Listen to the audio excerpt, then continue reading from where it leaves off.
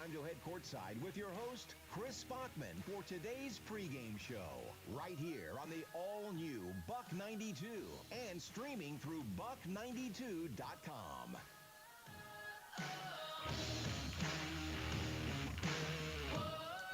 Hello and welcome to Maury Courts. Chris Bachman alongside Jason Osterberg, trying to make sure he's got his headset plugged in. You got it there, Jason? We're good to go now. And this kind of sad to say, our final game here at Maury Courts with Buck 92 simulcast on MAC TV. And your 6 games, you find out how quick a season goes, doesn't it? It's flown by. Yep, and it's been fun, though. Kind of sad that it's flown by. I don't know if I'll be shedding any tears like I was earlier this week when I saw Mackenzie Egger have her final game. We're broadcasting live on Buck 92 and MAC TV. Got Nick and Diamond Neff here with us. Nick Toner, I got to make sure I get that last name in there for his daughter to get that right. But our final game for the Mid-Michigan Lakers this year, unless something crazy happens, they go down a deep run and maybe we'll end up following them in the playoffs or something like that. Yeah. Fingers crossed, you know, they make it to a national championship. We're going to try and force Bob's hand to fly us somewhere maybe and call a game. Right? that could end up being a lot of fun. But sophomore night here, similar to senior night, but it's sophomore night. So you do have 3 sophomores for these Lady Lakers.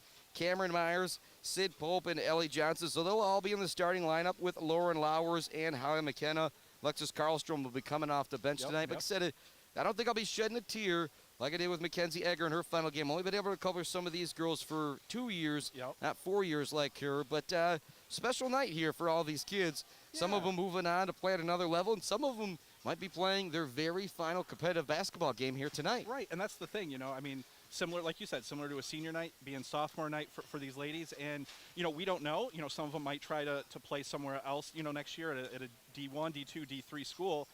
But they might also, this might be their final home game of their basketball playing college career. So, you know, obviously going to be a emotional night for these ladies. And hopefully, you know, last time they played Grand Rapids, it was a close game. Yep. So hopefully they can come out with a win on sophomore night. Yeah, but the Lady Lakers 5-4, I believe, is their exact record now. But this Grand Rapids Community College girls team comes in, women's team comes in 8-2. So this will be the best team that we've maybe seen this year.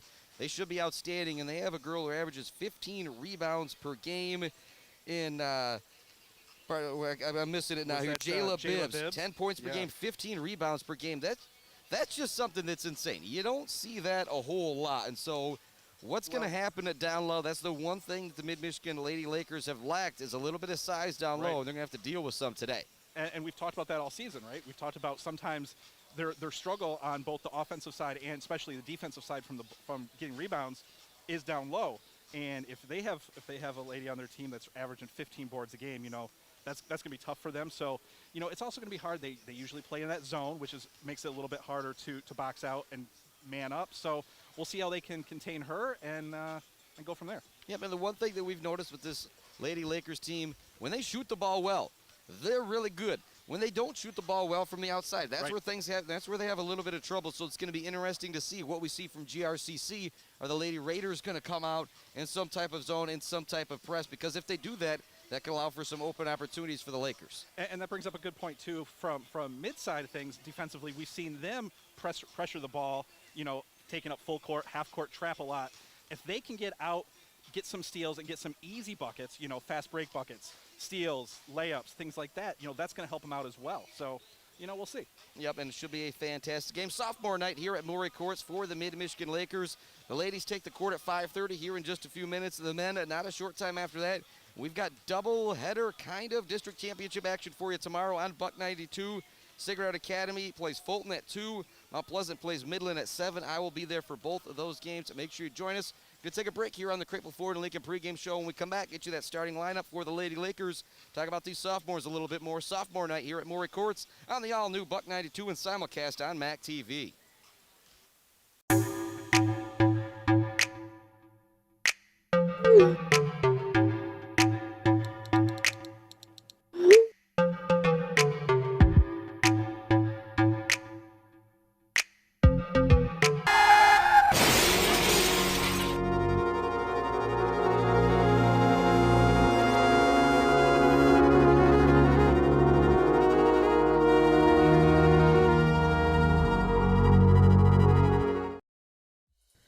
MAC TV Network is a local public access station that offers a variety of services, from in-studio interviews, wrestling, and so much more.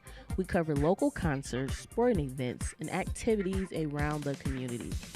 Members of the community can come in and take a free workshop to learn anything from editing to camera work, broadcasting on Charter's channel.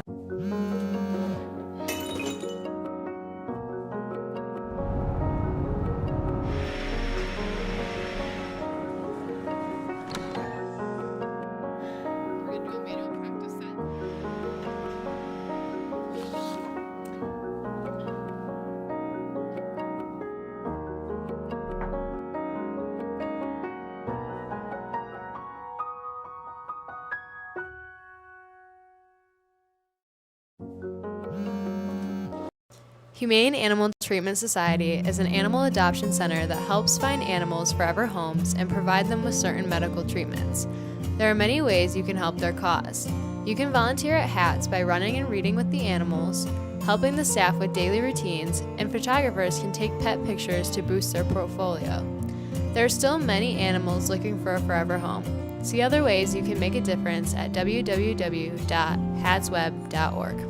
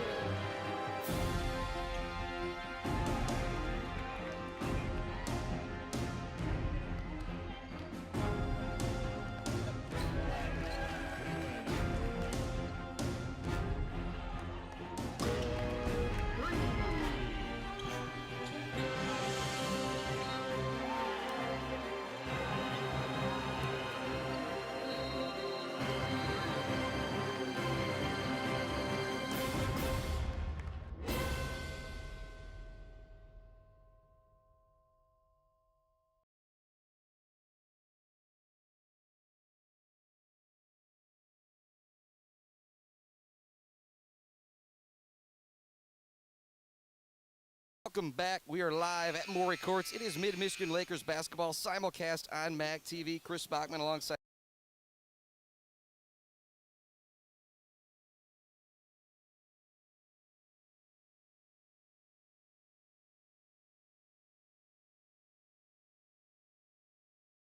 the 8-2 Raiders team. We'll see what happens. Thanks so much. Tune in to the Cripple Ford and Lincoln pregame show. Tip-off coming up next. Thanks for joining us for Buck 92's Mid-Michigan College pregame show with Chris Bachman. You can also stream today's game through our website at buck92.com. In a moment, we'll head back to courtside for today's tip-off right here on the all-new Buck 92 and AM 830 WMMI. They say you get what you pay for, but when it comes to a living space at Timber Creek, what you pay for gets you more than you expect. Timber Creek Apartments in Mount Pleasant offers multiple floor plans, amenities, utilities included in rent, and more. Find affordable living at facebook.com/timber-creek-apartments today. Your friends at Taco Boy support our community and local high school sports. Stop in and see them today for a super wet burrito, mouth-watering tacos, and other tasty choices from the most authentic Mexican cuisine around. Taco Boy on the corner of High and Mission in Mount Pleasant. When March rolls around, you really get that bug to spruce things up around the house, including your workspace at home. Let LJ's Kitchens and Interiors of Mount Pleasant help you design a fresh new look for all your areas. In fact, LJ's design team can customize a variety of spaces like kitchens, entertainment centers, mudrooms, and of course, home offices. Imagine brand new cabinets with cabinetry from DuraSupreme. Go to facebook.com/LJS Kitchens of Michigan for all home office ideas and find out about cabinetry from DuraSupreme. At guard, a 5'4" sophomore, number 2, Eurasia Green Boys. At guard, a 5'8" sophomore, number 3, Olivia Cucci. At guard, a 5'4" sophomore, number 4, Sonia Hawkins.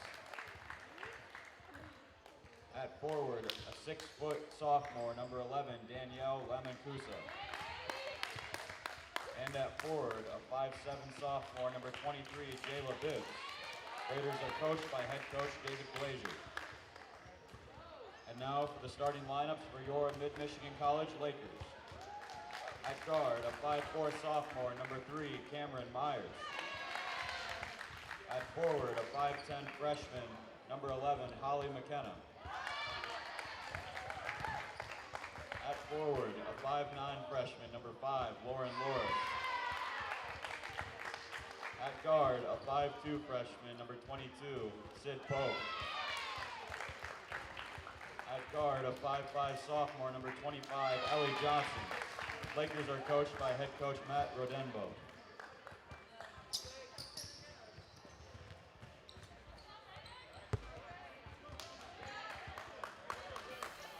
Welcome back to Maury Courts. Chris Bachman alongside Jason Osterberg on the all-new Buck 92 simulcast on buck92.com, not .com, and MacTV, MacTVNetwork.org/midbasketball.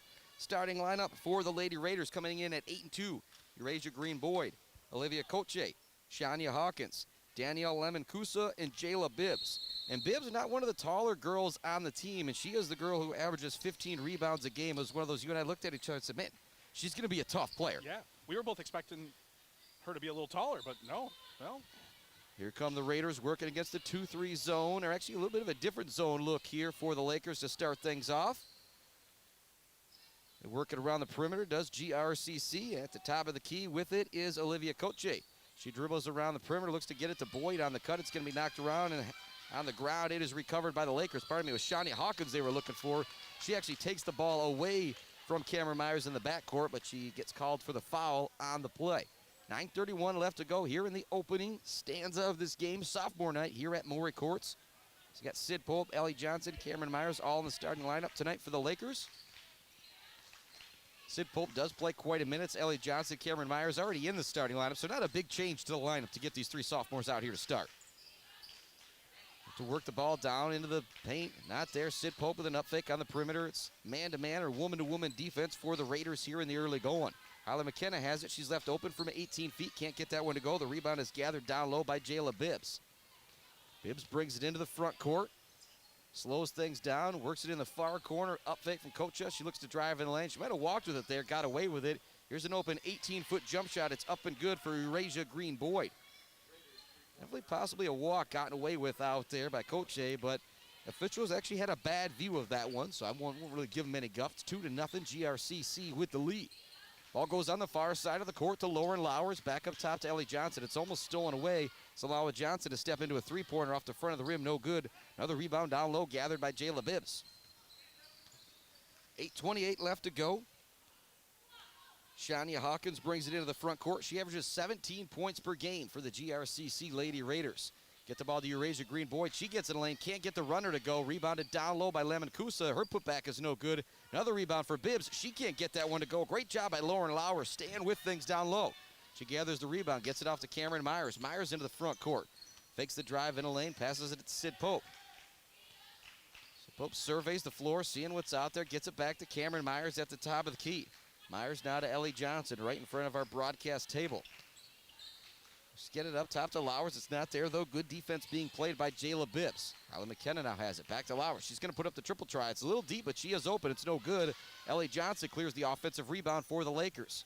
She'll bring it back up top. They want to get it back to Cameron Myers to set up the offense once again. Name's woman-to-woman defense for GRCC. They look to get a screen for Cameron Myers. She looks to pass it down low to McKenna on the pick and roll. It's tipped away. It goes into the hands of Ellie Johnson. Back to McKenna, who's open for a three. That shot is long, no good. Olivia Koche comes up with the rebound for GRCC. She looks to go coast to coast. They finally stop ball in the paint. She kicks it out to Lemon Kusa, who knocks down the open 15-footer. Great play right there by Olivia Koche. She got the rebound, was going to go coast to coast. Nobody stopped her until she got deep into the paint. And as they closed in on her, left Danielle Lemon-Kusa open for about the 15-foot jump shot, and she was able to knock it down. GRCC leads 4-0. And, you know, it's still early, but the Lady Lakers are kind of stagnant on offense. They've just been kind of passing the ball around. You know, we've seen that a few times this year. Yep. Into the lane goes Lowers. Her shot is blocked. Recovering it is Koche with another rebound for GRCC. She comes into the front court. Once again, nobody really stopping ball until she gets to the free throw line. She kicks it out to Green Boyd. Her shot is no good. Lemon Kusa there for the rebound. Her left-handed putback is good. So the offensive rebound and the putback for Danielle Lemancusa. She comes into tonight's game averaging 10 points and 6 rebounds per game. They got Alexis Karlstrom off the bench for the Lakers. That will help out the offense an awful lot. She comes into the game. Flowers has it at the top of the key. She's open, wants to take the shot again, but after she missed the last one, she's not going to put it up. Kicks it out to Sid Pope. Her shot is long. Ellie Johnson tips the rebound. Chasing it down is Shania Hawkins. She races into the front court, gets by a couple defenders, and lays it in at the rim. Beautiful drive right there from Shania Hawkins, splitting defenders and getting all the way to the rim to finish. Ellie Johnson in the front court. Nobody's going to stop her, so she goes all the way to the rim, puts up the layup. It's no good. She's blocked, but she draws the foul. You know, and that was a smart play to attack the basket right there. She could have stopped and tried to shoot that early, but she saw the lane was open, and she drew the foul. Something you and I have talked about a lot this year as well is sometimes you're going to get blocked if you're not one of the. When you and I play basketball against each other, you've got 3-4 inches on me, you've got some reach, you're going to block my shot a couple times. Right. I just need to deal with it and continue to go to the lane. Well, and if you go hard to the lane, 9 times out of 10, you're going to get that foul called anyway. So go in, create the contact. Worst case scenario, you get a couple shots. Yeah, but Ellie Johnson knocks down the first free throw. Great aggressive play. And you also get a first foul on Jayla Bibbs. She's been dominating on the glass all year long. You get her out of the game, that's only going to do good things for your team. Second free throw goes down for Ellie Johnson. It's 8-2 GRCC with the lead over the Lady Lakers here in the early going sophomore night. Moving the lane for Shania Hawkins. She went for the jump stop right there, but I think she took a couple steps after the jump stop right there. Good defense by the Lady Lakers. That and the jump stop was pretty high jump stop too. I think she jumped expecting to be able to pass that ball and then just kind of came down with it. Karlstrom into the game, looks to get a screen at the top of the key, wants to use it. She gets double teamed. She gets it back to Lowers. Now back to Karlstrom. She gets a screen from Cameron Myers. She's allowed to step into a three-pointer. She takes it and knocks it down. Nice shot right there from Alexis Karlstrom. There was one game we saw her knock down her first three-pointer. That was a game she went off for 27 points earlier this year, so maybe a good sign of things to come for the Lakers here. You know, and that just really opens up more for her individually on the offensive side because she can drive and get into the hole, but if she can start knocking down some threes, that's going to open up a lot more. Yeah, I mean, now kind of noticing what this defense is for the Lakers. Some type of box and one, triangle and one, with Shania Hawkins being guarded by Ellie Johnson. Here's an open three-pointer for Kutche, and she knocks it down. Great start offensively for the Lady Raiders. 4 of their 5 starters are on the board, and they lead 11-5. Karlstrom with the ball at the top of the key. Gonna hand it off to Myers. Myers looks to get in the lane. She swings it over to Ellie Johnson. Her pass is tipped away. Kutche with another steal, and she's gonna be fouled by Cameron Myers. Myers was looking to recover the tipped pass, and she just got in the way of Kutche. Olivia Kutche, 8 points per game, 5 rebounds per game, 5 assists per game coming into tonight. She's showing you all the different things that she could do early in this ball game. Yeah, good all-around player. Yep. Couple substitutions coming in for the Lady Lakers. It's Caitlin Mesher and Jenna Smith, replacing Holly McKenna and Lauren Lowers. Your 5 Lakers out there are Mesher, Smith, Alexis Karlstrom, Cameron Myers, and Ellie Johnson. So you got 3 girls pretty much playing on the baseline. It's pretty much a box and one right now from the Lakers. They want to pay a lot of attention to Shania Hawkins. Karlstrom almost knocks it away. It's recovered, though, by GRCC. Good play by Shania Hawkins, staying with it there. 4:25 left to go. It's 11-5. Grand Rapids with the lead over Mid-Michigan. Hawkins in a lane. Shot no good. A lot of contact on the shot, but Jenna Smith was straight up, so she doesn't get the foul called on her. Good job by the freshman for Morris down low. She then gets the foul called for her in the backcourt, and that is going to be the second foul call going against Jayla Bibbs. So you start to think about Ellie Johnson when she went to the basket right there. She got the foul call on Bibbs, and so now she's got to come out of the game, and replacing her is going to be number 10, Kylie Rao, who it's a good thing we heard him say it over the thing because we actually don't have her on our roster. But Kylie Rao is into the game, number 10 for GRCC. 11-5 our score, 4:17 remaining, and now actually they didn't take out Bibbs on that play, and so now they're going to switch things up. Yeah, it looks like it was Haskins actually got hurt when she drove the lane there. She's down on the side. She fell right away. Oh, no, that's not good to see from Shania Hawkins being out of the game right now. We hope she's okay. And actually, she looks like she's walking on her own power. She did untuck the jersey right there. Doesn't look too happy, but I think it's just she doesn't have the way she's walking, I think she'll be okay. Jenna Smith in the lane. She draws the foul. She puts up the shot. That foul is going to go against Lemancusa, and so Jenna Smith's going to head to the free throw line where she's improved as the season has gone on. If you're just joining us, our score is 11-5. Just over midway through the first quarter. Mid-Michigan Lakers basketball on the all-new Buck 92 and simulcast on MAC TV. First free throw for Jenna Smith is no good. And Jason, one thing you're really getting to realize here in this Mid-Michigan season is the broadcaster's jinx. It's a real thing. It is a real thing. It's alive and well as Jenna Smith misses both free throws. She deserves to slap me in the face after this season because I just am kind of blaming myself now. Across the half-court line comes Coach A. She's going to take over at the point guard position with Shani Hawkins out of the game. Gets the ball, drives baseline. A beautiful pass to Layman Kusa. Kusa puts up the shot. She's going to be fouled on the play. That was a beautiful drive and dish right there by Olivia Coche. She's been the most impressive player here in the early going. Oh, yeah, 100%. Layman Kusa heading to the free throw line. So Coche's done a lot of different things, but Layman Kusa has 4 points, can add to her total here. 10 points, 6 boards per game. First free throw up and good. GRCC, as I said, 8-2 on the season. Lakers team, I'm 98% sure it's 5-4 on the year. Second free throw for Layman Kusa, up and good. She now has 6 points. Substitution coming to the game. Sid Pope's going to come in for Ellie Johnson. 2-5 Lady Lakers out there. Caitlin Mesher, Jenna Smith, Sid Pope, Cameron Myers, along with Alexis Karlstrom. 13-5 our score with 3:44 left to go here in the first quarter. Shani Hawkins still out of the game, getting looked at on the sideline. Hope everything is all right with her. Leading scorer for GRCC just went out with an injury. They're kind of looking at her ankle, so she might have turned it or twisted it when she came down there. Caitlin Mesher hands it off to Karlstrom. Karlstrom with a runner in the lane. May have been a little contact. She's not complaining about anything, though, as the ball goes out of bounds back to GRCC. That's one thing I'll give Karlstrom a lot of credit for. So a lot of times she's very aggressive. She should probably get a few more foul calls than she does, but you never see her speak up at all. No, I don't think we have all year. I really don't.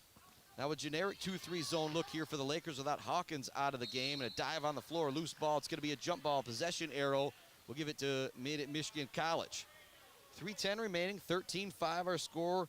Lakers need to find a little offense. Only one field goal right now is that three-pointer from Alexis Karlstrom. It's been great defense from GRCC. Myers into the front court. Get a screen for Karlstrom on the far perimeter. Myers goes through. Another screen for Karlstrom. She looks to fake. Beautiful pass down low to Jenna Smith. Smith can't get the putback or the finish to go. Caitlin Mesher loses the rebound to Coche. Coche races down court once again, looking to get all the way to the hoop. Right-handed layup on the left-hand side, no good. But Layman Kusa's there for the rebound. Her putback is good, and she is owning the first quarter offensively as she has 8 points, outscoring the Lady Lakers by herself. Yeah, this is another situation where we've talked about in the past where height is really hurting the Lady Lakers. Kusa's free throw off the rim, no good. Caitlin Mesher is able to clear the rebound for the Lakers. 15-5 our score, 2:40 left to go here in the first quarter. Karlstrom's going to get a screen. I think she senses now that she's going to have to really start scoring. Looks to pass it to Mesher. Mesher wasn't ready for the pass. It's a little miscommunication there. Eurasia Green Boyd races down court, throws up a wild runner. It's no good. She's looking at the official like she wants a call. She'll get no call. That was one of those ones a little out of control right there. Yeah, I think when you're that out of control, you're rarely going to get a call. 2:20 left to go here in the first quarter. It's 15-5. Lakers trailing GRCC. GRCC, one of the better teams, though, in Region 12 in the NJCAA Division II. Shot no good for Karlstrom. Battling for the rebound down low is Sid Pope. She comes up with it, looks to pass it, and there's going to be a jump ball, actually. I'm thinking maybe it could have been a foul call right there. But GRCC will get the ball on the jump ball. And as I always say, those officials, they've got a lot better view than we do. Inbounding the ball will be Eurasia Green Boyd. Running the point right now is Treyana Starr Thurman. She averages 6 points per game for GRCC. 2-3 zone look for the Lakers. They come across half court. It goes to Coach A. Goes in the middle of the zone to Kylie Rao. Rao's going to be tied up. Great defense out there from Cameron Myers, forcing the jump ball.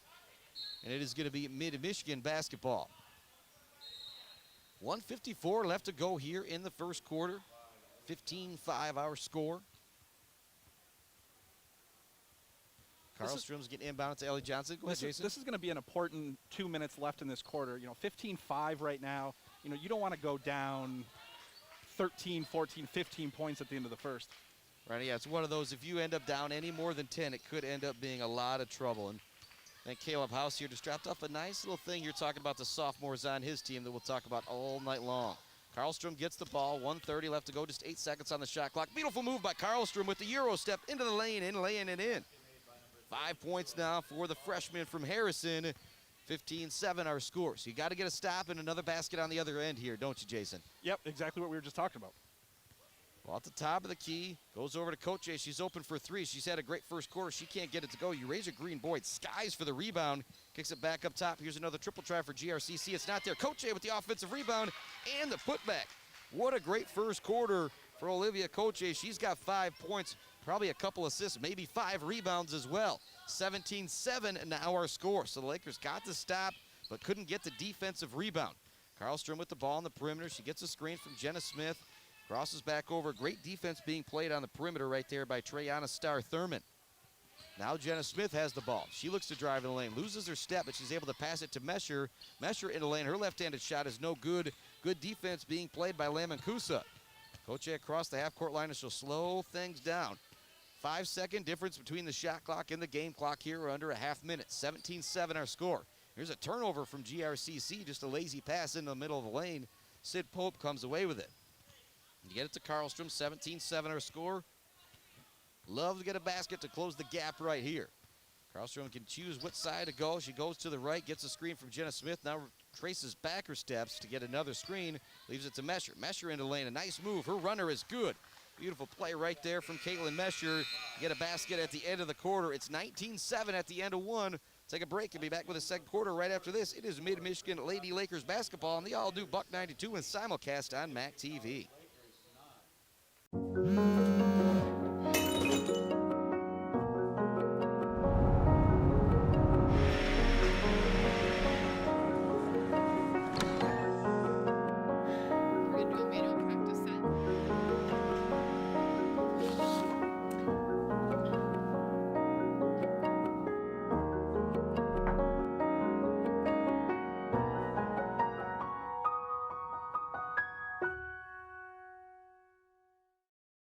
Shepard specializes in pre-assembled buildings.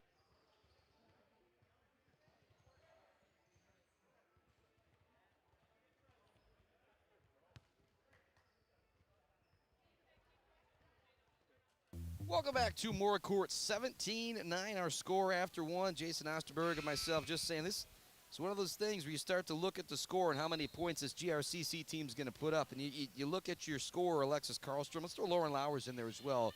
She's got some scoring prowess, the freshman from Begonia. You say, hey, it's one of those, you got the green light out there. I don't care if you go 4 of 18 or 6 of 22 in this game. Right. Because if you go 10, 11 of 22, that's how we're going to have a chance to win here tonight.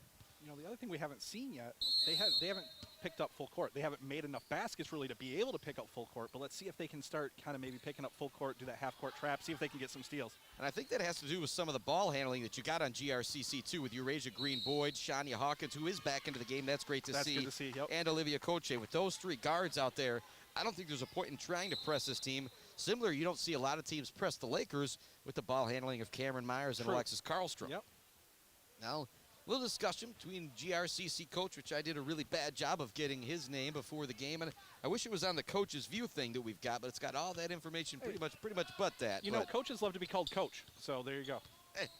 17-9 our score. Karlstrom has the ball. She leaves it for Lowers at the top of the key. They look to pass it over to Sid Pope. It's stolen away. You see the athleticism of Shania Hawkins right there. She goes coast to coast, but she can't get the bunny to go. Sid Pope grabs the rebound. Up ahead to Ellie Johnson.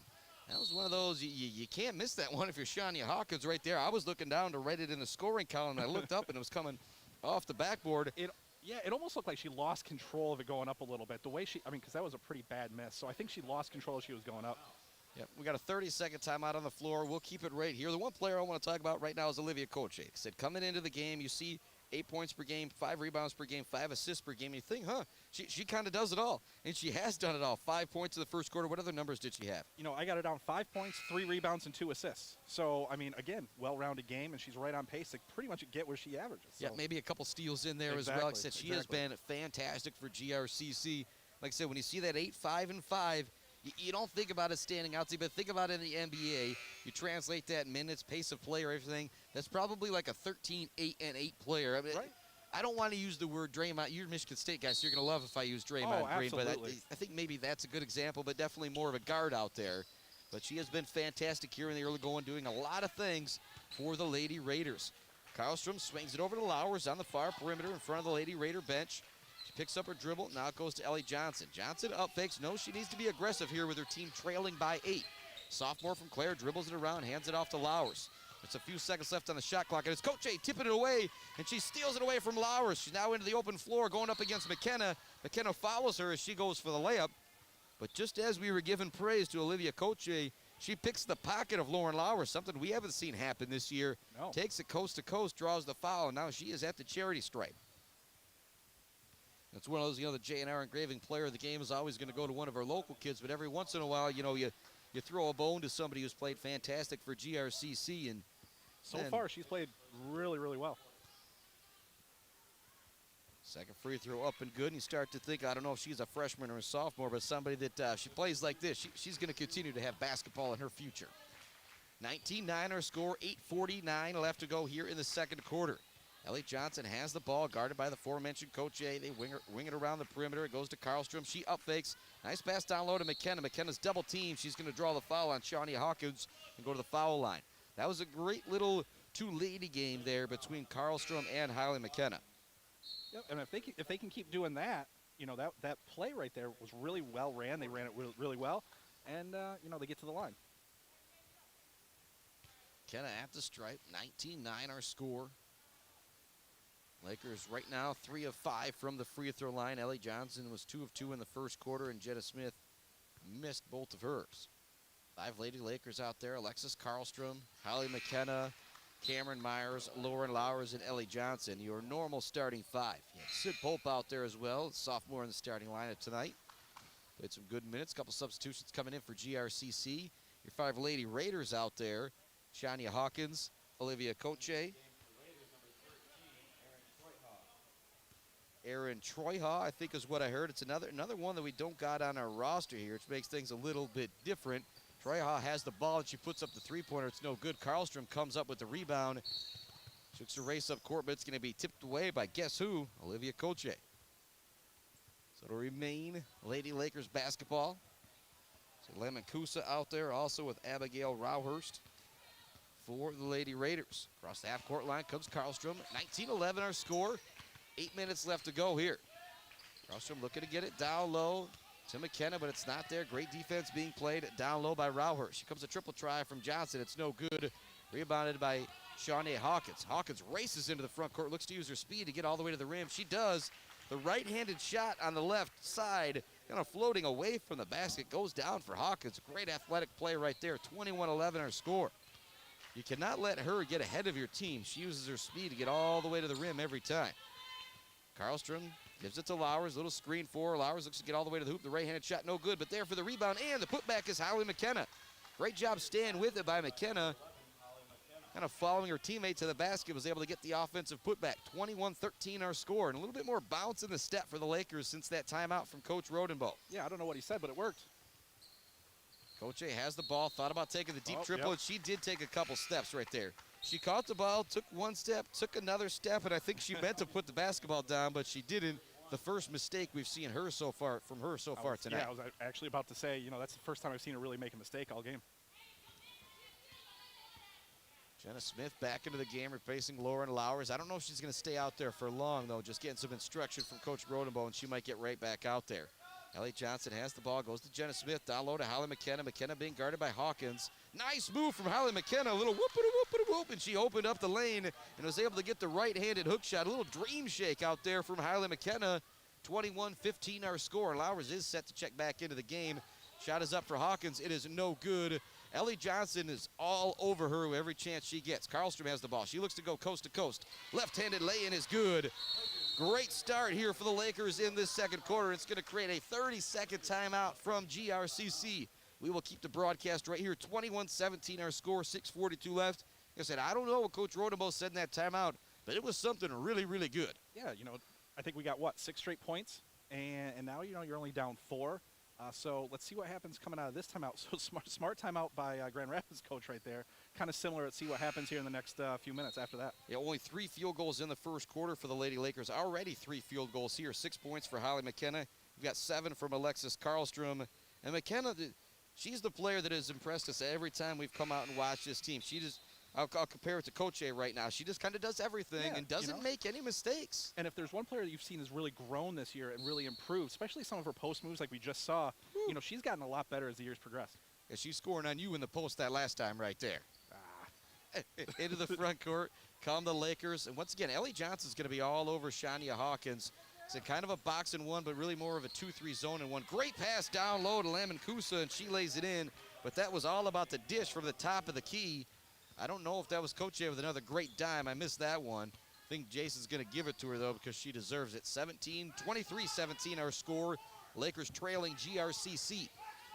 Ellie Johnson has it at the top of the key, goes to Lowers right in front of our broadcast table now to Holly McKenna. McKenna with some confidence right now, crossover, in a lane, scoop shot, and one. Beautiful play right there from Holly McKenna. Got it up and under the arm of the defender, Rauhurst, off the glass and in. Kind of a circus shot right there. She even walked back and was kind of laughing on that one.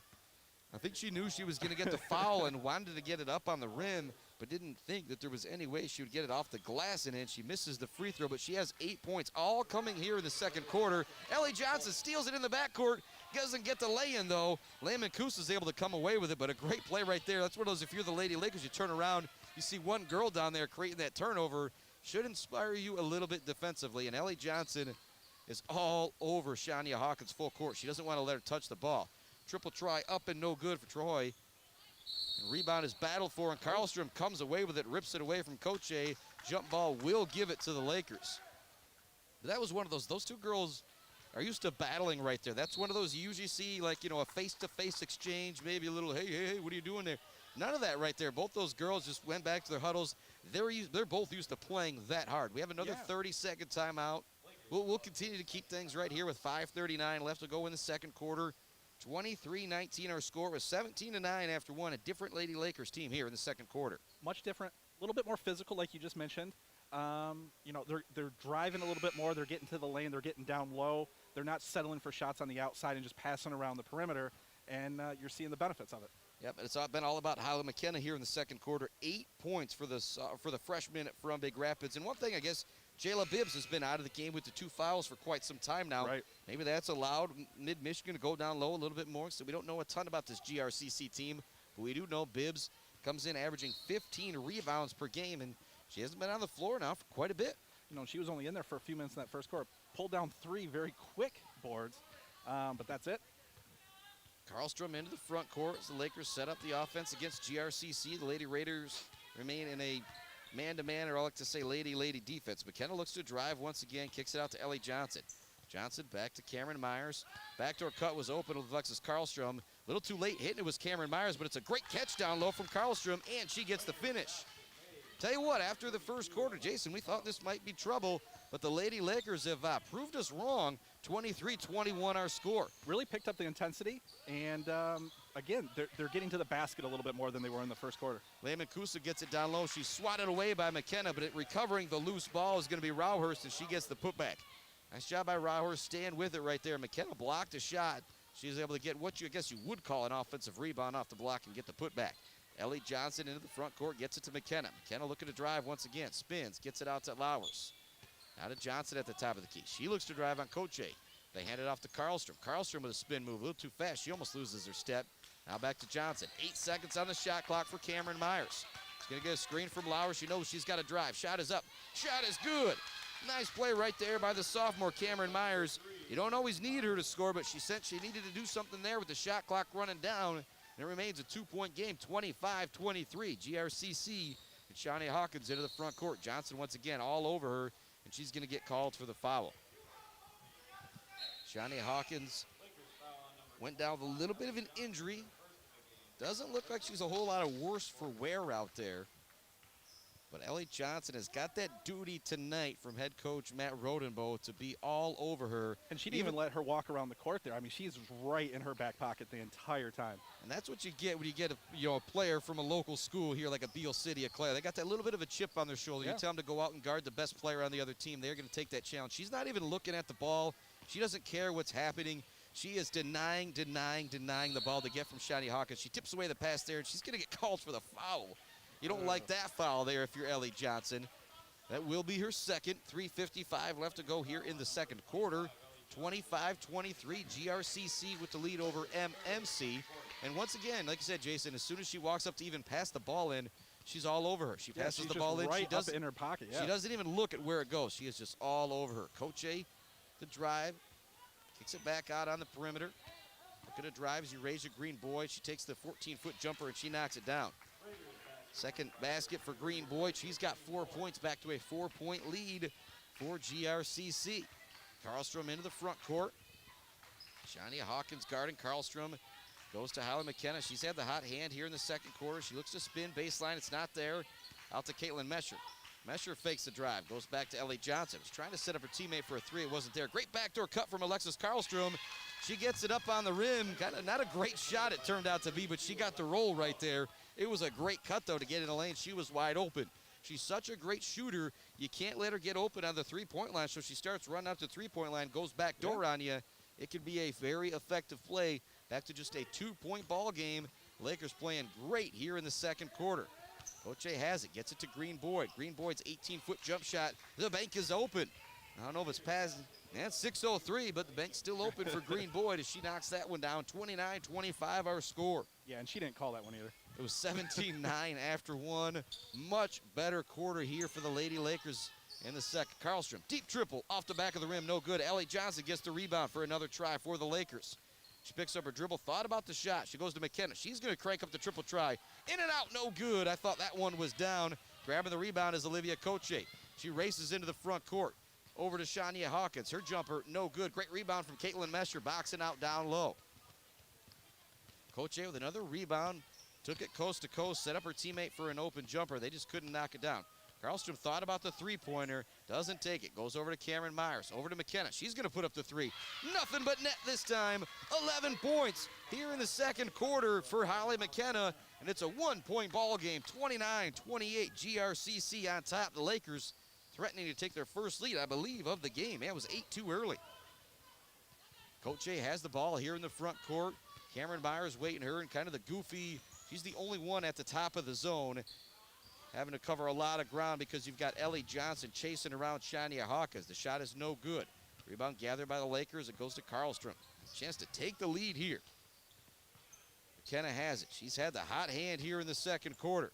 Over to Cameron Myers. Myers fakes the pass down low to Mesher. Thought she had it, but waiting for it was Lamakusa. She was ready to intercept it.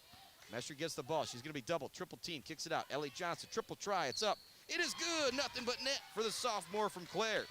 Ellie Johnson now with 5 points here in the first half. And the Lakers have a 2-point lead after trailing 17-9 after the first quarter. Huge bounce back quarter. I mean, very impressive.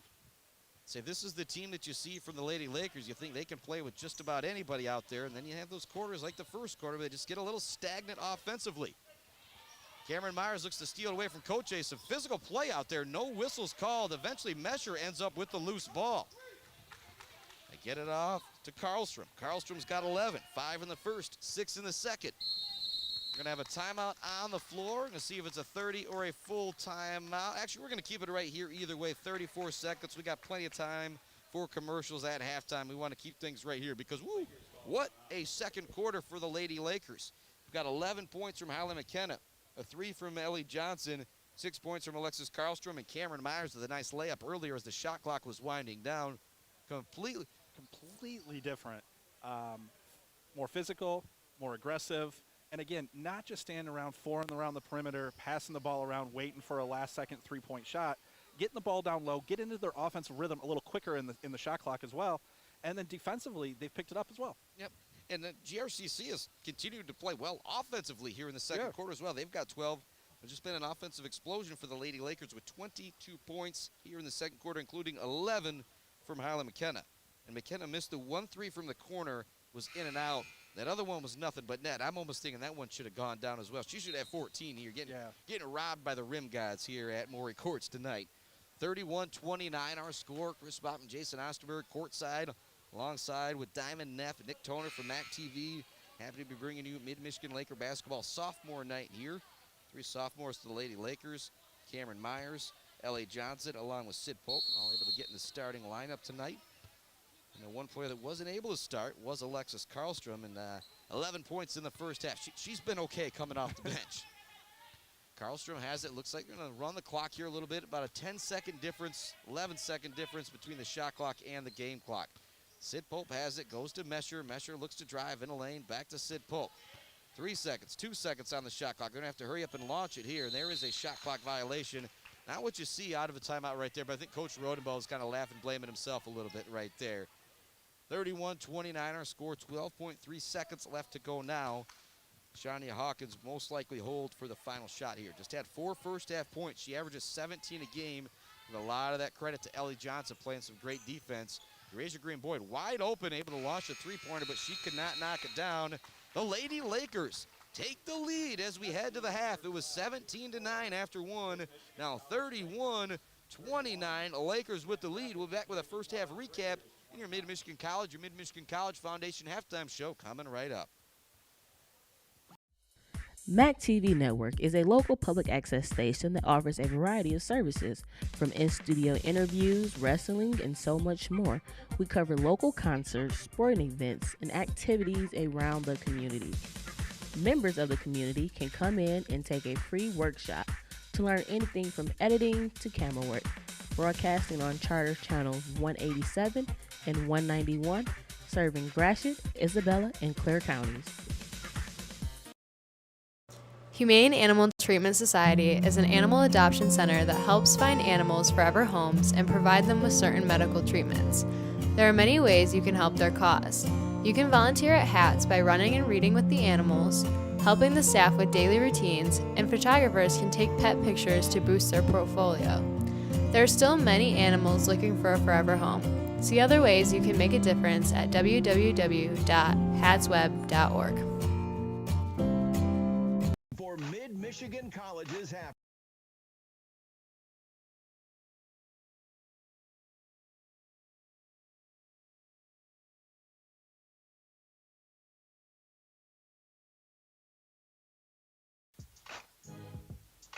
Welcome back to More at Courts. Chris Bachman alongside Jason Osterberg. Simulcast on the all-new Buck 92 and MAC TV, mactvnetwork.org/midbasketball.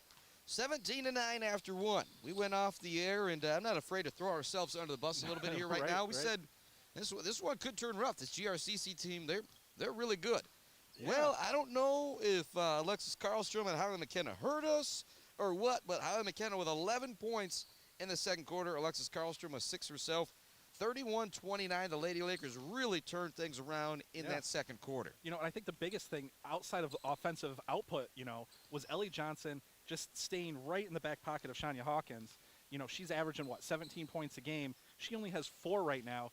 And Ellie Johnson, defensively, like you mentioned, almost like a box and one. She is right in her back pocket. She is just, hounding her. And you can tell she's getting frustrated. You have their top scorer not scoring any real points, and that really helped them there in that second period. Yeah, keeping them in the game is Danielle Lemancusa with 10 points. And just an all-around great first half from Olivia Coche. She had 7 points and did a bunch of other great things for that Grand Rapids team. But 31-29, our halftime score. Lady Lakers now looking like they might be able to continue to run away with things if they keep things up like they did in that second quarter, outscoring GRCC 22-12. And again, we talked about it during the break there in the second quarter. In that second quarter, they got away from staying around the perimeter. They got into their offensive sets a little quicker. They weren't shooting the ball, late in the shot clock from 3, and they were getting down low, getting fouls, getting to the free throw line, and it really helped them out. Yeah, like I said, Holly McKenna with that great first half, but I think if you're going to pick an MVP of the first half, it's probably got to go to Ellie Johnson for that defensive effort against Shani Hawkins. And Hawkins did go out with a little bit of an ankle injury. That could be, hampering her just a little bit. Like I said, it's one of those things that you've got those players that play defense like this. So if Shania Hawkins is going to get the inbounds pass and she doesn't get the inbounds pass, Ellie Johnson's still guarding her full court. Yeah. No matter what, she is going to be in her hip pocket on the inbounds pass. Before the official gives the ball to Shania Hawkins, Ellie Johnson is standing right on top of her, just trying to frustrate her, as you said, and it seems like it's working. Yeah, and, really kudos to her as well. Being on sophomore night, last home game here, possibly the last game you're going to play, you might want to go out. Everyone thinks you're going to want to go out and score a lot of points. She's taking the approach of, I'm going to shut down their best player, and it's really shown. And she's working her tail off. Yep, 31-29, our halftime score. Time for us to send it off to This Week in MHSA Sports with John Johnson. When we come back, we'll tell you what the Lady Lakers got to do to win this game in the second half. It's Lady Laker Mid-Michigan basketball on the all-new Buck 92 and simulcast on MAC TV.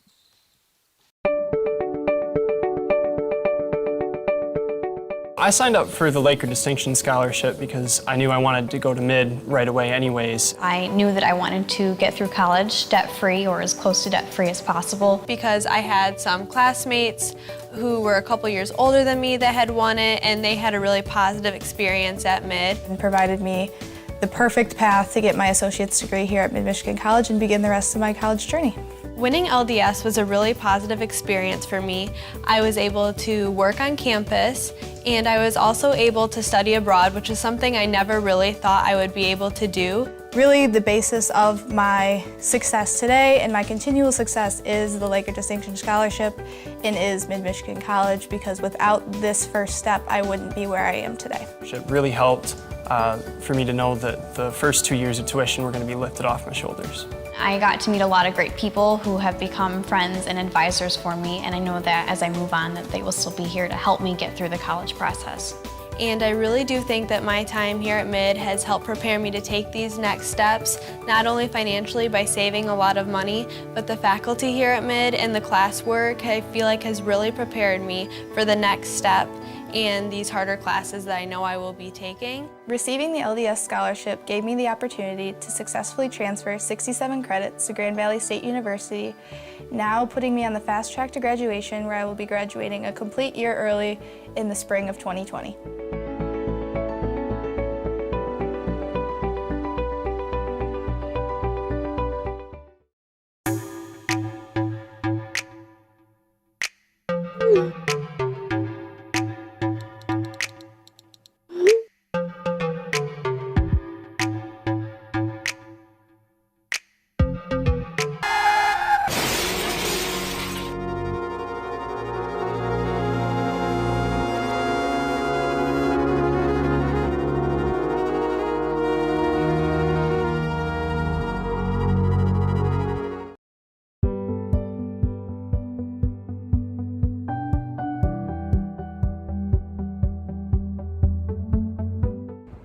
Hello, my name is Judy. Amy. Jillian. Amy. It's Dawn. Recently, we joined friends, family, students, community members, and fellow Mid employees to engage in a lifelong learning class. Our topic of choice was American Sign Language.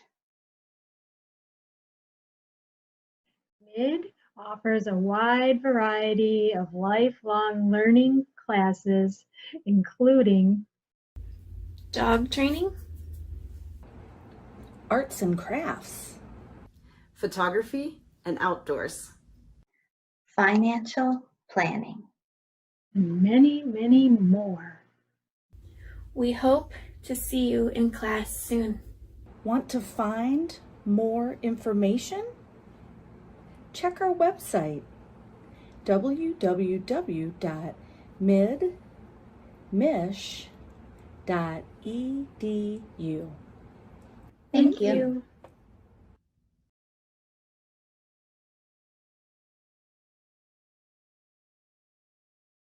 Humane Animal Treatment Society is an animal adoption center that helps find animals forever homes and provide them with certain medical treatments. There are many ways you can help their cause. You can volunteer at HATS by running and reading with the animals, helping the staff with daily routines, and photographers can take pet pictures to boost their portfolio. There are still many animals looking for a forever home. See other ways you can make a difference at www.hatsweb.org.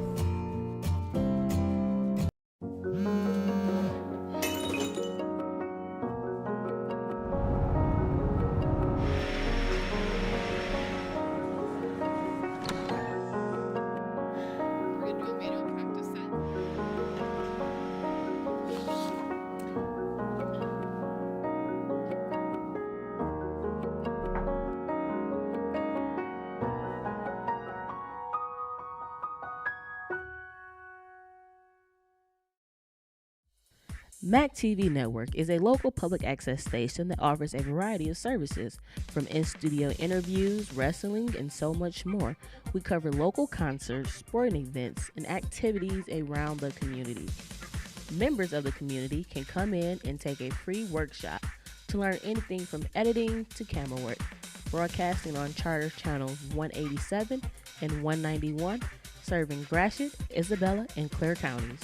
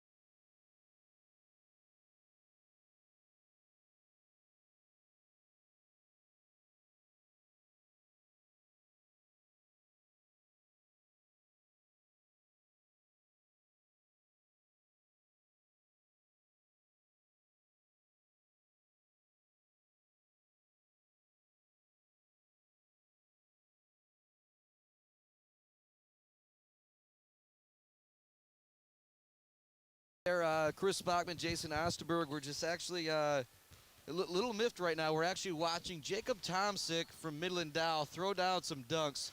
Hey, Jacob, how tall are you?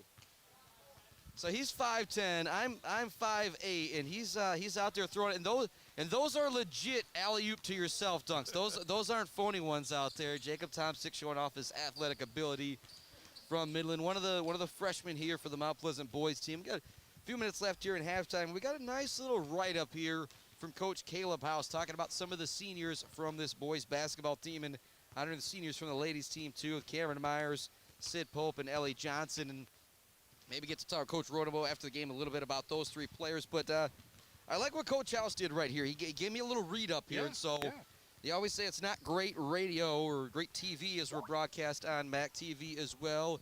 To just read this, and I guess we still do need to get to one halftime break here, but we're gonna read through this stuff here first. Enrique Andrade, forward from Buckley High School by way of Brazil. And so he actually came over and was an exchange student up at Buckley and was able to get a scholarship and continue on to play here. And one of his big highlights was getting his first dunk. Favorite memories include being with his teammates, having fun, no matter if it's a practice game or a team dinner. He has had a 4.0 GPA for the fall 2020 semester. He likes to play the guitar, and his favorite class has been biology. So you know he is a smart cat. Yeah. Isaac Hungerford, a guard from DeWitt High School. Highlight for him was scoring a career high in points over Alpena that we just got to see a couple weeks ago. Favorite memories including forming relationships, having fun on and off the court, as well as when they knocked off the number 4 ranked Mott Community College last year. He's on the president's list at Mid-Michigan with a 3.85 GPA. He's also a golfer as well. We got Tim Stewart from Detroit Edison High School. His highlights: first career start, beating highly ranked Mott Community College, and also getting a double-double, something he is quite used to. Outside of basketball, Tim enjoys cooking, finding new movies to watch. His favorite class has been Communications 101, so maybe he's got a little radio in his future. Got Micah Kramer from Unionville Seaboing. His highlights and memories include being able to practice every day with his teammates and debating with his teammates on who is the greatest basketball players of all time. You better not ask us about that one. It's involved with Bible study, photography, enjoys hiking, investing. He's a smart kid here. Working out and spending time with family. His favorite class at Mid was business marketing. He has a 3.4 GPA. TJ Rady, guard from Saginaw Novell High School. His highlights include his dunk against Alma College, beating Mott, and going to Coach House's farm. TJ likes being involved in Bible study group. He also enjoys water volleyball, biking, and reading when he was in and out the cart. His favorite class at mid was business management. And Javelle Lewis from Grand Ledge. His highlights include becoming the all-time leader in blocks at mid, as well as beating highly ranked Mott and the team's golf outing. I wonder if that ended a little crazy. Interests and hobbies including playing video games, traveling. His favorite class at mid was history. Interesting. Yeah, All right. Everything about Javelle, we just love him. We're going to take our a little bit short on time here. We'll save that final halftime break for the post-game, Cheyenne. 31-29 our score as we get set up here for the second half. And what do the Lady Lakers need to do to win this game in the second half, Jason? I'm going to put you on the spot right here. Keep doing what they did that second quarter. Good answer. Pretty simple, right? I mean, keep attacking the hoop on the offensive end. Keep playing good defense. And Ellie Johnson, keep doing what you're doing on Haskins. Yep, and so that is going to bring us to the end of the Mid-Michigan College Foundation halftime show. But I think Mid's probably cool with us skipping that last little intro right there to give some love to some of those sophomores here. Once again, thanks to Caleb House for that great little write-up. GRCC will start with the ball and said after about 8 minutes in that second quarter, it was a different Lady Lakers basketball team. They put up 22 in the second quarter. They now lead 31-29 after trailing 17-9 at the end of the first quarter. They want to get the ball to Shania Hawkins. They eventually do on the handoff. Ellie Johnson was all over her. Hawkins gets in a lane and draws the foul. Well, they were doing anything they could to get her the ball right there. You can see how quickly she can get into the lane if she gets even a slight opening right there.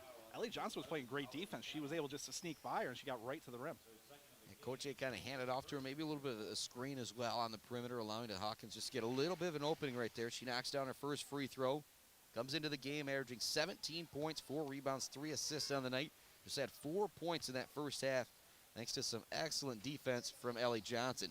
Second one is going to rattle out. She doesn't like it. Goes into the hands of Hallie McKenna. McKenna gets it off to Karlstrom. 31-30 now our score. 9:35 left to go here in the third quarter. Lady Lakers basketball, Chris Bachman, Jason Osterberg, Diamond Neff, Nick Toner, Mac TV, Buck92, Buck92.com. Another great move down low from Hallie McKenna. She can't get the bunny to go. Layman Kusa grabs the rebound. Get it off to Hawkins. Hawkins into the front court. Guess who's waiting there for her? Ellie Johnson once again. Hawkins now works her way to the corner. Maybe a little 4-on-4 basketball here is what GRCC is thinking. And that's what happens. And Coach A knocks down the three-pointer. She hit one early in the game. Hadn't hit one since that first quarter. She now has 10 points. And she has been maybe the best player on the court in this ball game overall. Karlstrom across the half-court line. Lakers trail by 2, 33-31.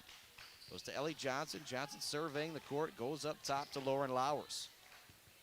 Lowers being guarded by Jayla Bibbs, and she drives the lane and gets the basket to go. Nice drive right there for Lauren Lowers. You know, that was her first 2 points. If they can get her going in the second half, that brings even more to the table. Coach A has the ball on the far perimeter. She's going to get a screen, goes to the elbow, makes a nice pass down low to Bibbs. Bibbs maybe rushed his shot a little bit. The offensive rebound goes to Lamon Kusa. Up top, Coach A's open for 3. I don't think you want to do that. She buries it, nothing but net. Olivia Coche now with 13 points in the ball game. Number of assists, number of rebounds. She has been outstanding for GRCC. The Lady Raiders lead 36-33. Karlstrom into the front court, being guarded by Shania Hawkins. Passes it up top to Lowers. Lowers surveys the defense. They want to get it down low to McKenna. Good defense from Layman Kusa from GRCC, not allowing that post-entry pass. Lowers with a crossover dribble. She kind of loses the ball on her hand. Good job by Lowers staying with it. Now over to Ellie Johnson. It's stolen by guess who? Olivia Cucci. Into the front court she goes. It's 1-on-3, but she's going to try and take it. The left-handed shot is no good. Maybe the second mistake we've seen from Cucci here in the night. Just a little out of control on that one. Karlstrom brings it up towards the three-point line for the Lakers. She'll get a screen from Hallie McKenna. Drops it off to Lauren Lowers. Lowers over to Cameron Myers. Myers looks to drive. She took a couple steps before she put the dribble on the ground. She's going to get called to the walk. It'll go back to GRCC. 7:25 left to go here in the third quarter. 36-33 our score. Sophomore night here for the Lady Lakers. Just three sophomores on this team, a very young squad. Ellie Johnson, Sid Pope, and Cameron Myers. Drive in a lane. Eurasia Green Boyd forces up the shot. It's no good. Bibbs for the offensive rebound. Coach open for another three. This one's long. Karlstrom grabs the rebound. That would have been a little bit, well, not a dagger, but that would not have been good for the Lakers. Karlstrom wants to go coast to coast into lane. She draws the foul on the aforementioned Olivia Koche, and Koche is going to get up a little slow right there. That was a great job by Karlstrom. Nobody stopped ball, so she just kept going all the way to the basket. Now she's going to head to the free throw line for 2. Where I will just go ahead and say she's one of the top free throw shooters in the country. The last time we had the numbers, I believe she was at 87 or 88%. First free throw for Karlstrom is up and good. And you didn't jinx her, so good job there. Well, I think she is too good of a free throw shooter. Too good to jinx? Yeah. Well, and that's one of those things. That's how good at free throws you should be, I'll say. Second free throw is up and good for Karlstrom. Now 13 on the night for the freshman out of Harrison, who's been the leading scorer for this Lakers team all year long. 36, well, maybe not in every game, but leading scorer overall. 36-35 our score. There's 6:50 left to go in the third quarter. Shani Hawkins wants to get a screen from Lehman Kusa. She does that. Ellie Johnson just stays right with Shani Hawkins. I wasn't worried about Lehman Kusa on the cut. Lehman Kusa gets position down low, gets the ball. She can't get it to go. Bibbs there for the offensive rebound. She's going to be fouled as she went to put the shot back up. Jayla Bibbs, she kills it on the glass. There's no other way to say it. And she does it with positioning, toughness, and fundamentals. She's going to get in a good spot, and she's going to box you out. Alan McKenna is going to come out of the game as that was her third foul. Big foul right there. She had 11 points in that second quarter. Bibbs now at the free throw line. She doesn't have any points. Averages 10 points per game, but 15 rebounds per game is where she really does her work. First free throw misses off the front of the rim. Leading scorers right now, got 13 from Alexis Karlstrom for mid and 13 for Olivia Koche from GRCC. Second free throw for Bibbs. That one does drop in for her first point on the night. 2-point lead for the Lady Raiders, 37-35. Karlstrom into the front court to Lowers. Lowers over to Ellie Johnson. Johnson's going to get a screen from Lowers. She takes the deep triple try off the back of the rim. No good. Skying in for the rebound is Jayla Bibbs. Bibbs gets it off to Shania Hawkins. Hawkins into the front court. Once again, waiting for her is Ellie Johnson. Goes over to Cameron Myers. Green Boyd gets a screen over to Koche. She's wide open for the three once again, and she knocks it down. The box and one defense, or the 1-3-1 zone kind of one, that doesn't make much sense there. You've got your 2-3 zone, but then just imagine taking a player out of the top of the zone. So all you got is Cameron Myers controlling the perimeter because you want Ellie Johnson guarding Shania Hawkins. It hasn't worked out here in the third quarter as Koche has knocked down 3 3-pointers for GRCC. Lowers in the lane. She gets the left-handed runner to go. She has 4 here in the quarter. Hawkins in a lane. Great pass off to Bibbs, and she lays it in, but that play right there was all about Shania Hawkins. Got in the lane and dropped it off to her teammate, 42-37. Both teams starting to pick up the play offensively here. What defense is going to show up? Jenna Smith with the ball up top to Cameron Myers. Myers' three-pointer is up off the rim, no good. Bibbs with another rebound down low. Shania Hawkins into the front court for GRCC. Leaves it off for Eurasia Green Boyd.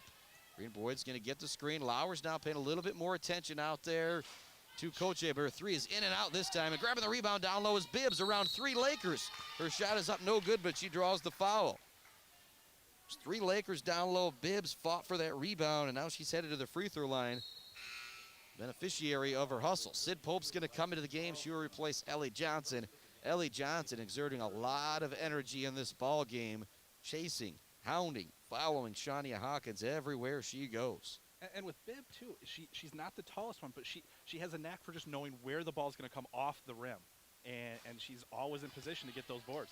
Second free throw, no good. And it's one of those things, when I saw her come in the size, you don't ever want to compare a girl to Dennis Rodman, but that's the type of rebounder that she is. She's not the biggest, but she might be one of the toughest players, and she seems to have a nose for the basketball. Yeah, exactly. Needs to find a nose for the free throw line, though, as she is now 1 for 4 at the charity stripe here in this quarter. Cameron Myers gets the ball. It's 42-37. GRCC with the lead halfway through the third quarter. Cameron Myers has it over to the right side of the court, right in front of the Laker bench. Looks to hand it off to Lowers. Now they go to Jenna Smith down low. Smith looking to force up the shot. It's going to be a jump ball, actually. It'll remain here with the Lakers. Kind of a tough call right there going against Jenna Smith. But actually, there might have been 2 GRCC girls with their hands on the basketball, and that's why Smith hit the deck like that. Karlstrom's going to get a screen out towards the top of the key. Thought about the three-pointer. Instead, reconsiders. Now a spin move into lane. Loses it for a moment. Looks to pass it out, but it's knocked away. Once again, it's Olivia Koche making a great defensive play. She drops it back to Eurasia Green Boyd. Boyd into the front court. Out of all the girls that we've seen not from the Lakers, I think the most impressive one has been Olivia Koche, what she has done here tonight. She's got 19 points, number of assists, number of rebounds, and some steals as well. Jenna Smith takes it away from Shania Hawkins, up ahead to Cameron Myers. Myers drops it back to Karlstrom. Karlstrom now races ahead, wants to get to the right side of the hoop. Can't quite get there. Good defense from Green Boyd there for the defensive rebound is Koche. She's going to draw the foul in the backcourt. 42-37 our score, 4:08 remaining. So GRCC, 3 3-pointers in this third quarter from Olivia Koche have built this 5-point lead. It was 17-9. GRCC after one. A great second quarter from the Lady Lakers had them up 31-29 going into the half. You know, what's hurt the Lakers is when Holly McKinnon got that third foul, they were up 2. They're now down 5. She's been able to help out a little bit down low defensively, as well as offensively. You know, obviously she's got the 11 points in the first half. And when she went out of that game, that was a great point right there. Bibbs seemed to take over on the glass a little bit more since she has been out. Into the front court come the Lakers, and once again, Ellie Johnson's back out there just to hound Shania Hawkins. Green Boyd has the ball on the perimeter. Gets a screen, trying to go to the free throw line. So again, they want to hand it off to Shania Hawkins, but Johnson is all over it. Johnson takes it away, diving on the floor. Great hustle right there by the sophomore from Clare. Good hustle from Hawkins, staying with it right there. Those two are starting to go back and forth a little bit out there, and you can't blame either of them. Both great competitors. It's one of those, you want to see these two go at it, but then you want to make sure after the game they give each other a little fist pound and enjoy the competition. They've been both going at each other, and so far it's been fun to watch. Ball goes in. Koche up fakes at the three-point line. Puts on the deck, skip pass over to Green Boyd. Nice defense from Jenna Smith, not allowing the post entry pass to Lehman Kusa. Green Boyd misses the shot. Bibbs loses it. Diving on the floor is Ellie Johnson. The ball goes out of bounds back to mid-Michigan. Ellie Johnson, said, I'll say it again, the effort that she's putting forth tonight on sophomore night, pretty darn cool. You can, the way she ran up that court that last time, you can tell she might be getting a little gassed out there. 3:20 left to go here in the third quarter. It's a 5-point advantage for GRCC. Yeah, sometimes when you do something like that, it's almost like you're trying to tell yourself you're okay, you're not getting winded. Karlstrom into the front court. Gets a screen, drives in a lane, kicks it out to Mesher for the 16-foot jump shot. No good. Ellie Johnson there for the offensive rebound. It goes back up top to Karlstrom. Now down low to Jenna Smith. Smith with a left-handed runner. No good off the front of the rim. Another rebound down low for Jayla Bibbs. Jump ball in the backcourt. Good hustle by the Lakers. Staying with it. Possession arrow will give it back to mid-Michigan. 3 minutes remaining here in the third quarter. 42-37 our score. Just 6 points for the Lady Lakers here in the third quarter. GRCC turned up that defensive intensity a bit. Inbounding the ball will be Caitlin Mesher. Goes to Karlstrom. Karlstrom looking to get a screen from Jenna Smith. She gets it, looking for a little give and go. Great play by Shania Hawkins, tipping away the pass. Wanted to pass it down low to Jenna Smith, and she was open. That's why you got to bounce past that one right there. Hawkins using her jumping ability to knock that one away. She couldn't take the ball away for the total turnover. Lakers will inbound it from underneath their own basket. Goes into Jenna Smith. Smith puts it on the deck. This left-handed runner is no good, but she's going to draw the foul. Great job by Jenna Smith getting back to the free throw line. She just got to knock them down here. Yeah, I was going to say, she's got to knock these down here. Smith, the sophomore, the freshman from Morris. Her and Gracie Nowak have been great. We haven't seen Nowak the last couple weeks. I'm sure she's come out with a little bit of an injury or what the deal is. First free throw for Jenna Smith. Once again, no good. She's got to find it from the free throw line. 42-37 our score. 2:50 remaining here in the third quarter. Lady Lakers led 31-29 at the half. Second free throw also no good for Jenna Smith, so 0 for 4 at the line so far tonight. 42-37 our score. Coach A bringing the ball into the front court for GRCC. She's not been able to do a whole lot wrong tonight. Forcing the drive into the lane is Star Thurman. They kick it back out. Coach A's open for another three. This one looks good off the back of the rim. No good. Lehman Kusa tips the rebound to herself and is able to save the possession for GRCC. Drive in the lane. Shot is no good from Star Thurman. Rebound is cleared by Caitlin Mesher. So slow things down and get it to Karlstrom. Still a 5-point lead for GRCC. Both offenses gone stagnant in the last 2.5, 3 minutes here. Yep. Karlstrom gets a screen at the top of the key, wants to get it down low to Jenna Smith. Once again, there's Shania Hawkins stealing the pass away. She races into the front court. Karlstrom and Mesher in front of her. She steps, 8-foot jump shot is no good. Rebounded down low by Star Thurman, and she gets the putback to go. Nice hustle right there by Treyana Starr Thurman. She didn't have to get back right there. When you see Shania Hawkins racing down court, you think she's going to score. Stayed with the play, got the offensive putback for GRCC. Minute 40 remaining in the third quarter. 44-37, the Lady Raiders with the lead. Ellie Johnson has the ball at the top of the key. Picks up her dribble, not in a good spot. They get it to Jenna Smith. Smith turns, drives the lane, right-handed shot, up and good. Nice job by Jenna Smith right there. She turned. Lane Makusa playing a little too tight on her, and she was able to go right by her for the lay-in. Back to a 5-point ball game. 44-39, 1:15 remaining here in the third quarter. Star Thurman has the ball on the far side of the court. Drives, leaves it off to Koche. Koche is going to stop and pop, but it's blocked by Jenna Smith. Smith leaves it for Karlstrom. Karlstrom racing down to the other end of the floor. Hawkins trying to beat her there. She does, and she takes it away. But taken away by Ellie Johnson. Left-handed lay-in for the sophomore from Clare is good. Ellie Johnson stayed with it. You almost wonder if she was playing defense on Hawkins when the Lakers were on offense. That's the kind of game she's played here tonight, but it paid off. She got the steal and the lay-in. But good hustle from Shania Hawkins. Looked like Karlstrom was going to be able to go coast to coast for the layup. She got in front of her, knocked it away without fouling. There's a great drive from Olivia Koche. She lays it in. She's been the best player tonight for both teams. She has 21. 46-41 our score. The Lakers trail by 5. 5-second difference between the shot clock and the game clock. So we've got 24 seconds remaining here in the third quarter. Mesher has it, looks to drive on Bibbs. Hands it off to Smith. Smith looking to create some space. Her shot is up, no good. Grabbing the rebound is Olivia Koche.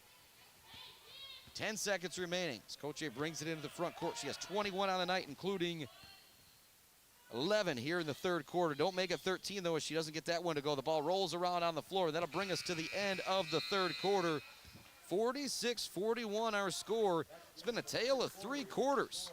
The first quarter was owned by GRCC. The second quarter was owned by Mid-Michigan. The third quarter was a little back and forth. We'll be back with the fourth quarter right after this.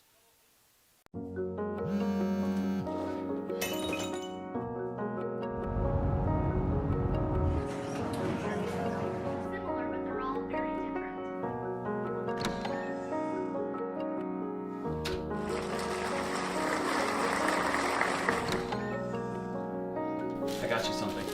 What? My mug! Oh,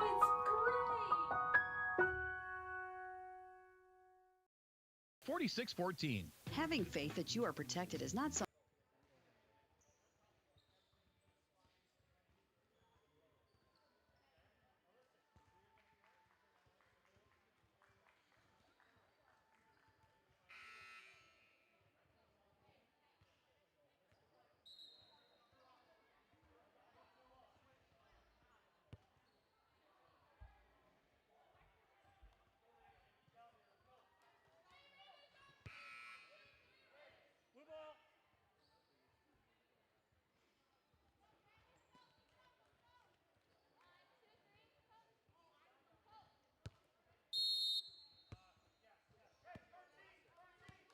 Visit greentree.coop or stop in at North Franklin, downtown Mount Pleasant. The Forum Apartments in Mount Pleasant offers a great off-campus living experience at an affordable price. Spacious 2-bedroom apartments await with most utilities included. There's no place like home, and there's no place like the Forum Apartments. Call 989-772-5252 to schedule a tour today. Welcome back. Mid-Michigan Lakers basketball simulcast on Buck 92 and MAC TV. Start of the fourth quarter, Lehman Kusa got the ball in the lane, drew the foul. She's going to head to the free throw line for a pair. Just about 10 seconds into the fourth quarter here. Chris Bachman alongside Jason Osterberg. Nick Toner, Diamond Neff from MAC TV. First free throw is up and good for Lehman Kusa. She has 11 on the night. First points coming here in the second half. Second free throw rattles down and drops in. She now has 12. Like I said, those first points of the second half, not due to anything of her own. Good game plan from GRCC in the third quarter was to try and set up Olivia Koche for open three-pointers, and it worked out. She knocked down 3 of them. Right. She has 21 on the night. Holly McKenna gets the ball down low. Passes it over to Cameron Myers. Myers wanted the 3. The pass maybe a little too wild for her to put it up, though. Back up top to Sid Pope. Sid Pope with the drive. Now to Ellie Johnson. Some inspired defense from GRCC here on this possession. McKenna gets the ball in the post, kicks it out. Here's a triple try for Johnson. She's got to force it up, and she buries it. That's the kind of night it's been for Ellie Johnson. She has 10 points. She's played great defense on one of the better offensive players in the NJCAA D2 and Shania Hawkins. She now has 10 points. You tell her she's going to double up Shania Hawkins on the night. I'm sure she would take it. Losing the ball for a moment is Bibbs, but then she gets it back and lays it in. Bibbs now with 5 points. 50-44 our score, 8:50 left to go. The offense has been okay for the Lakers in the second half. Great drive by Cameron Myers all the way to the hoop, and the left-handed lay-in is good. She now has 4 in the ball game. 50-46 our score. 8:30 remaining here. Sophomore night for the Lakers. Men's game coming up after this one. Pass down low to Layman Kusa. She's got a sky for it, but she catches it, brings it back down, and puts it up off the glass and in. Nice play right there by Danielle Layman-Kusa. In the front court comes Cameron Myers. 6-point lead for the Lady Raiders. Myers has it to Lowers at the top of the key. Lowers being guarded by Layman-Kusa. Lowers looks to drive, looks to get the runner. Great defense from Danielle Layman-Kusa. She blocks the shot. Goes out of bounds off her. It'll stay with Mid-Michigan. That's one of those drives, though, by Lowers. Sometimes you're going to get blocked every once in a while. Wasn't a bad play at all. Lowers is now You got to do that. Draw the foul. Sometimes you get blocked, like you said. Great cut from Cameron Myers on the inbounds pass. Her reverse lay-in is good. What a play right there. There was nobody open. She kind of broke off from the play, cut into the lane. Nice pass from Lowers. She got to the left side of the hoop and laid it in. 4 points for Cameron Myers in the first 2 minutes of this fourth quarter. Bibbs puts up the short jumper. It rattles home. Now 7 points for Jayla Bibbs. 6-point lead for GRCC. Myers into the front court for the Lady Lakers. He's going to hand it off to Sid Pope. Pope up to the top of the key to Lauren Lowers. It's Cameron Myers, Lauren Lowers, Ellie Johnson, Hallie McKenna, and Sid Pope out there for the Lady Lakers. Myers with it at the top of the key. Now down to Sid Pope. They want to get it to McKenna in the post, but it's not there. They do get it to her. Double team. McKenna passes it in the corner. Triple try. Ellie Johnson. This one a little long. Rebounded by Olivia Coche. Coche into the front court. Goes to Thurman. Star Thurman passes it back to Coche. She wanted to step into another three-pointer, but her teammate Jayla Bibbs was actually in the way on that one. Looks pass in the middle of the lane to Bibbs. Bibbs back up top to Coche. Another three. She's already hit 3 in the second half. That one no good. Rebounded down low by Layman-Kusa. She's going to be fouled by Lauren Lowers. Great job by Layman-Kusa just getting some position right there for the offensive rebound. Alexis Karlstrom back into the game, replacing Sid Pope. Coche will inbound the ball for GRC underneath their own basket. Coche is going to get it into Layman-Kusa. Kusa left open on the perimeter. She passes it back to Star Thurman. Over to Coche on the far perimeter in front of the GRCC bench. They work it around. Here's Green Boyd for the three-pointer. Big shot right there for Eurasia Green Boyd to extend the lead to 9, and she has 9 in the ball game. 6:38 left to go. Karlstrom into the front court. Up top to Cameron Myers. Myers drives, reverses to the right hand. Her shot is up and good. Cameron Myers taking over here offensively at the start of the fourth quarter. She's got 6 points in the first 3 minutes and 43 seconds of this fourth quarter. 57-50 our score.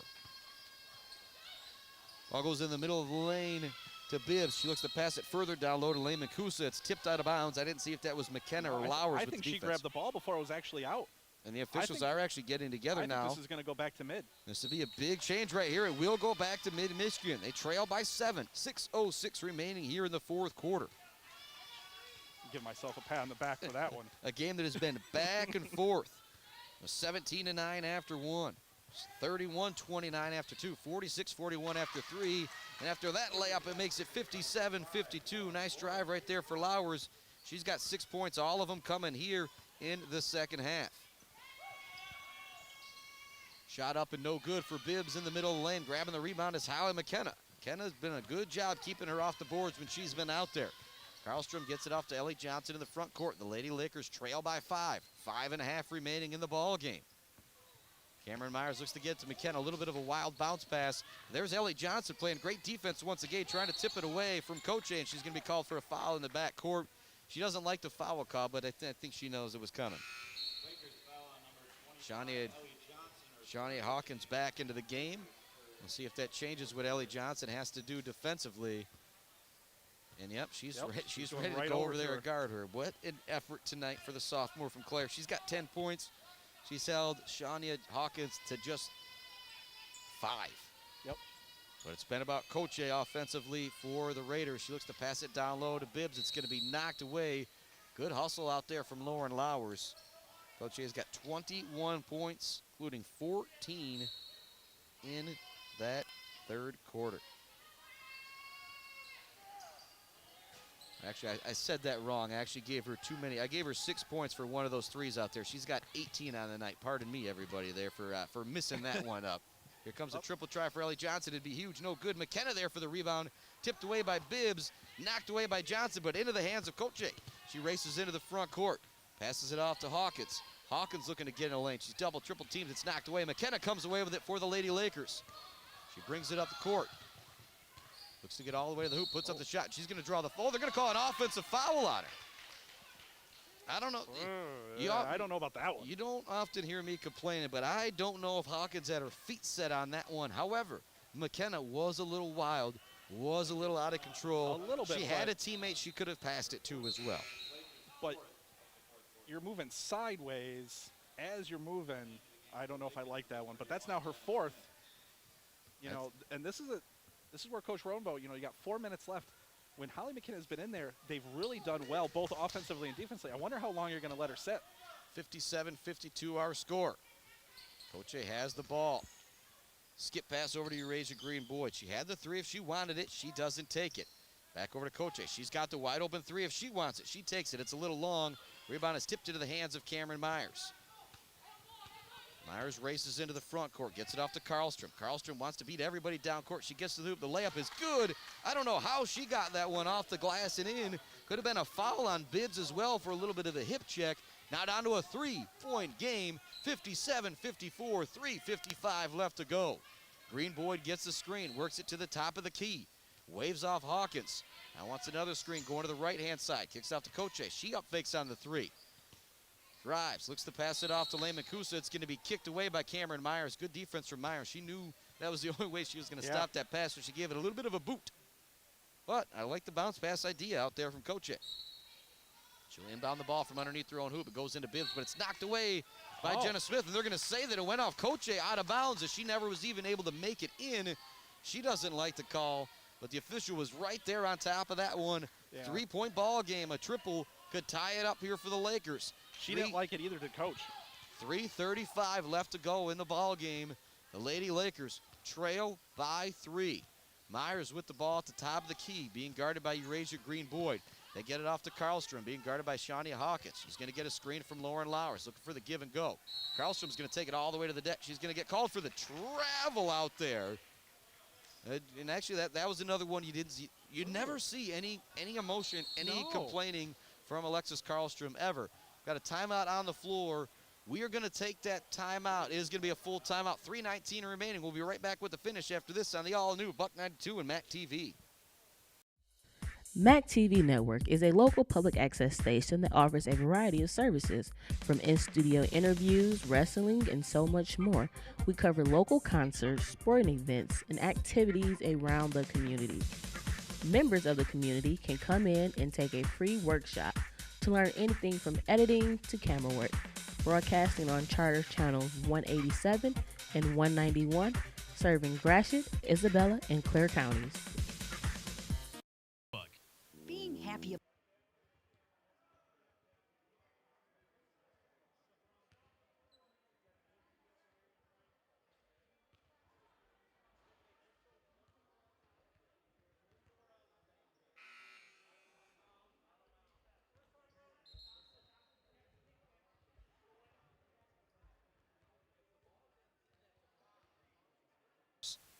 It was 17-9 after 1. Lady Lakers had a 31-19 lead after 2. They trailed 46-41 going into this fourth quarter. Now 57-54 leading scorers in the ball game. 15 for Alexis Karlstrom, 10 for Ellie Johnson, 11 for Holly McKenna, 14 for Danielle Lamancusa, and 18 for Olivia Koche. 9 on the night for Eurasia Green Boyd. The leading scorer for GRCC held to just 5 points by Ellie Johnson. Gets the ball down low. They get in the middle lane. Set up Green Boyd for a wide open three-pointer. It's up, no good. Great box out down low from Jenna Smith. She comes away with the rebound. Coach A looking to hound her in the full court. She's going to be called for the foul. Jason was saying the GRCC head coach not happy as we went to that last timeout. Not happy at all. You know, but he's got to be careful. He was really going at the one ref. Close game like this with only 3 minutes left, you can't afford to get teed up. That's really going to hurt your team. Holly McKenna back into the game. Your 5 Lady Lakers out there. Jenna Smith, Ellie Johnson, Alexis Karlstrom, Cameron Myers. Karlstrom working the ball at the perimeter. Gives it to Johnson. Johnson waits. McKenna on the cut. It's not quite there. McKenna does get it. Crosses over on Bibbs. Gets in the lane. The shot is up. It's going to be knocked away from her. Good defense by Olivia Coche. A bit of help defense there to knock it away. Now just 4 seconds on the shot clock for the Lakers. Got to make sure you're aware. Get the shot up immediately once you catch it. Jess Smith looks to get in. There's nowhere to go. It goes into McKenna. McKenna catches it. She knows she's got to hurry. Smith gets it at the last second. She puts up the shot. Maybe could have been a foul call. Johnson with some great defense in the backcourt. She knocks it away again. Another jump ball will give another possession back to the Lakers. Ellie Johnson has been fantastic here tonight defensively, and she's also thrown in 10 points to boot. Jason laughing at that one a little bit there. Jenna Smith will inbound the ball for the Lakers. Great defense by GRCC on the inbounds here. It goes into Ellie Johnson, being guarded by Olivia Coche. Gets a screen from Cameron Myers. She picks up her dribble at the top of the key. Great pass down low to Myers. Myers shot no good. Lots of contact on the play. No foul call. Rodenbolt does not like it at all. Here comes Shania Hawkins into the front court. They lead by 3, 2:10 remaining. Coche catches. Thought about the shot. Instead takes her time.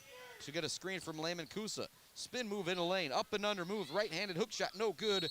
Rebounded by Holly McKenna. And there's going to be a foul on McKenna on that rebound right there. That is going to be her 5th. And holy moly, Coach Rodenbow is not happy about that phone call. McKenna's going to have to come out of the game. I don't even think she knows she's got the 5th foul call on her yet. I don't even know why that would have been called there. Layman Kusa will head to the free throw line for a pair. 1:58 left to go in the ball game. The officials getting together. A little explanation for Coach Rodenbow right now, and he's just not happy about it. Caitlin Mesher is going to have to come back into the game. McKenna had 11 points in that second quarter when she was able to stay on the floor. So they're down 3 right now. That puts Lamancusa to the line. She's been perfect from the line tonight. This is going to be a big part of that game, that call right there. Kusa's first free throw off the front of the rim, no good.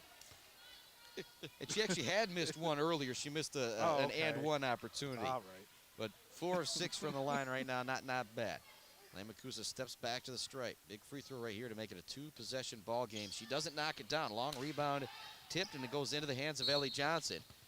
Now we're going to have a double dribble in the backcourt. I don't know what exactly happened right there, but regardless, the ball is going to be going back to GRCC, and there was no pressure there. That was just an unforced error there by the Lakers. The officials are getting together. I think the one official was maybe telling the other official that they might have missed one right there. However, it's been a well-officiated game, and not an easy game to officiate. No, it's been pretty physical, so. Shania Hawkins being guarded by Ellie Johnson. Nice crossover move. Jumper, no good, a little wild. Karlstrom battling for the rebound with Bibbs down low. We're going to have a jump ball. Possession arrow will keep it with GRCC. The intensity has ratcheted up to about 12 here in the last 30 seconds of this ball game. 54-57. It goes into Lehman Kusa. She puts the jumper up immediately. Long rebound. Karlstrom, Coche battling for it. We've got another jump ball. That's got to be a foul. Yeah, the whole bench from Mid-Michigan, Rodenbow, Jason Osterberg here, they want the foul call. Coche, a little lame coming up. I think they're going to make sure that she is okay after that one, and it will be Mid-Michigan basketball with 1:40 left to go. They trail by 3. And see, we've talked about it too. Karlstrom usually doesn't show too much emotion. She got up and she wasn't happy right there. 5 Lady Lakers out there. Cameron Myers, Alexis Karlstrom, Jenna Smith, Caitlin Mesher along with Ellie Johnson. Johnson screens for Karlstrom. Karlstrom to the free throw line. Passes over to Mesher. Mesher now looks to drive. Kicks it in the corner to Johnson. She puts up the triple to tie the game. No good. Caitlin Mesher with a great job getting position. The rebound is going to be tipped out of bounds. It'll stay with the Lakers.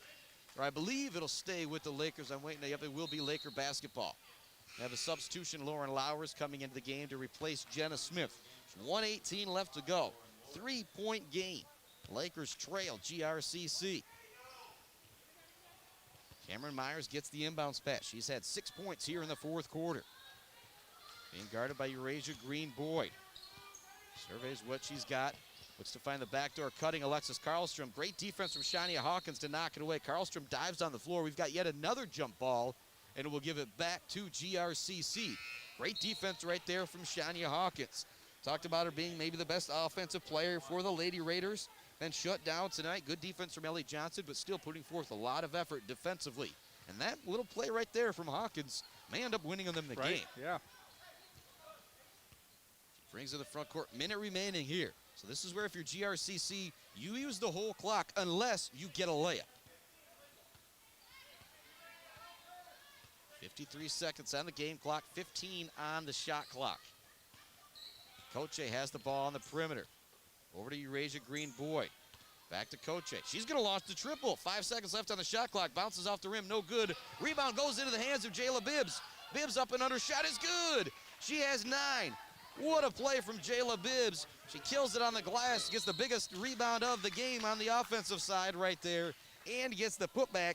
She's got 9. The Lady Raiders are up 4. We've got a timeout. We'll take a quick timeout.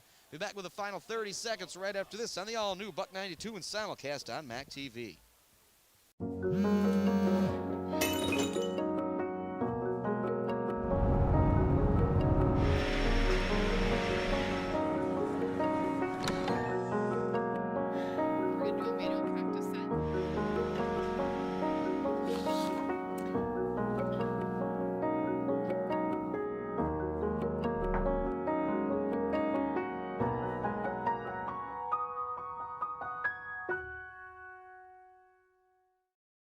Every day, the perfect look.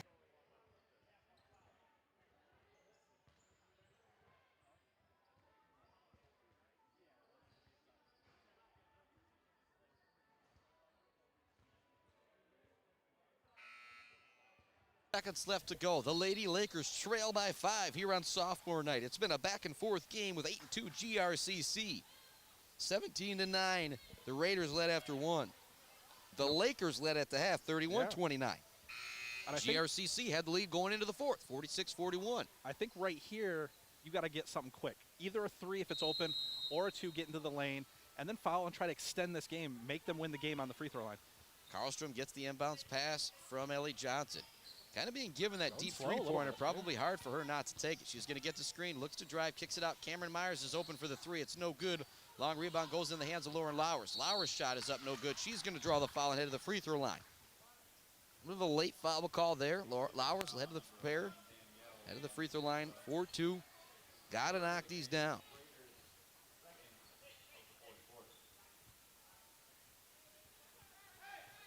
Four of 9, I've got the Lady Lakers from the free throw strike tonight, so not a great night. Look at 5 of 10. What happens if you had 5 points, Jason? No. There you go. Be in the lead now if you had knocked down all of your free throws if you are Mid-Michigan tonight.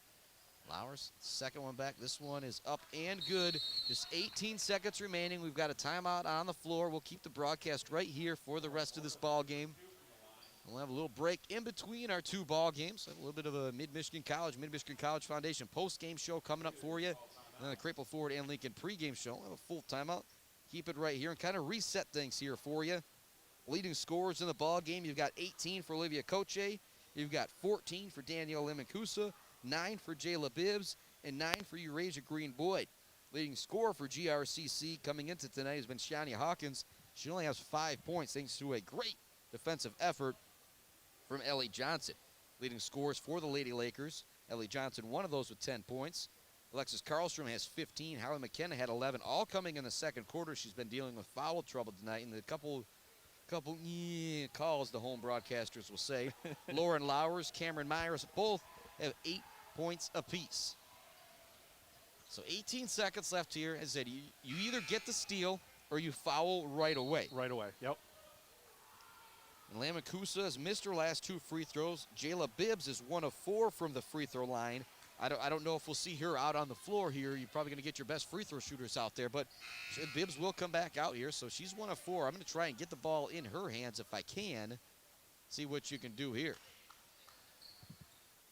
Olivia Coche will inbound the ball for GRCC. He has 18 on the night to lead all scorers.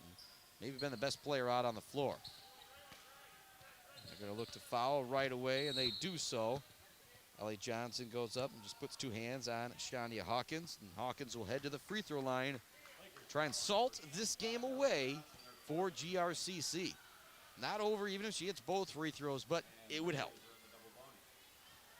And the Lakers will be the same thing with these 15 seconds.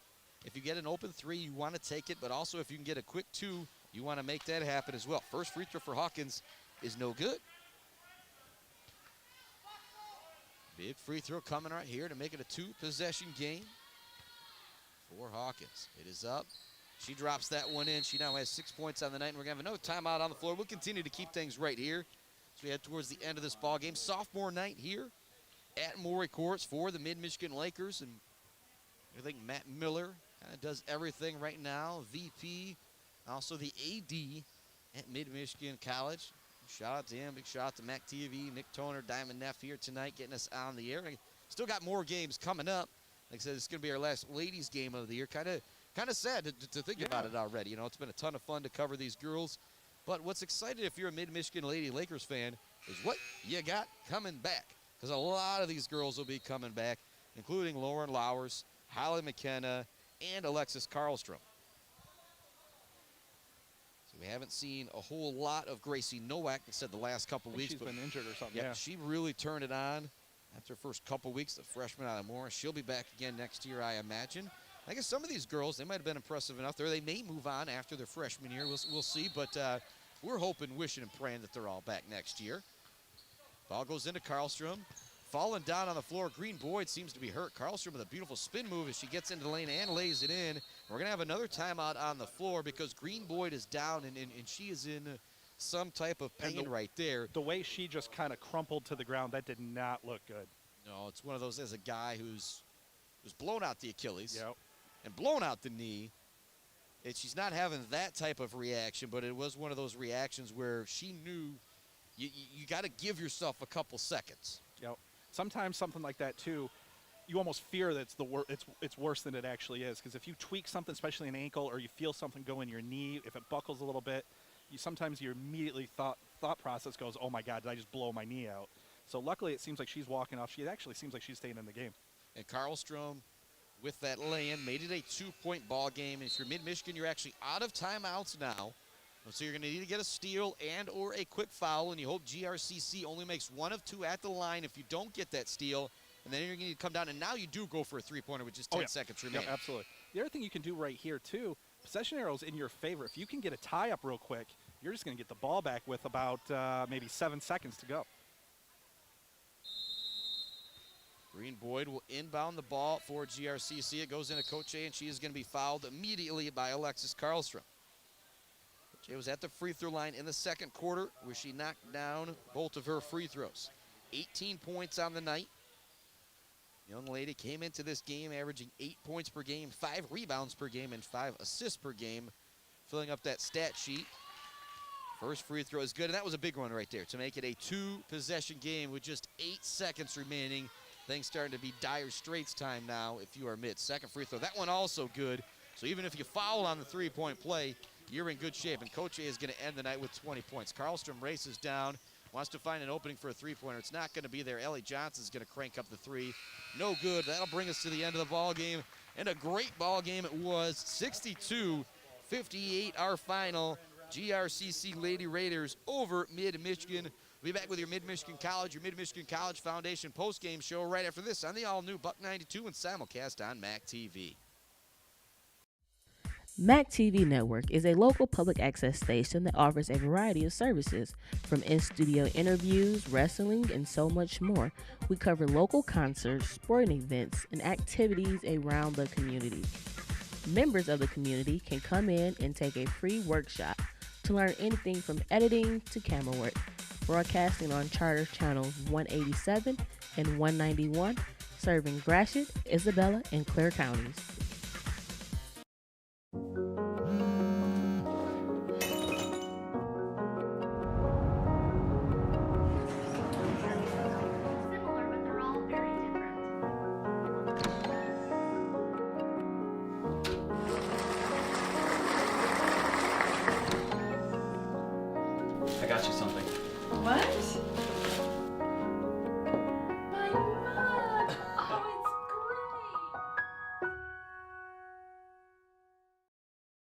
Humane Animal Treatment Society is an animal adoption center that helps find animals forever homes and provide them with certain medical treatments.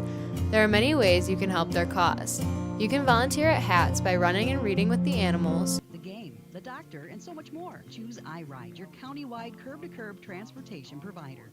They have been outstanding representatives of Mid-Michigan College and our program and have been a big part of our success.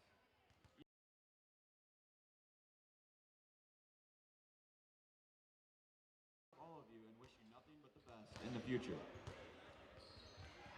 To more records, the sophomores from the Mid-Michigan Lady Lakers basketball team being honored right now. Ellie Johnson, Sid Pope, Cameron Myers. A little nice readout right now by the PA announcer and everything. It's just great to see these girls being honored. Cameron Myers with 8 points tonight, 10 points for Ellie Johnson. Sid Pope didn't score but did a great job coming off the bench. But the player of the game in our girls basketball game as these seniors get honored was Olivia Coche. She had 20 points for GRCC, and was that do everything girl. She did a lot of great things. And we talked about that going into the game, and clutch free throws there at the end too, Yeah, talking about Sid Pope having triple knee surgery last year. You've heard me complain about a knee surgery or two, and she's back out there playing college basketball. Now the final sophomore that will be introduced is Cameron Myers, who definitely one of the big leaders of this team, along with fellow sophomore Ellie Johnson. Myers, a sophomore out of Reed City. You've got Ellie Johnson, the sophomore out of Clarence. Sid Pope, the sophomore out of New Lothrop. Congratulations to those three girls on an outstanding career here at Mid. And their high school careers were probably even more outstanding if they're able to make it to this next level.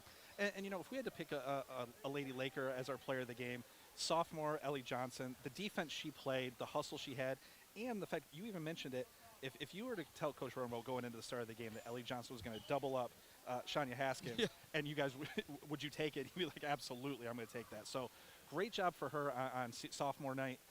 Great job to these ladies. And let's see what happens the rest of the year for them. And the thing that's crazy is what they're going to have coming back with Cameron, or with Lauren Lowers. Oh, yeah. Holly McKenna, Ellie Klein, we saw some this year. Olivia Nelson didn't get in tonight, but she's been great out of Beale City. The two freshmen from Morris, Gracie Nowak and Jenna Smith. And you got Alexis Karlstrom, Caitlin Mesh. They're all going to be outstanding and be back next year. And just great to see that those sophomores get some love. And there's going to be 5 sophomores getting some love for the men's basketball team. I don't know if that's going to be coming right up here, but we're going to wrap things up here for our Mid-Michigan College Foundation, our Mid-Michigan College post-game show. We're going to take about a, 5-7 minute break here or so. Something like that. And then we're going to come back with your Craple Ford and Lincoln pregame show for Mid-Michigan men's basketball. And we'll talk about those 5 or 6 sophomores, pardon me, and Enrique Andrade, Isaac Hungerford, Tim Stewart, Micah Kramer, TJ Rady, and Javelle Lewis. Final score here for the girls' game tonight. I got to pull it back out to make sure I've got it all right. 62? 62-58, the final, or JNR Engraving player of the game, Ellie Johnson for Claire. She was fantastic, but a special shout-out to Olivia Coche, who ended with 20 points, and she was the real deal out there. Good all-around game, absolutely. Yeah. So that'll wrap things up here for Mid-Michigan College Foundation, our Mid-Michigan College post-game show. But the good news is the pregame show is just around the corner for men's basketball. Chris Bobman and Jason Osterberg sign up for just a few minutes here on MAC TV and the all-new Buck 92. I signed up for the Laker Distinction Scholarship because I knew I wanted to go to Mid right away anyways. I knew that I wanted to get through college debt-free or as close to debt-free as possible. because I had some classmates who were a couple years older than me that had won it, and they had a really positive experience at Mid. And provided me the perfect path to get my associate's degree here at Mid-Michigan College and begin the rest of my college journey. Winning LDS was a really positive experience for me. I was able to work on campus, and I was also able to study abroad, which is something I never really thought I would be able to do. Really, the basis of my success today and my continual success is the Laker Distinction Scholarship and is Mid-Michigan College, because without this first step, I wouldn't be where I am today. It really helped for me to know that the first 2 years of tuition were going to be lifted off my shoulders. I got to meet a lot of great people who have become friends and advisors for me, and I know that as I move on that they will still be here to help me get through the college process. And I really do think that my time here at Mid has helped prepare me to take these next steps, not only financially by saving a lot of money, but the faculty here at Mid and the classwork I feel like has really prepared. Over Parkway off Broomfield, Mount Pleasant. Enrique Andrade is a forward from Buckley High School by way of Brazil. A highlight from Enrique's career included getting his first dunk. His favorite memories include being with his teammates, having fun, no matter if it is in practice, a game, or at a team dinner. Enrique earned a 4.0 GPA in the fall 2020 semester. His hobbies are playing the guitar and learning different subjects. His favorite class at Mid-Michigan has been biology.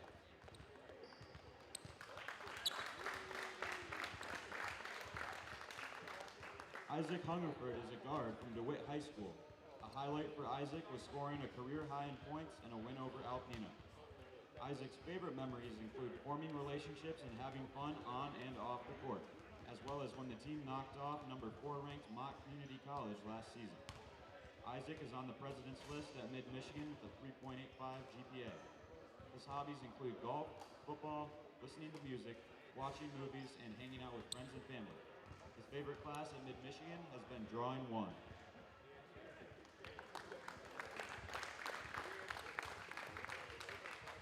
Tim Stewart is a guard from Detroit Edison High School. Highlights of Tim's career include getting his first start, beating highly ranked Mott CC, and getting a double-double. Tim's favorite memories include the team's golf outing, the first scrimmages he played in, and when he committed to Mid-Michigan College. Outside of basketball, Tim also enjoys cooking and finding new movies to watch. His favorite class at Mid-Michigan College has been Communications 101.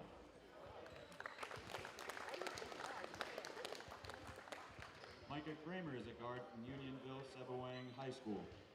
Micah's highlights and memories include being able to practice every day with his teammates and debating with his teammates on who the greatest basketball players of all time are. Micah is involved with Bible study and photography, while also enjoying hiking, investing, working out, and spending time with family. Micah's favorite class at Mid-Michigan has been business marketing, and he carries a 3.4 GPA.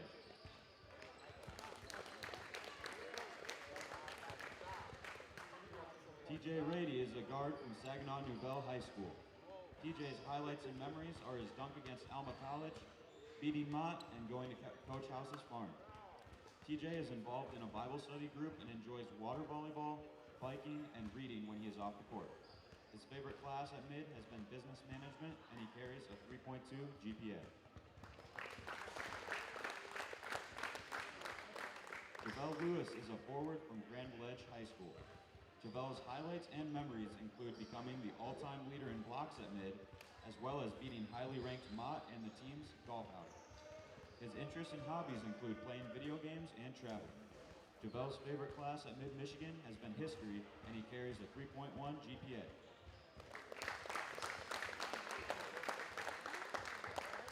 Thanks to all the sophomores on their hard work and commitment to Mid-Michigan College basketball.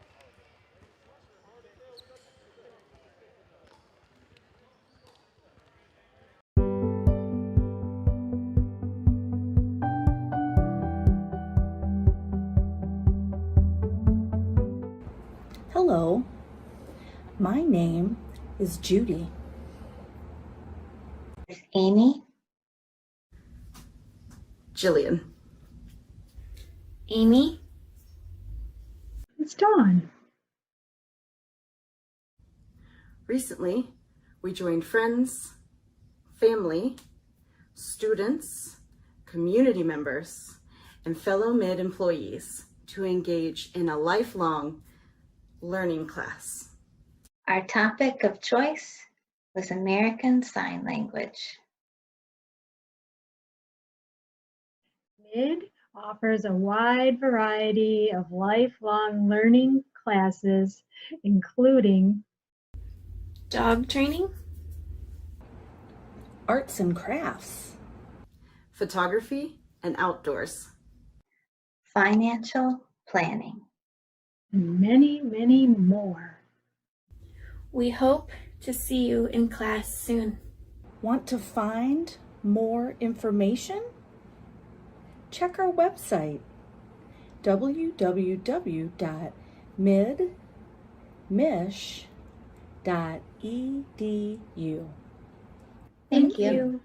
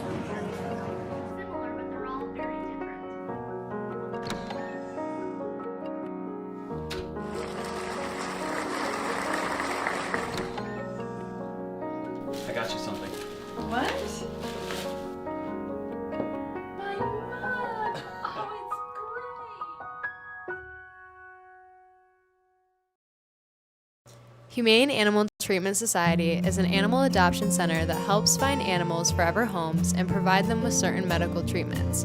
There are many ways you can help their cause.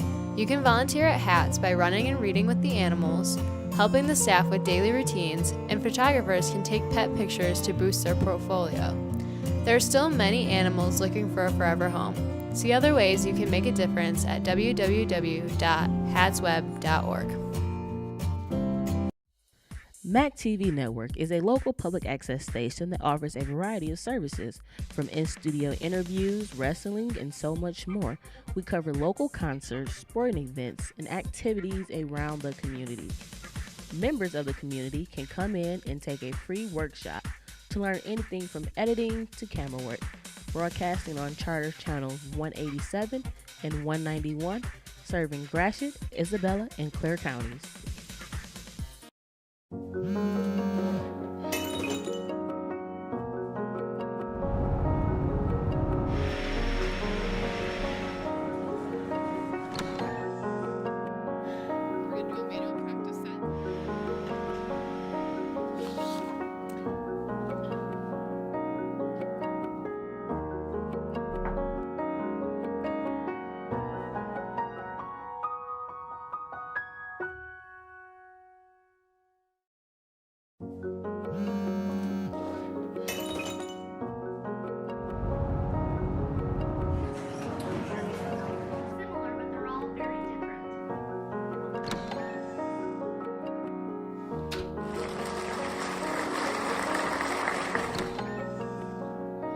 I got you something.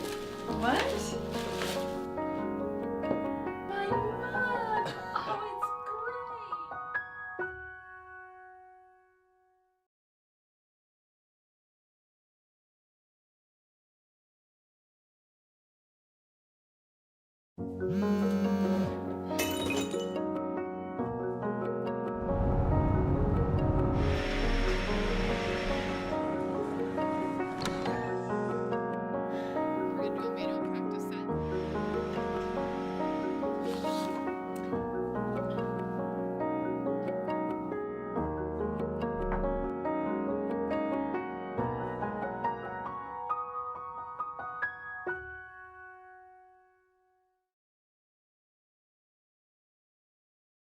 Humane Animal Treatment Society is an animal adoption center that helps find animals forever homes and provide them with certain medical treatments. There are many ways you can help their cause. You can volunteer at HATS by running and reading with the animals, helping the staff with daily routines, and photographers can take pet pictures to boost their portfolio. There are still many animals boys basketball team, but let's rewind thing and talk about the sophomores for your team that had their careers come to an end tonight with Cameron Myers, Sid Pope, and Ellie Johnson. We'll start with Ellie Johnson. She was the J&R engraving player of the game for what she did to Hawkins over on the other end. Guarded her. She was in her pocket the entire game. She was, and that's what we our game plan was, to try to take her as much out of the game as we could. And I think Ellie guarded her for probably 35 minutes tonight, and not only did she do that, then she also went out there and scored. I think she was in double figures and got some steals, and she's just a worker. Yep. She's going to give you everything that she has every night, every minute. She's going to make a few mistakes along the way, but she makes up for it with effort and attitude, and she just did a terrific job. Yeah, the number of times that I've said this year, Ellie Johnson dives on the floor for a loose ball. Those are in double figures as well, because she is all over. Great hustle. And Sid Pope was somebody who was injured last year, didn't get as much playing time as those other two, but you've got, I think I heard triple knee surgery, them say? Yeah, she had last year she had a tough break early in the year and had a pretty severe knee injury, and if anybody knows anything about that, this cat does right here. Yeah, it's hard to get back in a year playing at a high level, but she is showed a lot of guts and determination, and Sid's a kid that's going to go out there and again give you everything she has. She's going to she's going to knock down some shots when she gets the opportunity. She's not going to force things, but if and we used Sid on Hawkins a little bit tonight too, to give Ellie a break, and she did a terrific job on her. So she's just been a great kid to have the last couple of years. she's still deciding whether she might come back next year. All right. But I wanted to include her in the sophomore night because she's been here 2 years and she deserved that. Yeah, almost reminds me of Mimi last year. You think about these girls getting these serious knee injuries, and then they're back playing this level of basketball. So I tore the Achilles. Yep. Coming back from the Achilles, I still had a little bit of quicks, I'll say. After the knee, no more quicks for this guy. They're all gone, so credit to those girls just being able to get back and get out there on the floor. And then that leaves us with Cameron Myers, sophomore from Reed City, who was just outstanding for you last year and this year. Yep, I mean, and Cam's another kid that just did everything that we've needed her to do this last 2 years.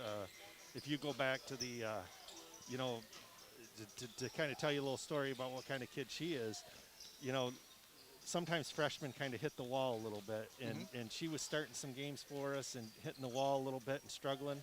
And so I came to her and I said, let's try, off the bench. Now, when you have a conversation with a kid, sometimes they think that, oh, it's a demotion. Yes. And that. She took that and said, no, I like coming off the bench, and, I'm willing to do that. Came with a great attitude. And if you remember the game that got us to the national tournament last year, she was one of those kids that just hit some huge shots for us, but never hung her head, never worried about whether I'm starting, whether I'm coming off the bench. Just gave us everything she's had. She's been terrific for 2 years. All those kids have been terrific. And for 2 years. I want to give Cameron and Ellie, all those girls a little credit. They don't have a ton of size out there as well, height-wise and everything, and they go out there and they make up for it with their basketball IQ and their tenacity, just playing so hard. It's just incredible. We always talk about it's not the size of the dog, it's the size of the fight in the dog. And I'll tell you what, those three are fighters. They are fighters. And for you, you just got a couple weeks left of the coaching here underneath your belt. Have you started to think about that coming to an end and all? Well, I mean, I think you always think about it, and it's just the right time. It's the right time for me. I've had, I got 3 boys at home, and the older boys, I've missed some games, and along the way the last 7 years, probably too many, and. I always had Ryan, my youngest one, was traveling with us all the time. And, well, now he's involved in high school sports and stuff, and he's not with us. So I just think it's time that I go do that for a while, and because I can never get that time back. Well, you told me that you'll be welcome to join me for some games. So next year, girls high school hoops, boys high school hoops, definitely plan on. If I see you at Claire, I'm going to make you come up and maybe even get you to take a couple road trips with me as well, man. Anytime. And thanks for all you guys have done a terrific job for us promoting our program, and we can't thank you enough. Let me send this to a commercial break by saying thanks to all you've done. The basketball program you built up at Claire girls basketball, the program that you built here at Mid-Michigan, you're leaving things in good shape when you leave, so I don't think anybody can give you any guff. Coach Rodenbow, thanks so much for joining us here on the Cripple Ford and Lincoln pregame show. Be back to get you set up for the boys right after this on the all-new Buck 92 and simulcast on MAC TV. Thanks for joining us for Buck 92's Mid-Michigan. MAC TV Network is a local public access station that offers a variety of services, from in-studio interviews, wrestling, and so much more. We cover local concerts, sporting events, and activities around the community. Members of the community can come in and take a free workshop to learn anything from editing to camera work. Broadcasting on Charter Channels 187 and 191, serving Gratiot, Isabella, and Clare counties.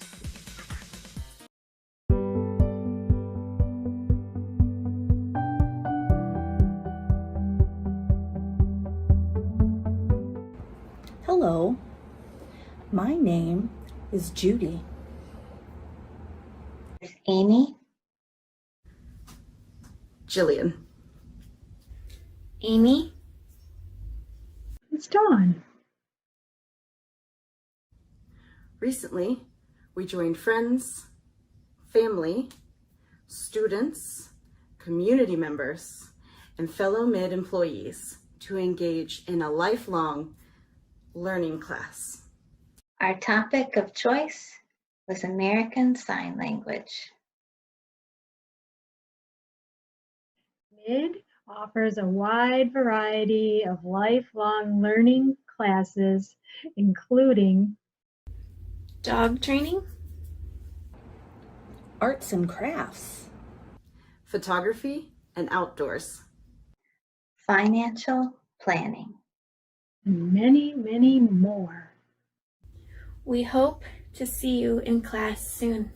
Want to find more information? Check our website, www.midmish.edu. Thank you.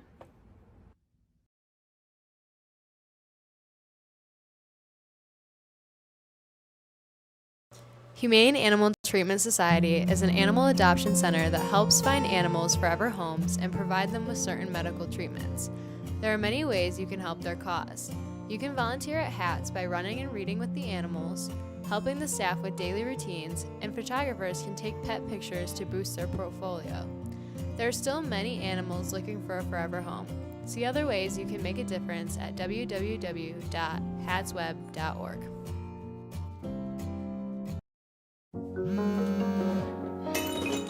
It's Chris Bachman alongside Jason Osterberg, simulcast, Buck 92 and Mac TV. The Lady Lakers falling in sophomore night. The men hoping to avenge that loss here against GRCC. And GRCC men, record-wise, not quite as good as the ladies coming into this game. We'll get that record for you in just a moment. But what tonight is all about, Jason, is sophomore night. There you go. Enrique Andrade, Isaac Hungerford, Tim Stewart, Micah Kramer, TJ Rady, and Javelle Lewis. We got talking about that a little bit earlier in the pregame before Coach Rodebo joined us, but I wanted to take some time to chat with him. So we're going to get back to this list here. Enrique Andrade, loved hanging out with his team, practice game, didn't matter. His favorite subject at Mid-Michigan has been biology, had a 4.0 GPA in the fall of 2020. Isaac Hungerford from DeWitt, big highlight for him was that career high scoring over in Alpena. Also, favorite memory includes having fun relationships on and off the court, and all of them seem to have that big memory of knocking off number 4 ranked Mott Community College last year. And golf, football, Isaac's hobbies. He had to be an outstanding football player in high school. You see how aggressive he is out here on the basketball court.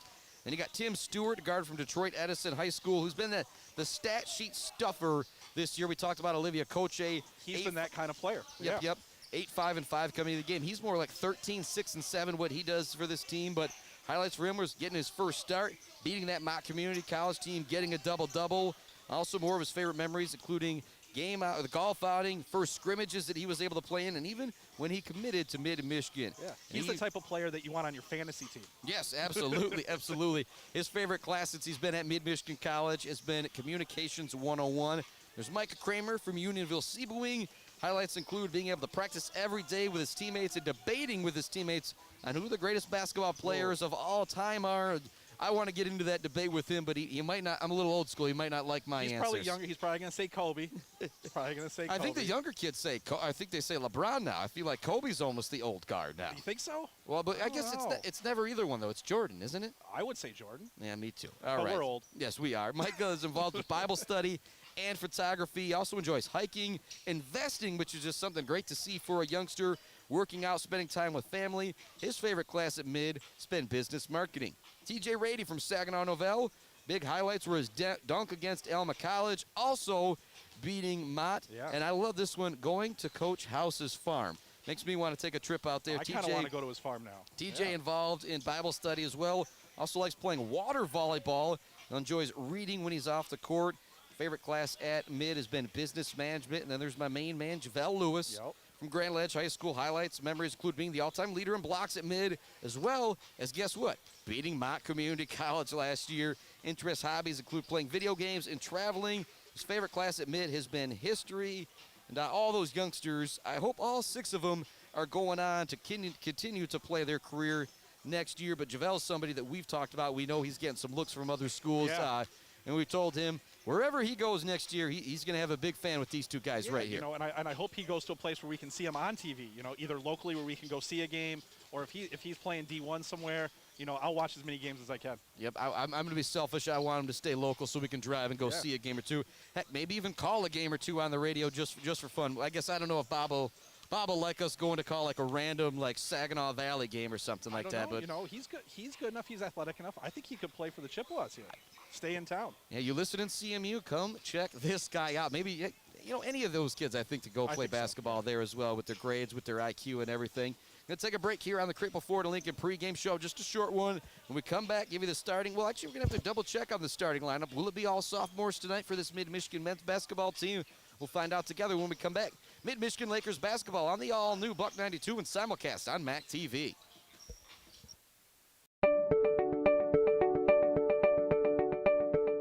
I signed up for the Laker Distinction Scholarship because I knew I wanted to go to mid right away anyway.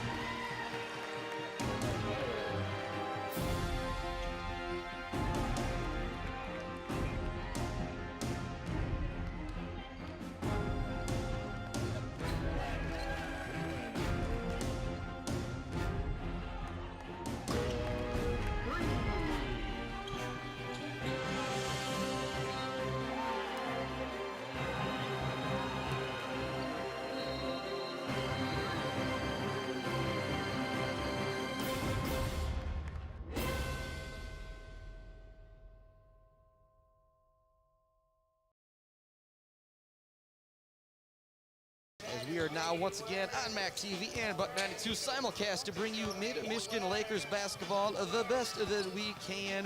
1:30 or so remaining here in the pregame as we count down to tip-off. If we get a game like we had in the girls' one, it's going to be another good one. 62-58 the final in a back-and-forth ball game. Looked like the Lakers were going to win in the second quarter. GRCC hung tough, played well. Let's give some credit to those Lady Raiders hanging in there and winning that game. And we did talk with Coach Rodebo. He did say the Lady Lakers might be hosting a playoff game coming up, and so that's something we'll have to keep our eye on. Okay. Mid-Michigan losing earlier this week. Might be tough for them to get a home game, but it's got to start with a win here tonight if they want to have a chance of getting a home game. And a win here tonight would be huge. They lost earlier in the season down in Grand Rapids by, I believe, like 3 or 5, so it was a very close game earlier in the year. So obviously we're hoping for another big game here tonight. Should be another close one. Yeah, but thanks so much for tuning in to that Crapple Ford and Lincoln pregame show. We're going to keep things right here as you get those starting lineups introduced. We'll stay on the air, get ready for that opening tip. And let's give some love to Jacob Tomsick, who's putting the ball away once again. Jacob Tomsick is my height. And whenever you walk into a gym, you always see those kids trying to throw alley-oops to each other, and you kind of laugh at them a little bit here or there. Well, he was throwing them down. And he was throwing them down with a little bit of force, too, so much so where I eventually just said, Jacob, how tall are you? He says 5'8", and it made me think, what could have been if I would have, been a little bit more into things, working out a little bit more when I'm younger. Yeah, you look like me with the tennis ball.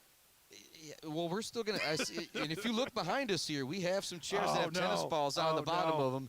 Jason Osterberg saying that he can dunk a tennis ball. And I'm not going to hold you to it tonight with the dress pants on, but soon enough, we're going to be in a gym. Out here. We'll do it. And you are going to try dunking a tennis ball, so you better start warming up to get ready for that right now. So that starting lineup's being set to be introduced for both teams right now, but it's sophomore night here for the Lakers. Enrique Andrade, Isaac Hungerford, Tim Stewart, Micah Kramer, TJ Rady, Javelle Lewis, all being honored for the men here tonight. The girls were honored earlier with Cameron Myers, Sid Pope, and Ellie Johnson. And Sid Pope, eligibility-wise, might be able to come back next year as well, as she was injured all last year. But Coach Rodenbow, being the class act that he is, said, you know what, wanted to make sure that she got that love just in case she decided really cool. not to come back. So pretty darn cool. Starting 5 for GRCC, Isaac Anderson, who averages 15 and 15 a game. Chandler Collins, Richard Major, Darian Banks, along with Dasani Darnell. Starting lineup being introduced right now for Mid-Michigan. It does look like it's going to be all sophomores as Enrique Andrade is in the starting lineup, along with TJ Rady, Tim Stewart, Micah Kramer, and we'll see if Javelle Lewis or Isaac Hungerford, which lone sophomore is going to be left coming off the bench. It will be Hungerford, but that's all right. And he's one of those guys, actually might not mind seeing him come off the bench because he's the guy, the first time he touches the ball, you want him to shoot it. Not a bad guy to have coming off the bench. Maybe get some instant offense off the bench. You know, that six man might come in, score, get some points, which can never be a bad thing. Yep, and so here we are. Exciting basketball ahead. GRCC versus Mid-Michigan College. Coming into this game, GRCC averages 69 points per game, so they better be ready to get up and down a little bit with this mid team, who averages about 82 per game. Jumping up in the middle is going to be Dasani Darnell along with Javel Lewis. And once again, similar to what we saw from St. Clair on Tuesday, there's a lot of size out there for the Raiders.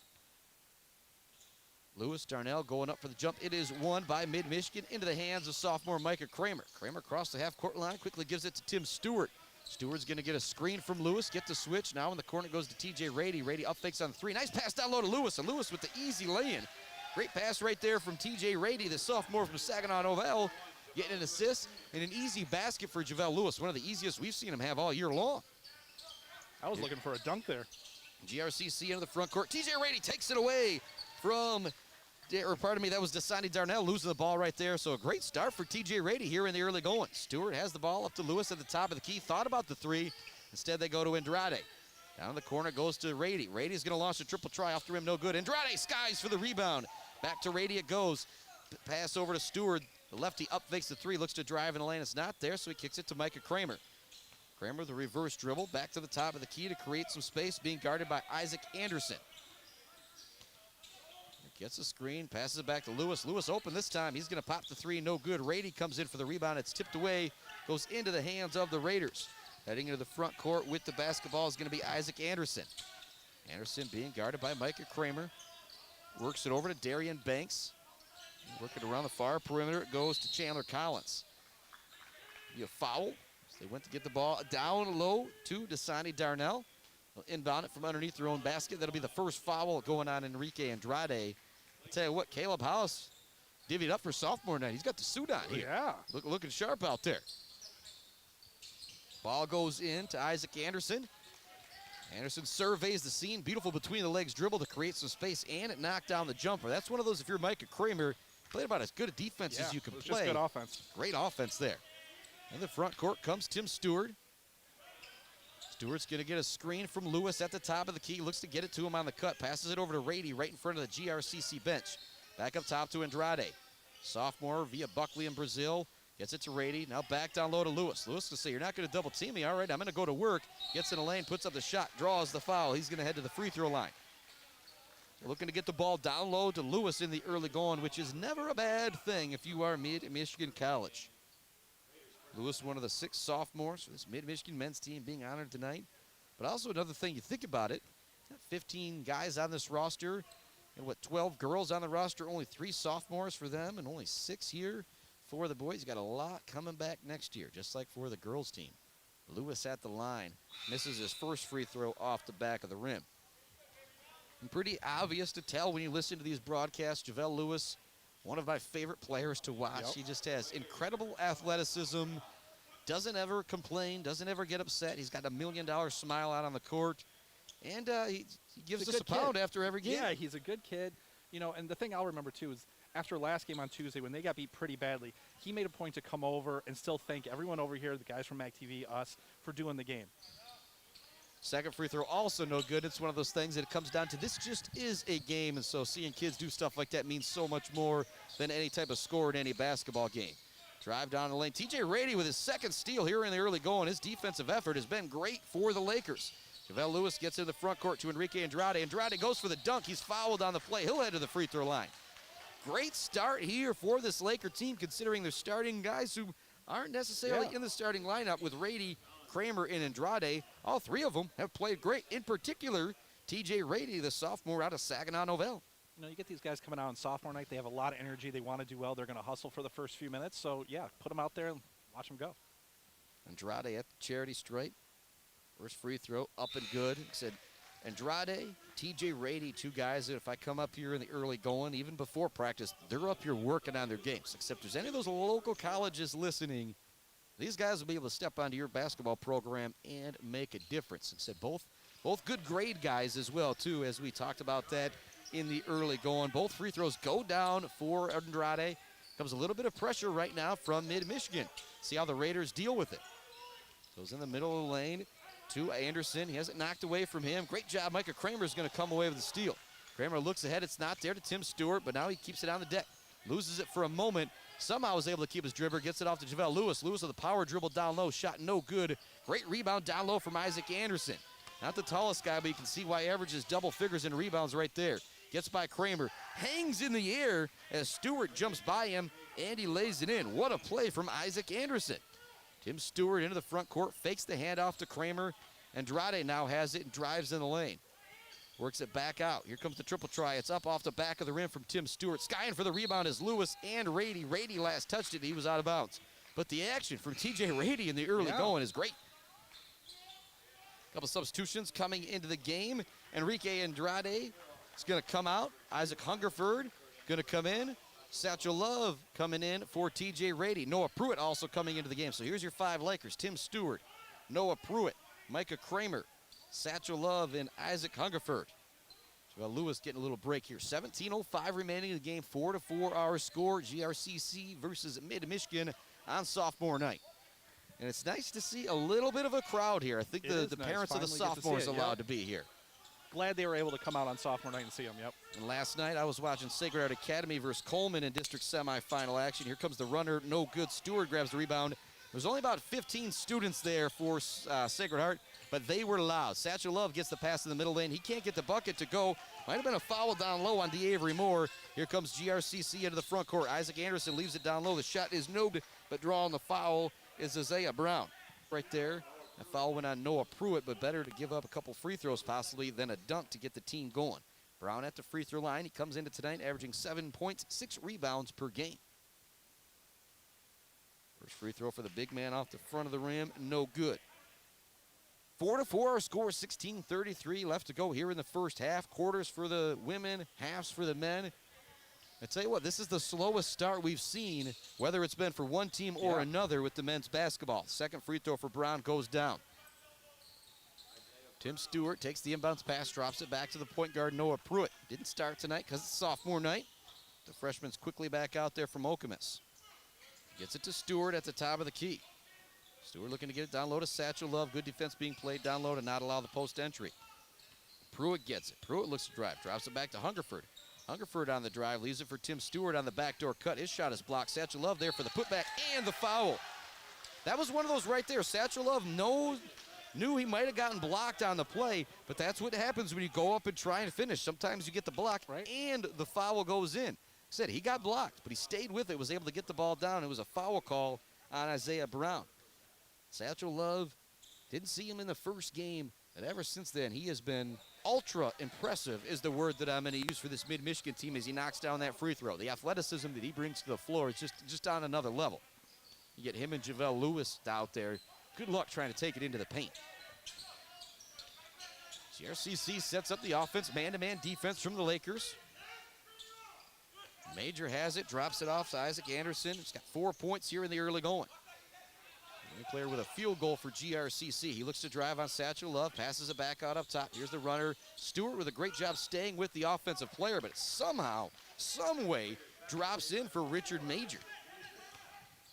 Like Stewart maybe got a piece of it from behind, but Major still got it to drop. Noah Pruitt gets the handoff from Tim Stewart. 7-7 our score, 15:25 remaining in the first half. Stewart has the ball, fakes the three, jab step, fakes again, now drives in the lane with the left-handed shot. Great defense being played. It was knocked away by Richard Major. Nice drive right there by Tim Stewart, but when you're playing this level of basketball, sometimes you make a good drive and good defense is on the other end of it.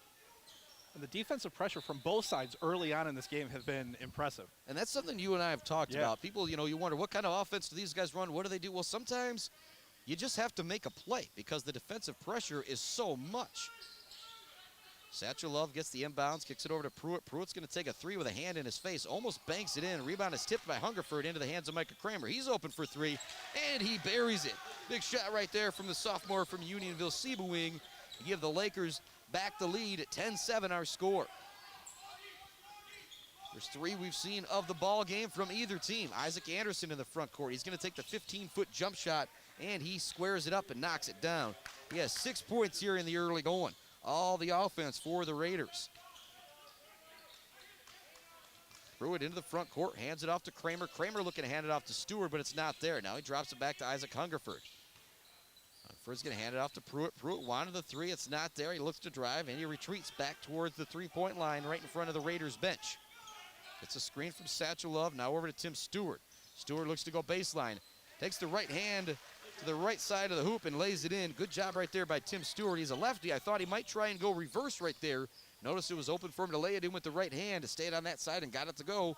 Lakers now lead 12-9. Top of the key. DeAvery Moore has it, gets it down low to Chandler Collins. Collins is going to draw the foul on the play, but looks like he might be hurting on that one. Yeah, I think he got hit down low a little bit there. Yeah, below the belt. Below the belt, yeah. But he did a good job. He posted. He got inside position on Hungerford, and the size really messed with Hungerford. He just couldn't do anything. Had to foul him. So Collins will head to the free throw line. He averages 8 points, 6 rebounds per game. There's 14:07 left to go here in the first half. 12-9 our score. The Lakers with the lead over the Raiders. A couple substitutions getting ready to check into the game for Mid-Michigan. JaVale Lewis going to come back into the game. The freshman from Pleasant, Mason Watuzik, set to check back in as well. Couple free throws now ahead for Chandler Collins. First one drops in. Watuzik coming in. He's going to replace Tim Stewart. Micah Kramer also coming out. Your 5 Lakers out there now. Isaac Hungerford, Noah Pruitt, JaVale Lewis, Satchel Love, and Mason Watuzik. And anytime I try and drop the Satchel page for Satchel Love, that's a $1 fine. You got to call me out, Jason. Second free throw for Chandler Collins. That one is also good. 12-11 our score. Watuzik inbounds the ball to Pruitt. Brings it into the front court. Not really any pressure right now from GRCC until you get near the three-point line, and then they're all over you. Watuzik gets the handoff, looking to create for his teammate. Spin move in the lane. The runner off the glass, no good, but he's going to draw a foul on the play, and he'll head to the free throw line for 2. That spin move, I don't care what level of basketball it is going to be effective. He killed a lot of kids in high school with it, and not a lot has changed at this level, has it, Jason? No, he does it quick, gets in the lane. One thing you're noticing, though, with Grand Rapids, they're only picking up about, like you said, right about the three-point line, but then they're sagging into the lane. That one of these times, that spin move, he might get caught up. First free throw goes down for Watuzik. Freshman out of Mount Pleasant, 1,000-point scorer for the Oilers. 4-year varsity player. Him and Tyler Huneman, Jason, actually didn't have the exact numbers, but myself and Coach Dan Schell felt pretty good saying that they were the 2 winningest players all time for Mount Pleasant boys basketball. Wow. Play 4 years each year. You got about 15, 20 wins. They were good. That's good, yeah. Second free throw also goes down. 14-11 our score, 13:35 left to go. Raiders looking to get it down low to Collins. They do. It's going to be double teamed. Actually, then he kind of gets left all alone. Puts up the shot. It's going to be blocked, but he took a lot of contact before the block shot, and he's going to head to the free throw line. That was a nice play right there from Chandler Collins. I didn't see a ton of contact out there between him and JaVale Lewis, but he just kind of flopped and flailed around as he put up the shot. Yeah, he kind of flopped, and then when JaVale got up in the air, I don't know if he even really hit him, but it looked like a foul. Yeah, give all the credit to Collins for that's just one of those. Yeah. You don't like it when people flop, when people do this, and when people do that. But when you're a good basketball player, that's just part of the game sometimes. First free throw for Collins. Knocks that one in, 2. 3 of 3 from the line here in the early going. The youngster from GRCC. Mid right now leads 14-12 over the Raiders. Sophomore night for Mid-Michigan. So TJ Rady got the start, did great. Nice job coming up with the board down low from Satchel Love. Gets it ahead to Noah Pruitt. Pruitt thought about the 3, instead hands it off to Love. Back to Pruitt. He's going to take the step-back three-pointer. They're going to call him for the travel on that one. Pruitt doesn't necessarily like the call, but it's one of those. Sometimes you're moving so fast out there, you take that extra step. 13-18 left to go here in the first half. Lakers lead 14-12 over the Raiders. Raiders come into this game at 4-6 on the year. It's 5-6 now, exactly as I said. I forgot to print off that sheet. Now we got a 10-second violation in the backcourt. GRCC just they just look confused on that, and the pressure wasn't overly impressive right there. I don't know why they just didn't just dribble right into the front court, but it is what it is. Kind of falling asleep out there was a couple of the youngsters from GRCC. 13:07 left to go here in the first half. Watuzik will inbound the ball for the Lakers. Out there, Noah Pruitt, Isaac Hungerford, JaVale Lewis, and Satchel Love. Pruitt has the ball. It goes to Watuzik. Tuzik looks to get into the lane, drops it back to Pruitt. Pruitt's going to launch the three again. This one coming up short. Javelle Lewis with the rebound, kicks out to Hungerford. Hungerford fakes the three. Looks to go back up top to Pruitt, but it's stolen away by Isaac Anderson. Anderson with a spin move into the lane, and the left-handed lay-in goes. Holy moly. Isaac Anderson started that spin at the three-point line, ended up at the rim to lay it in. He's got 8 here in the first half. Pruitt on the perimeter, being guarded by DeAvery Moore. They want to get down low to Satchel Love. They do. He's got some size against Isaac Anderson. Puts the shoulder into Anderson. Anderson hits the deck, and it's going to go back to GRCC. Isaac Anderson with great back-to-back plays, one on the offensive end, the other on the defensive end. He had good position there, and I think it was an offensive foul, but he definitely sold that as well. GRCC breaks the pressure this time, goes into the front court, goes back to Isaac Anderson. Anderson's going to slow things down. We're tied at 14, about halfway through the first half. Anderson all the way to the hoop, swatted away by Javale Lewis off the glass. Chandler Collins comes up with it. His shot is no good. All-time leader in blocks. Pruitt across the half-court line, gets a screen from Lewis, goes down to Satchel Love. Love looking to make the extra pass. It's to Watuzik. He looks to drive the lane, takes some contact, forces up the shot, no foul call. He looks to tip away the rebound. Then there's going to be a touch foul going against Watuzik. If Watuzik's not going to get the call in the lane, you like to see him get away with a little bump after the shot. Right. But as I always say, those officials got a lot better view than we do. They're right on the court. You do always say that. You do. It's one of those that even if I give them guff, I've always got to end it with the the preface of I'm so happy they're here. If these referees aren't here, we're not calling the game. You're right. You're right. Anderson has the ball near the half-court line. He's been the best player so far here in the first half for both teams. He has got 8 points. Want to get it down low to Chandler Collins. It's knocked away. Great job by Javale Lewis. Looked like Lewis was going to allow the post-entry pass. At the last second, he came around and knocked it away. 11:29 left here in the first half. 14-14 our score. A defensive battle here in the first half. Yeah. Inbounding the ball. It's going to be Major. He gets it into Anderson. Anderson brings it back towards the top of the key. Takes a screen. Now wide open for the triple try. It's off. Great hustle back by Mason Watuzik as Darian Banks went to launch the three. Watuzik may have gotten a piece of it. Pruitt races into the front court for the Lakers. Looking to get all the way to the hoop. It's not there. He works it back to Hungerford. Hungerford has it at the top of the key. Over to Javale Lewis. Lewis going to be open for the three. Puts it up no good. Satchel Love chases down the rebound to give the Lakers another possession. Hungerford wide open for the three. He cans it. Nice job right there. Satchel Love gets him an extra possession. And Hungerford buries the triple. 17-14, the Lakers back on top in a back-and-forth first half. Pressure is breaking. It goes to Major. Major drops it back to Anderson. Being guarded by Noah Pruitt. Goes back to Major. Back over. Faking the triple try is DeAvery Moore. Back to Anderson. Here comes another three. Once again, Watuzik doing a great job hustling out and making a very difficult three-pointer for Richard Major. Pruitt into the front court. Gets it to Hungerford. Hungerford looking to get it down in the post to Satchel Love. Chandler Collins not allowing that pass. Watuzik now has it at the top of the key. He's going to look to go to work against Major. As I say that, he passes it off to Pruitt. 12 seconds, 10 seconds now on the shot clock. Pruitt in the lane, creates a little space. The shot is no good. Great rebound down low from Chandler Collins. Collins gets it ahead to Isaac Anderson. Back to Major. Anderson wanted to go coast to coast for a moment, but wasn't there. He slowed it down. Here comes the triple try. It is up and no good. And diving into the stands is Darian Banks trying to save it. Having right into one of his I'll say teammates from the women's basketball team because they're counterparts, but I think that was Layman Kusa down there. I think she's okay. She's a tough girl. And I think he did a nice job too. It looked like he tried to make sure she didn't get knocked over too much, but yeah, they're kind of all laughing about it now. The Lady Raiders are. They do have these stands pretty close to the court here, but there's good to see some fans in the stands though. Yep. It's Pruitt with the ball. Looking to get it to Hungerford now. It goes to Andrade. Andrade looking to drive on Chandler Collins. Gets it back to Pruitt for the three-pointer. Nice drive by Andrade to allow the open three-pointer for Pruitt, but he can't get it to go. Anderson gets the ball as GRCC races into the front court. He drops it back to Collins. Collins looks to create some space in the lane. He does for his teammate, and laying it in is going to be Dasani Darnell. But that was all about the offensive Chandler Collins right there.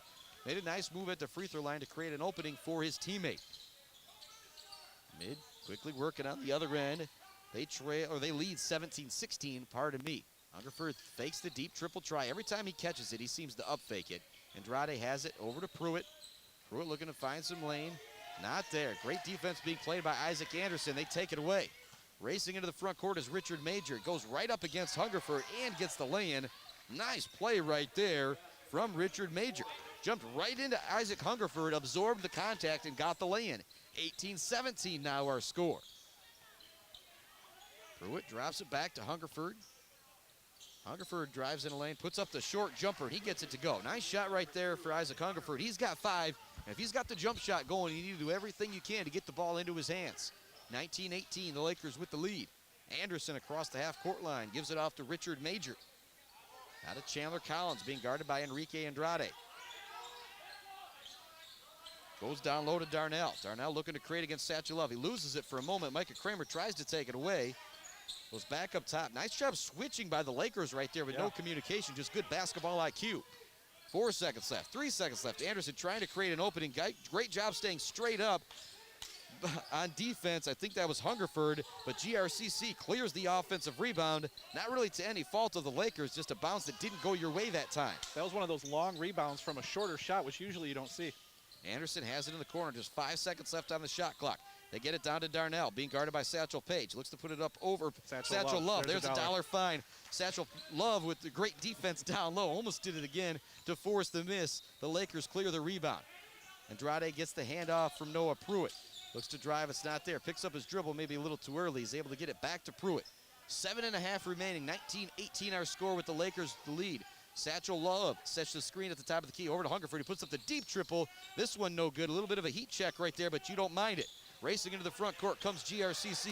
The layup is up and good for Justice Clark off the assist of Isaac Anderson. 2019, GRCC goes back on top in a back and forth first half. 7 minutes remaining in the game. Pruitt has it. Jumper from the elbow. No good off the back of the rim. Skying in for the rebound is Andrade. He's going to get called for an over the back. I think he just kind of hit the head of Chandler Collins right there. Wasn't really a bad over the back, but it was a foul nonetheless going on Andrade. It's going to be his second foul, I believe. Substitutions coming in for the Lakers. Give me a moment. We'll run down the 5 Lakers out there. For GRCC, you've got Chandler Collins, Dasani Darnell, Darian Banks, Richard Major, and Justice Clark. Out of the game right now is Isaiah Anderson. Out there for the Lakers, Jacob Tomsick from Midland Dow's into the game. Tim Stewart, Javale Lewis, Micah Kramer, and Enrique Andrade. Chandler Collins back at the free throw line. Made a living at the free throw line so far in he this has. first half. 3 of 4 at the stripe. See if he's able to knock this one down. 6:59 left to go here in our ball game. I believe this is a 1-and-1 situation. Collins doesn't get that one to go, but the long rebound goes into the hands of GRCC. Another offensive rebound opportunity for the Raiders. It's hurt the Lakers a little bit here in this first half. Justice Clark has the ball. Still around driving lane. Kind of a wild runner. No good from Darian Banks. Tim Stewart clears the rebound for Mid-Michigan. There's going to be an offensive foul going on Stewart. And like I said, that's another one of those. The official has a great view of it. A little bit of a push-off right there. And I do have an update coming from Andy Tyson. Sacred Heart Academy girls up 21-11 over Coleman with 2 minutes left until half. And we'll start following those Sacred Heart girls if they're victorious tonight next week. So a big thanks to Andy Tyson for that update. And we'll be with Sacred Heart Academy boys tomorrow, a 2 o'clock tip-off, and Mount Pleasant boys tomorrow with a 7 o'clock tip-off. Travel out on the perimeter going against Justice Clark as he traveled the feet before he put it on the deck. That might have been a little payback call because I don't know if that was really a push-off on Stewart the last time down. 20-19 our score. Grand Rapids with the lead. Probably already been about 6 or 7 lead changes here in this first half. The GRCC girls were victorious over the Mid-Michigan Laker girls in our first game. Men trying to get some revenge here on sophomore night. Micah Kramer drives the lane, puts up a right-handed hook shot. He's going to get the foul called on him. Good job by Kramer right there. He just had somebody all over him. So at the last second, he says, you know what, if I shoot it right here, they're going to have to send me the free throw line. That's what happened. 20-19 our score. It's going to be the 15th foul going against the Raiders. It's the first foul going against Justice Clark. Kramer, sharp shooter. What was his exact free throw percentage? But when you see him shooting before the game, you expect him to be around 80-90%. First one drops in. 20-20 our score. 6:15 remaining here in the first half. Second free throw for Kramer. That one drops in. And You might not think it looking at the score, but Jason and I will tell you this is a very low-scoring first half really for this has, Mid-Michigan yeah. team. The pace has been pretty darn slow. I don't know if that's by design for one team or the other, but it's led to a close ball game, which is good for us as broadcasters. Grand Rapids only averages about 65, you said, per game, so it's probably by design the way they play. They've been taking most of the shot clock every time down, really running their offense. Anderson gets into the lane. Great job by Andrade, staying with him all the way, getting in his hand in his face, and Anderson misses the layup. Great job by Andrade. Kick it back to Tomsick. He's open for the triple try. No good. Getting the rebound is Tim Stewart. Stewart drops it back to Kramer. Kramer thought about the three. Back in the corner. Tim Stewart has it. He fakes. He drives. Looks to create some space. Goes to Andrade. Andrade is going to put up the triple try in the corner. And Enrique Andrade knocks down the three. He's now got 5 here in the first half. We're going to have a timeout coming from GRCC. I didn't say if that's a 30 or a full. We'll tell you if we're going to send it out to a break here in a second, or maybe not. I'm not sure exactly what the issue was here. It's not a timeout, so we'll keep it right here. 5:35 left to go in the second quarter.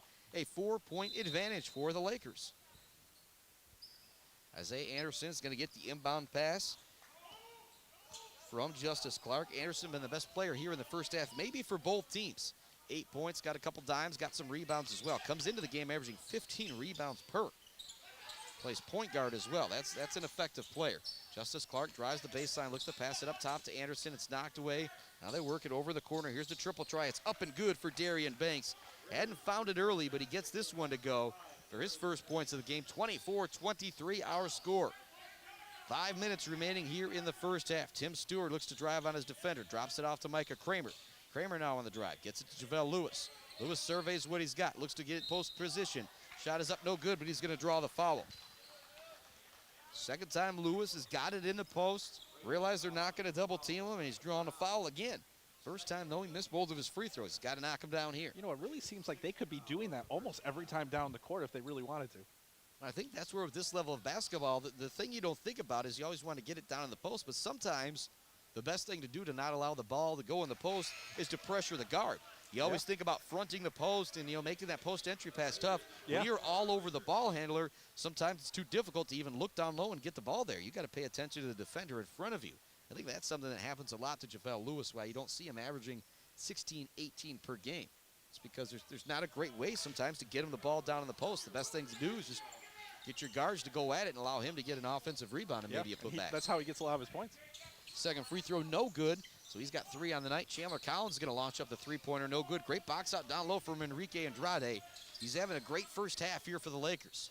Tim Stewart has it. Look to get it down low to Lewis. And Lewis is going to be fouled once again. So I believe he's going to be headed to the free throw line here for 1-and-1 situation. We shall see. Yes, he will. Yep. But you maybe not mind that right now, other than the foul call going against Collins. He's been struggling from the free throw line. 1 of 4 right now. Stepping back there. And it's one of those, he's capable of knocking down the three-pointer. So you wonder, but then I always remember Shaquille O'Neal talking about his hands are so big. He says, you know what, it's like shooting a softball for me at the free throw line. Right. And so when you try going to that mini hoop and knocking down the 15-footers, that's a little bit more difficult. That's what some of these big guys are dealing with out here. He always said it. He makes them when they count. First one for Lewis, the front end of the 1-and-1 drops in. Youngster's got 4 points. It's a 26-23 lead for the Lakers right now. Lewis back at the stripe for his second free throw. That one up and good. Now 5 points here for the sophomore in the first half. He took his time a little bit better on that one, too. Both of those. 4-point lead for the Lakers. 4.5 remaining here in the first quarter. Ball goes in the front court, losing it down low. I think he was trying to go up and dunk was Isaiah Brown. Thompson comes away with it, and the Lakers race into the front court. Andrade open in the corner. He looks to drive in the lane, puts up the shot. No good. A lot of contact on the shot, but I think it was all ball for Isaiah Brown. No complaints from Andrade. Anderson loses it in the front court. It is going to be Mid-Michigan basketball, and Anderson, a little words exchanged right there between the teammates Anderson and D'Avery Moore. Yeah. We're going to have a 30-second timeout on the court. We'll keep it right here, 27-23. You know, and this 4-point lead, this might be the biggest lead for either team this game. It's been a close game the entire way. It has been back and forth, kind of reset things here for you. 27-23 our score. If you're just joining us, Mid-Michigan leads GRCC by 4 points with 4:13 left to go in the first half. 5 points for Enrique Andrade, 5 points for Isaac Hungerford, 5 points for Micah Kramer, 5 points for JaVale Lewis to lead the Lakers, 8 points for Isaac Anderson to lead GRCC. Just a quick timeout right there from Coach House. I think he's saying, like, all right, you see those frustrations between those two guys. Let's put it on them right now. Keep the And pressure actually, on them, yeah. They're and still. actually see some communication out there once again between D. Avery Moore and Isaac Anderson. And great job right there by those two saying, hey, man, we got a little frustrated. Yep. Let's make sure we're on the same page. That's the type of stuff you love to see when you've got, I want to say. Well, that stuff happens in sports all the time, you know. You yell at a guy, and then the very next time down the court, you know, even a little point, wave, whatever. Stewart gets the inbounds pass from Micah Kramer. Stewart to the top of the key, over to Jacob Thompson, now in the corner to Kramer. Kramer thought about the triple try. Said works it back to Andrade. Lewis open down low if they can get it to him. Not there. Good job fronting the post position this time down low. Shot is up, no good from Kramer. Isaac Anderson comes away with the rebound for the Raiders. Into the front court he goes. 8 points, all of them coming about 10 minutes ago, though. It's been held scoreless the last 5-6 minutes. Here comes a triple try deep. No good from GRCC. Great offensive rebound down low from Isaiah Brown. But he loses the ball. He's going to lose it out of bounds. They're going to say it was last touch by the Lakers. Tim Stewart with a little dance. He didn't like that call. 3:37 left to go. GRCC will inbound it from underneath their own basket. Sophomore night here at Maury Courts. One of the Mid-Michigan Lakers taking on GRCC. A couple more games next week, but no more home games unless they happen to host, which might not be happening for the boys. The girls do have a chance to host a game. Isaac Anderson has the ball, takes the free throw line jumper, in and out, no good. Tim Stewart skies for the rebound. Satchel Love, Mason Watuzik set to check back in for the Lakers at the next dead ball. Kramer drops it back to Lewis. He's open for the triple, and it's good. 8 points for Javel Lewis here in the first half. Beautiful shot right there, 30-23. That's well as for Isaiah Brown. You think, man, I got to guard him down low, and I got to guard him at the three-point line. Right. Raiders working around the perimeter. Noah Pruitt also set to check back in for the Lakers. 3 minutes remaining in the first half. 7-point lead for Mid-Michigan. Comes a shot from Brown at the free throw line. He gets it to go. A little payback right there for Isaiah Brown. He now has 3 here in the first half. 30-25 our score. So that 30-23 lead, 7 points, definitely the biggest advantage for the Lakers here in the first half in a very closely contested ball game. Kramer's going to launch the corner three, kind of catch and shoot. Lewis with the position, gets the rebound, blocked shot, gets it back, and gets this one to go. 10 points now in the first half for the sophomore out of Grand Ledge, Javel Lewis, making sophomore night count. 32-25 our score. 7-point advantage for the Lakers. 2:26 left to go here in the first half. Brown looking to create some space against Javel Lewis, and he traveled. Substitutions have come in now. 4 of them actually coming in now for the Lakers. I believe Lewis is going to get a little break, and a well-deserved break. 8 points in that little stanza right there for Javel Lewis.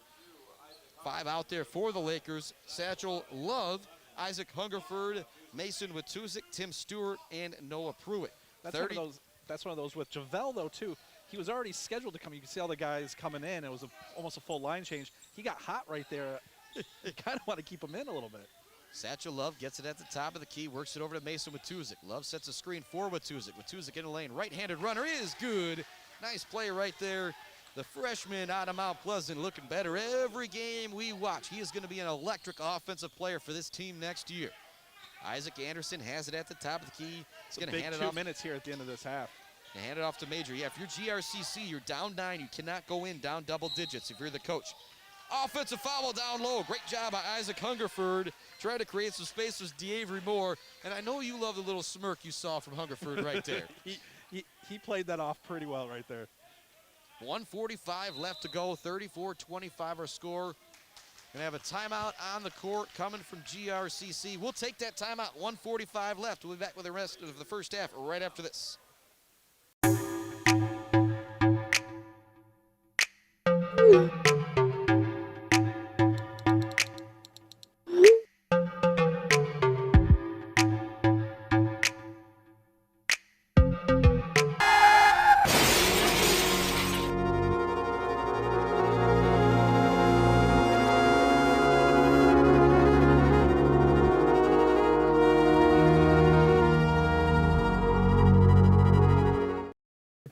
Sports.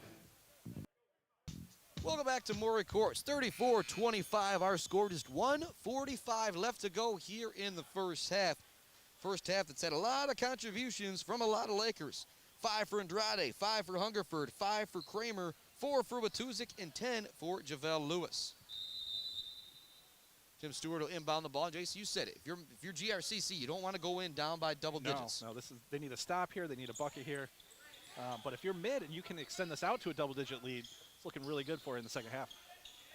Pruitt has the ball, gives it to Hungerford, right back to Pruitt, now over to Satchel Love, about 4 or 5 feet outside the three-point line in front of the GRCC bench. Back to Stewart. Stewart with a great move, hesitation, drops it back to Hungerford. Hungerford's blocked down low, great defense. D. Avery Moore swatted that one away. Isaac Anderson in the front court, he's double-teamed. And drop it back to Major. Major wants to get it back to Anderson. 1:13 remaining here in the first half. Mid-Michigan bench getting up, getting loud here on this possession. With it at the top of the key is Brown, being guarded by Satchel Love. They hand it off to Isaiah Anderson. He's being guarded by Watuzik. Watuzik looks to stay with him. Nice up and under move from Anderson to get by Watuzik. Shot is no good. Satchel Love didn't have positioning. He used the length to tip the ball to himself. Stewart into the front court to Isaac Hungerford. Drops it back to Stewart. Stewart wants a screen from Satchel Love. Love rolls, not there. They go to Watuzik in the corner. 40 seconds remaining in the first half. 15 on the shot clock. Watuzik into the lane. It's going to be knocked away from him, but it's going to be a foul call. I don't know if that one's going to be going against Isaiah Anderson or D. Avery Moore. Will be going against D. Avery Moore. I say that was one that it could have gone against Anderson, but you wouldn't have been happy about it if you were the youngster. Watuzik with a chance to extend the Laker lead here to double digits. He's got 4 points, 2 of them coming at the free throw line. Freshman from Mount Pleasant buries that one. He now has 5. 35 seconds left to go here in the first half. Double-digit lead now for the Lakers. 10, now make it 11. The biggest lead of the ball game for either team. Mid-Michigan College Foundation halftime report coming up. Another This Week in MHSAA Sports with John Ross. Myself and Jason get a little bit of a breather here and get you ready for this second half. Isaiah Anderson thought about the 3. Instead, the extra pass in the corner to D. Avery Moore, and Moore knocks it down. Another great play right there by Isaiah Anderson. He has been by far GRCC's best player here in the first half. That cuts the lead to 8, 36-28. 9 seconds remaining. Pruitt being guarded by Anderson. He'll get a Satchel Love screen. Gets around it. Looks to get all the way to the hoop. He's got to put up a tough runner, and he gets it to go. A fadeaway floater, if that makes any sense, from Noah Pruitt to end the half. The lead stays 10, 38-28. We'll be back with a quick first half recap right after this. Mid-Michigan Laker basketball on the all-new Buck 92 and simulcast on MAC TV. The mid.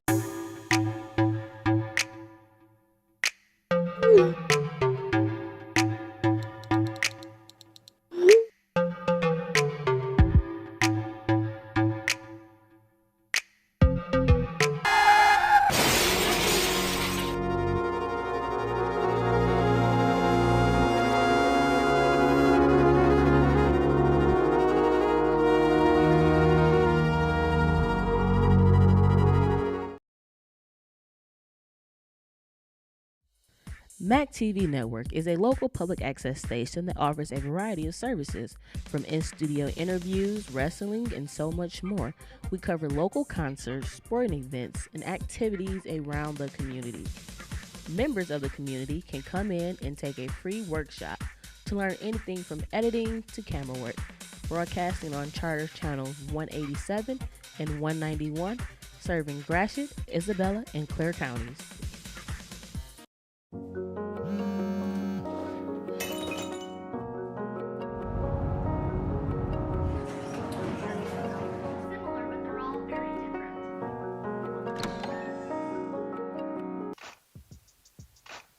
Welcome back to More Courts. Chris Bachman alongside Jason Osterberg, Diamond Neff, and Nick Toner here on MAC TV and simulcast Buck92, buck92.com. If you want to find us, you're going to be able to find us some way tonight to catch some Mid-Michigan Lakers basketball. 38-28, our halftime score on sophomore night, and a lot of sophomores making contributions. Yeah. Enrique Andrade, 5 points. Tim Stewart, 2 points, but filling up the stat sheet. Micah Kramer with 5 points. Got 6 points from Mason Watuzik, but the big man down low, JaVale Lewis, 10 points in that first half, and 8 of them coming in a real quick stance.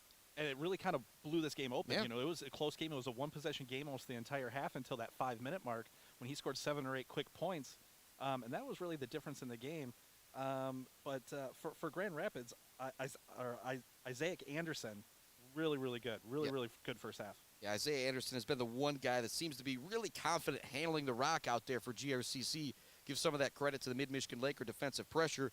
But key to the game going into the second half for Mid-Michigan, if you're going to point at one thing, what is it? Honestly, keep playing tough defense. You know, outside of Isaiah Anderson scoring a few buckets, they've really done a good job. They've done a good job on the boards. I'm going to say that's probably the best half we've seen them play all year. Yeah, definitely offensively and defensively. And you point out Isaiah Anderson. Other than him, only Richard Major has more than one made field goal. Right. And so, you might be able to get contributions if you're GRCC from a number of guys to get you back into this game. But if you're mid, you think if you can shut down Isaiah Anderson in this second half, he had 8 points in the first half. All of them coming in the first 7 or 8 minutes, though. After that, a little bit more difficult for him and things a little bit more difficult offensively for GRCC. They want to play through him. Lakers could shut him down. I think they're going to be in good shape. And also, after the 0 for 2 or 1 for 4 start from JaVale Lewis, the Lakers were excellent at the free throw line. Only 3 missed free throws by JaVale. Mason Watuzik was 4 for 4. Satchel Love made his one opportunity, and Andrade and Kramer combined for a 4-4. Free throws can win you a lot of ball games. Free throws could have kept the Mid-Michigan girls in the game if they were able to knock them down. They lost by 4. I think they missed 6 or 7 free throws. Exactly. There's your ball game right there. 38-28 our halftime. Pardon me, Jason. Satchel Love getting rebounds, too. He's got 6 rebounds already. Oh, wow. And a couple of them, he was out of position, but his length is really causing some issues for Grand Rapids. Yeah, 38-28 our halftime score. Time for This Week in MHSA Sports with John Ross. Going to take a break on MAC TV. When we come back, now the second half for you. The Lakers looking to split tonight with GRCC. Mid-Michigan Lakers basketball, the Mid-Michigan Laker College Foundation, the Mid-Michigan Laker halftime show here on the all-new Buck 92 and simulcast on MAC TV. I signed up for the Laker Distinction Scholarship because I knew I wanted to go to mid right away anyways. I knew that I wanted to get through college debt-free or as close to debt-free as possible. Because I had some classmates who were a couple years older than me that had won it, and they had a really positive experience at mid. And provided me the perfect path to get my associate's degree here at Mid-Michigan College and begin the rest of my college journey. Winning LDS was a really positive experience for me. I was able to work on campus, and I was also able to study abroad, which is something I never really thought I would be able to do. Really, the basis of my success today and my continual success is the Laker Distinction Scholarship and is Mid-Michigan College, because without this first step, I wouldn't be where I am today. It really helped for me to know that the first 2 years of tuition were going to be lifted off my shoulders. I got to meet a lot of great people who have become friends and advisors for me, and I know that as I move on that they will still be here to help me get through the college process. And I really do think that my time here at Mid has helped prepare me to take these next steps, not only financially by saving a lot of money, but the faculty here at Mid and the classwork I feel like has really prepared me for the next step and these harder classes that I know I will be taking. Receiving the LDS scholarship gave me the opportunity to successfully transfer 67 credits to Grand Valley State University, now putting me on the fast track to graduation, where I will be graduating a complete year early in the spring of 2020.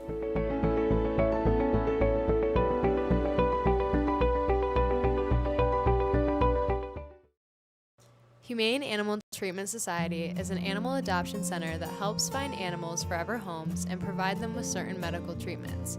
There are many ways you can help their cause. You can volunteer at HATS by running and reading with the animals, helping the staff with daily routines, and photographers can take pet pictures to boost their portfolio. There are still many animals looking for a forever home. See other ways you can make a difference at www.hatsweb.org.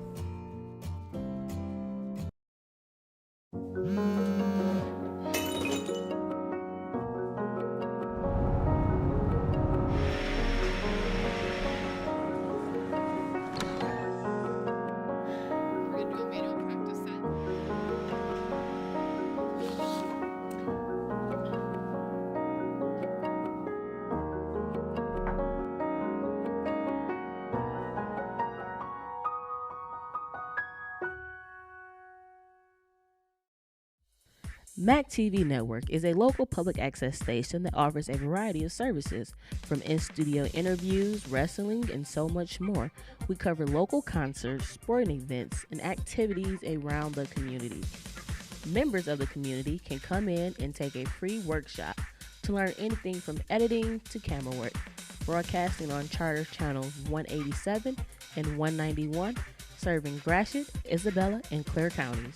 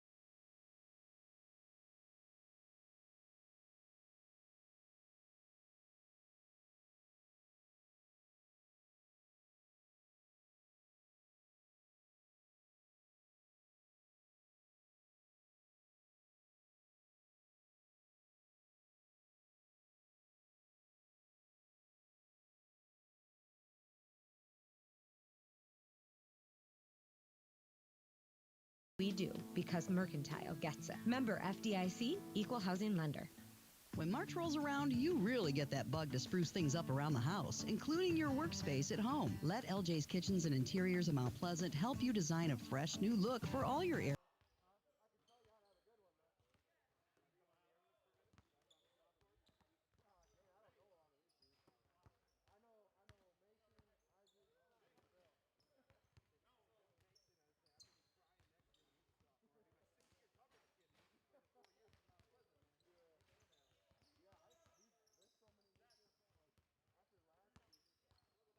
Glory Courts here.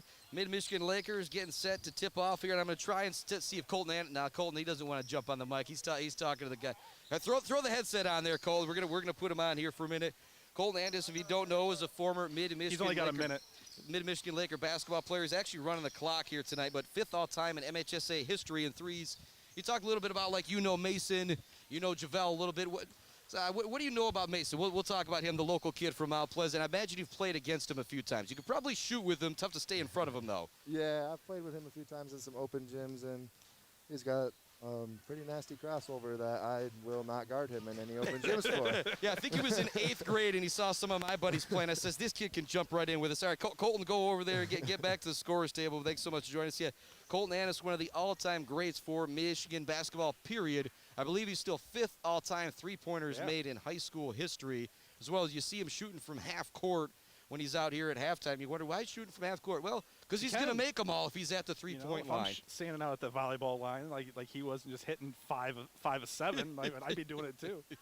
38-28 or score, and he says he's got all of his classes done at CMU. He's heading to an internship in Wisconsin. Yeah, good for him. Yep, and that's what happens. He comes, plays basketball here a couple of years at Mid-Michigan. I bet you he doesn't have the student loan debt that we have. No. No. Starting 5 coming out for Mid-Michigan in the second half is not going to be all the sophomores. You got Pruitt, you got Hungerford, you got Stewart, you got Satchel Love, and JaVale Lewis to start the second half. 10-point lead for the Lakers. You got Love and Lewis in at the same time. We haven't seen that yet tonight, but that's a lot of athleticism and height down low. Yep, good luck bringing it into the paint and trying to get a layup with those two out there. Here we go, start of the second half. Thanks so much for tuning in to the Mid-Michigan College Foundation halftime show. Shot is up and no good from Collins as we start the second half. Satchel Love comes away with the rebound. Goes to Tim Stewart. 10-point lead for the Lakers here. Great defensively in that first half. Screen and rolls not there. Good help defense from Chandler Collins. Skip pass to Lewis in the corner. Extra pass to Noah Pruitt up top. Shot is no good, but there's going to be a foul on the three-point play going against Isaac Anderson. And maybe a little bit of an acting job right there from Pruitt. When we looked back at the play, Anderson was a good 4 or 5 feet away from Pruitt, but Pruitt was on the ground. And Anderson maybe ran out a little too hard and didn't give Pruitt a chance to land right there. That's one of the times I wish we could go back to replay, actually. Yeah, that ball was almost to the rim by the time they called that foul, by the time he would have even hit him. First free throw for Pruitt drops in. And we've seen that a few times in this game. Guys maybe, could go for an Academy Award or two. Pruitt's second free throw. That one rattles off the back of the rim. 3 points on the night for Pruitt. Leading scorer coming into the game for Mid-Michigan. Hasn't needed to do it tonight, though. Just needed to distribute. Third free throw, for Pruitt. Drops in. He goes 2 for 3. He's now got 4 points. 40-28 our score. 19.5 left to go here in the second half. Doubleheader action here. GRCC Lady Raiders over the Lady Lakers. Here's a steal in the backcourt. Hungerford comes away with it. Drops it off to Pruitt. Pruitt's going to take the quick 8-foot jumper, and it's good. Nice job from Noah Pruitt. He gets in the lane, skies for that jump shot. He's not very tall, but he can really get up to put that jumper up. Into the front court comes GRCC. It goes to Isaac Anderson. Isaac Hungerford guarding him. Hungerford's going to get a screen from Chandler Collins. And he pecks to pass it back to Collins, but miscommunication right there between Anderson and Collins. And Anderson is, not good body language right there between those two. That's what I'm going to say on that exchange right there. There was an exchange in the first half with him and another guy, too. So getting a little frustrated right now. 42-28 our score. Kind of looking like a lopsided football score right now. Satchel Love has it at the top of the key. Gets it back to Tim Stewart. And then Love sets a screen for him. Driving the lane for Stewart. It's going to be double. He's going to be triple teamed. He keeps possession. Gets the scoop up with the right hand. No good. Love tips around the rebound and ends up back in the hands of Stewart. He loses it as it goes up. JaVale Lewis saves it in. Pruitt takes another 15-foot jumper. It's good. 3 possessions right there for the Lakers, created by the length of Satchel Love and JaVale Lewis. allows the extra shot for Pruitt. It goes down. Now a 17 or 16-point lead for the Lakers. GRCC starting to get in what I call that danger zone. Yeah. Runner is no good. Satchel Love gets the rebound. Clears it ahead to Pruitt. Pruitt races into the front court. Beautiful crossover dribble. Drops it back to Tim Stewart. Stewart wanted to stop and pop three. Instead he drives. Right-handed scoop shot, no good. Rebounded down low by Chandler Collins. Up ahead, Isaiah Anderson. Quickly puts up the jumper, Isaac Anderson on that one. His jumper is no good. He had 8 points in the first half, but all early in the first half. Chandler Collins called for a foul in the backcourt. He does not like the call, and he knows he's got to head to the, well, he's not going to head to the bench. Thought, no, he'll stay in with his third foul. Chandler Collins been solid down low tonight. He's been the one guy that's kind of been able to bang with JaVale Lewis a little bit. But yeah, I mean. Pruitt into the front court, 44-28 lead now for Mid-Michigan. Things starting to go real well for the Lakers here on sophomore night. Love has it at the top of the key, looks to hand it off to Pruitt, but it's taken away. Good defense by Isaac Anderson. Looks to get a lane, swatted away by Satchel Love. Isaac Anderson was worried about Pruitt. Satchel Love was just laying in wait to block that one out of here. Woo! What a block by Satchel Love. If we were playing in an arena, that would have been 5th, 6th row there. Raiders will inbound the ball. It goes into Banks. Banks looks to drive, puts up a wild runner over Love. No good. Love clears the rebound as well. Nice little defensive stand right there for Satchel Love. Quickly in the front court, it goes to Lewis. Lewis passes it back to Hungerford, who thought about the three instead, puts it on the deck. Stewart has it. Gets by his man in the lane, wants to pass it back out to Lewis, but he got caught in the air. Another steal for Isaac Anderson. Anderson in the front court. Three-pointer up for Richard Major. Big basket right there for Major. You really needed that if you're GRCC. Got a timeout on the floor. We will keep things right here. 44-31 our score. It's a 13-point advantage for the Lakers. Noah Pruitt with 6 points here in the first 2 minutes and 45 seconds of the second half. Only had 2 in the first half, but that's the type of offensive firepower the freshman from Okemos provides. And all these kids from mid can get hot quickly, and they can explode for a quick 6, 7, 8, 9 points. So this time it's Pruitt. In a few minutes it might be Hungerford, it might be somebody else, and that's what's so scary about this mid team. Yeah, but tonight it's all about the sophomores. Give some love to Ellie Johnson, Cameron Myers, and Sid Pope, the 3 sophomores for the mid girls. Sid Pope could be back next year if she chooses to be. And the 6 sophomores for this Mid-Michigan team: Enrique Andrade, Isaac Hungerford, Tim Stewart, Mike Kramer, TJ Rady, and JaVale Lewis. So we got district championship high school basketball for you tomorrow. It was about a year ago when everything came crashing to an end. I was supposed to do 2 district championship games last year. It was going to be Mount Pleasant, Midland, Dow, Sanford Meridian, Beale City. Fast forward a year. Somehow I'm going to get to do 2 games again, but it won't be the same schools tomorrow. We were talking about that this morning. I think it was either this week or last week when everything just got shut down. So it's been a long, long year. Tim Stewart into the front court. He's double-teamed after he gets the screen from Lewis. Goes to Hungerford. They're not going to allow Hungerford to catch and shoot. Go to Andrade at the top of the key. Andrade with a spin move in the lane. Drops it back to Tim Stewart. Stewart looks to create good defense from Chandler Collins. Goes in the middle of the lane to JaVale Lewis. He's got a turn and lay up the hook shot. It's good. Nice job by Stewart creating for Lewis right there. Once Lewis got the ball, he just kind of had to flick it up at the rim. He got it to go. Now 12 points for JaVale Lewis in the game. He leads all scores. Nice post-entry pass down low. Goes to Dasani Darnell. He gets the hoop and the harm. Enrique Andrade is trying to front the post, but it was a beautiful pass down there. Foul goes against Andrade as well. That is his 3rd foul. Andrade playing some big minutes here tonight for mid. He's done really well. He's played really, really well, yeah. Darnell to free throw. He gets it to go. Now 5 points on the night for Dasani Darnell. Tim Stewart gets the inbound. 16 and a half left to go. It's a 12-point advantage for the Lakers. 46-34. A little bit of pressure now at the half court from the Lakers. Chandler Collins at the top of that pressure. 1-3-1 half court trap zone. Chandler Collins got to work a lot out there defensively. He's been guarding Lewis, and now they got him at the front of that 1-3-1. Pass in the corner to Andrade. Wants to dish it up top to Tim Stewart. Stewart doesn't catch and shoot. Extra pass to Hungerford. He's open in the corner, and he buries it. Hungerford now with 8 points in the ball game, including 2 triples, and it's a 15-point advantage for the Lakers. 16 minutes left to go. Collins has it, works it over to Anderson in the corner. Crossover dribble, looks to create some space against Stewart. Gets it off to Darnell. Darnell loses the handle on it for a moment. I believe there's going to be an offensive foul call going against. No, defensive. That's going to be 4th on Andre. Oh, wow. That's going to be actually, they're going to call that one on Tim Stewart right there, reaching in. It's going to be a tough foul call going against Stewart. That's Stewart's 2nd foul call. We'll give Dasani Darnell some credit. Got the ball down in the post, was aggressive, drew the foul call. Youngster's got 5 points, can make it 6 at the charity stripe, and he knocks it in with a smooth left-handed shot. That might actually work out better. I thought that was going to be the 4th on Andrade there. Alec Mills coming into the game for the first time, the freshman out of Mount Pleasant. 5 Lakers out there. Tim Stewart, Enrique Andrade, Isaac Hungerford, Alec Mills, and Noah Pruitt. Second free throw, no good for Darnell. 49-35 our score. Stewart brings it into the front court near the three-point line for the Lakers. And hand it off to Pruitt. Pruitt thinking about the deep triple instead, crosses over into lane. There's going to be a foul call going against Isaac Anderson. Isaac Anderson does not like to call. A little bit of a touch foul call there going against Anderson. As well as you see Anderson and Pruitt exchanging some words. I was going to say there's a little talking going on. Most of it's on Anderson's side though. 15:39 left. 14-point lead for the Lakers. Looking to get the inbounds pass. It goes into Hungerford. I don't know why he was left wide open. He up fakes and then takes the three. Just a bad defensive play right there all around for the Raiders. Left Hungerford wide open in the corner. He caught it, didn't take the initial shot, faked, which got him wide open again, and then he launches and knocks it down. He's got 11, including 3 triples for the sophomore here from DeWitt on sophomore night. Anderson has it at the top of the key. 14 seconds left on the shot clock. Brings it near our broadcast table, kind of slowing things down. Now under 10 seconds remaining. He gets the screen, gets the switch with Andrade on him. Now we're going to have a foul call going against Tim Stewart again out near the half-court line for a hold. And Tim Stewart actually looks over at Coach House and says, that one was my bad. Yep.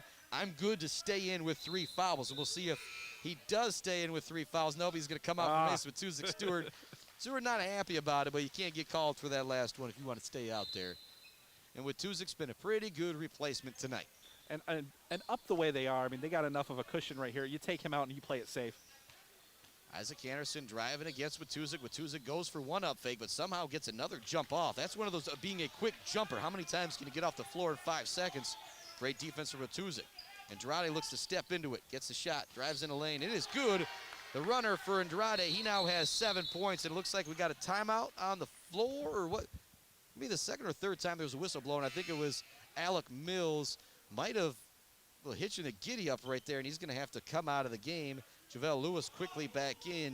It's one of those things you hope Alec Mills is all right out there. Might have pulled something. He was kind of grabbing his hamstring right there. 18 or 19-point lead it is ballooned to for the Lakers.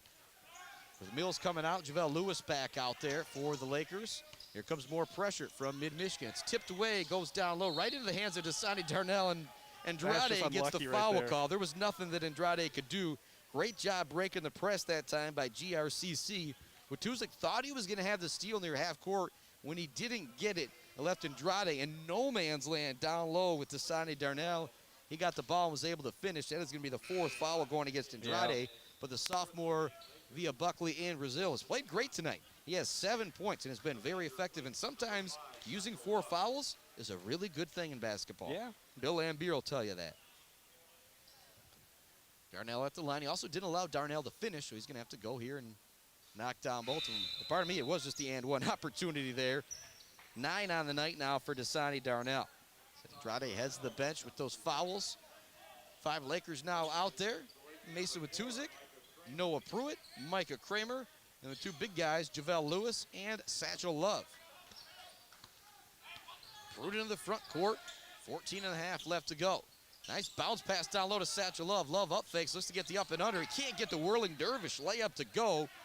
Cleared by GRCC. Nice move right there by Love to even get it up on the rim.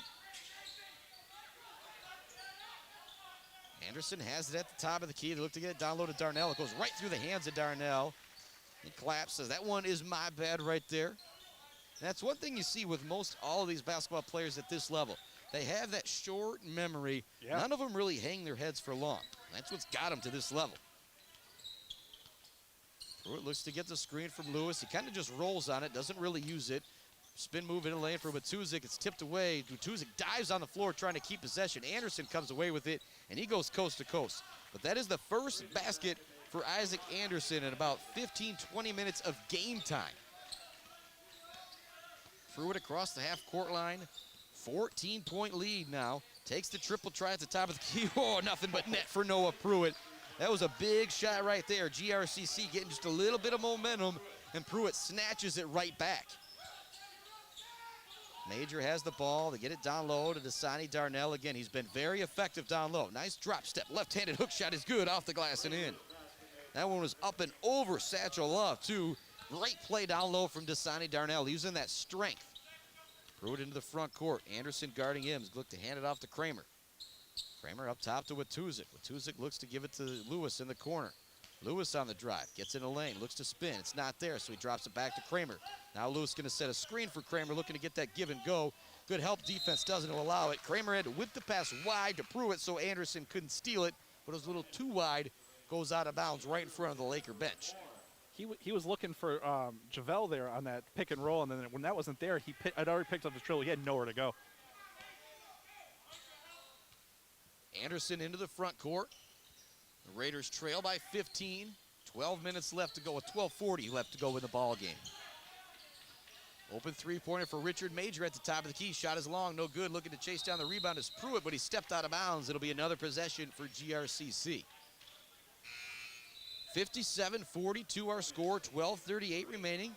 Chris Bachman, Jason Osterberg live on MAC TV and the all-new Buck 92. Diamond Neff running the camera. Got Nick Dolan around the switcher here. Cheyenne Hole back to the McLaren Central Michigan studios, keeping us on the air, sound and crispy. Anderson gets a screen, gets to the free throw line, works it back out. Here's a triple try. This would be big, and it goes down. Big shot right there for DeAvery Moore, his second three-pointer of the game. And it's a 12-point lead for Mid-Michigan. They have dominated this second half thus far, but GRCC is starting to find the offense just a little bit. Matuzik has the ball, being guarded by Richard Major. Looks to get in the lane. Not there, so he drops it back for Kramer. Kramer now on the drive. He'll drop it back to Pruitt. We're going to have a foul call going against GRCC, and that might be Isaac Anderson again, and he does not like the call. Be his third foul. Yeah, and you got his teammates right now telling him, hey, calm down, calm down. He really didn't like that call, but you do not want somebody like him getting a T right now. Yes, you can't have a T down 12. He's starting to get a little bit of momentum. You know, that's when good on his teammates, you know. That's what teammates are there for. They calmed him down, let him get back in the game. Pruitt has it at the top of the key. Now it looks like it's a 2-3 zone look for GRCC. Satchel Love gets it in the middle of that zone, turns, gets it to go. Easy basket right there for Satchel Love. Love now with 5 points in the ball game. The lead extends back to 14. For GRCC, there's 11:40 left. You got to close this gap to under single digits with about 8-9 minutes left if you want to have a chance, if you're asking my opinion. Here's another three-pointer. It'd be big. No good this time from DeAvery Moore. Tuzik into the front court for the Lakers. To get it down low to Love. It's not there, so they work into the corner. Lewis for another three in the corner. No good. With Tuzik there for the rebound. His putback attempt up and over Moore. No good. Rebound is tipped by Satchel Love. Goes into the hands of Justice Clark. Clark gets it back to Anderson. Down low it goes. Shot is up. The double block right there. Lewis gets a piece of it. I think Love might have got a piece of it too. Racing into the front court is Pruitt. Pruitt loses the handle, and here comes a fast break opportunity. Justice Clark is going to be able to go all the way in and lay that one up.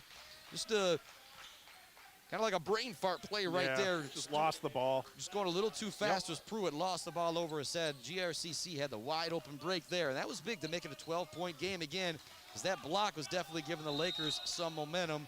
Got a timeout on the floor right now from Mid-Michigan, waiting to see if... I think it's a full.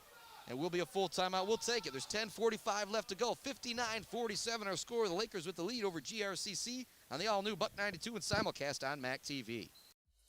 MAC TV Network is a local public access station that offers a variety of services, from in-studio interviews, wrestling, and so much more. We cover local concerts, sporting events, and activities around the community. Members of the community can come in and take a free workshop to learn anything from editing to camera work. Broadcasting on Charter Channels 187 and 191, serving Gratiot, Isabella, and Clare counties. Mission in Mount Pleasant.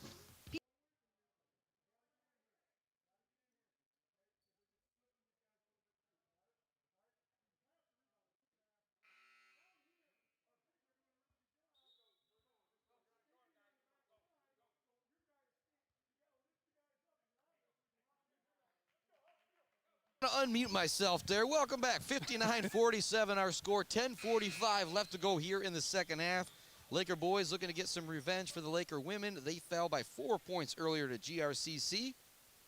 It's been a great game so far. Noah Pruitt with 11, 7 for Enrique Andrade, 11 for Isaac Hungerford, 5 for Micah Kramer, 5 for Satchel Love, 6 for Mason Watuzik, and 12 for Javel Lewis to lead all scorers in the game.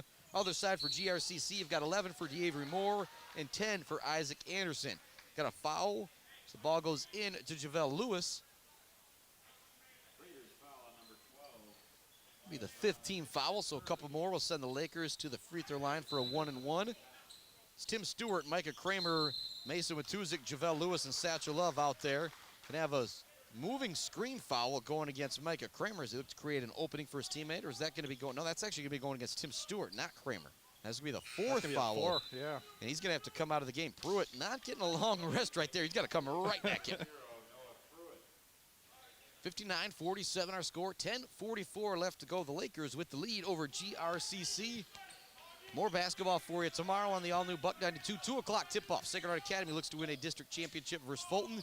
7 o'clock tomorrow. Mount Pleasant looks to win a district title against Midland. Anderson with the ball. Goes to Justice Clark. Back over to Major. Major with a nice behind-the-back dribble to create some space in lane. The shot is no good. Rebound is tipped a couple times into the hands of Javel Lewis. Lewis with the outlet pass ahead to Kramer. Kramer down low to Satchel Love. Love's shot is blocked. Great job getting back. I believe that was Isaiah Brown with the swat. Here come the Raiders into the front court. Anderson has it. Drops it back to Major. Major thought about the 3. Instead, he reconsiders. Same thing for Isaiah Brown. Left wide open down low is Justice Clark. Can't get the finish to go. Then Javel Lewis for that one. Ball's going to go out of bounds back to the Raiders. Great hustle right there by Javel Lewis.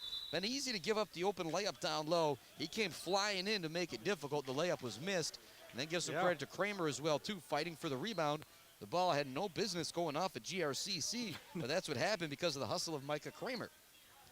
Halfway through the second half, 12-point advantage for the Lakers.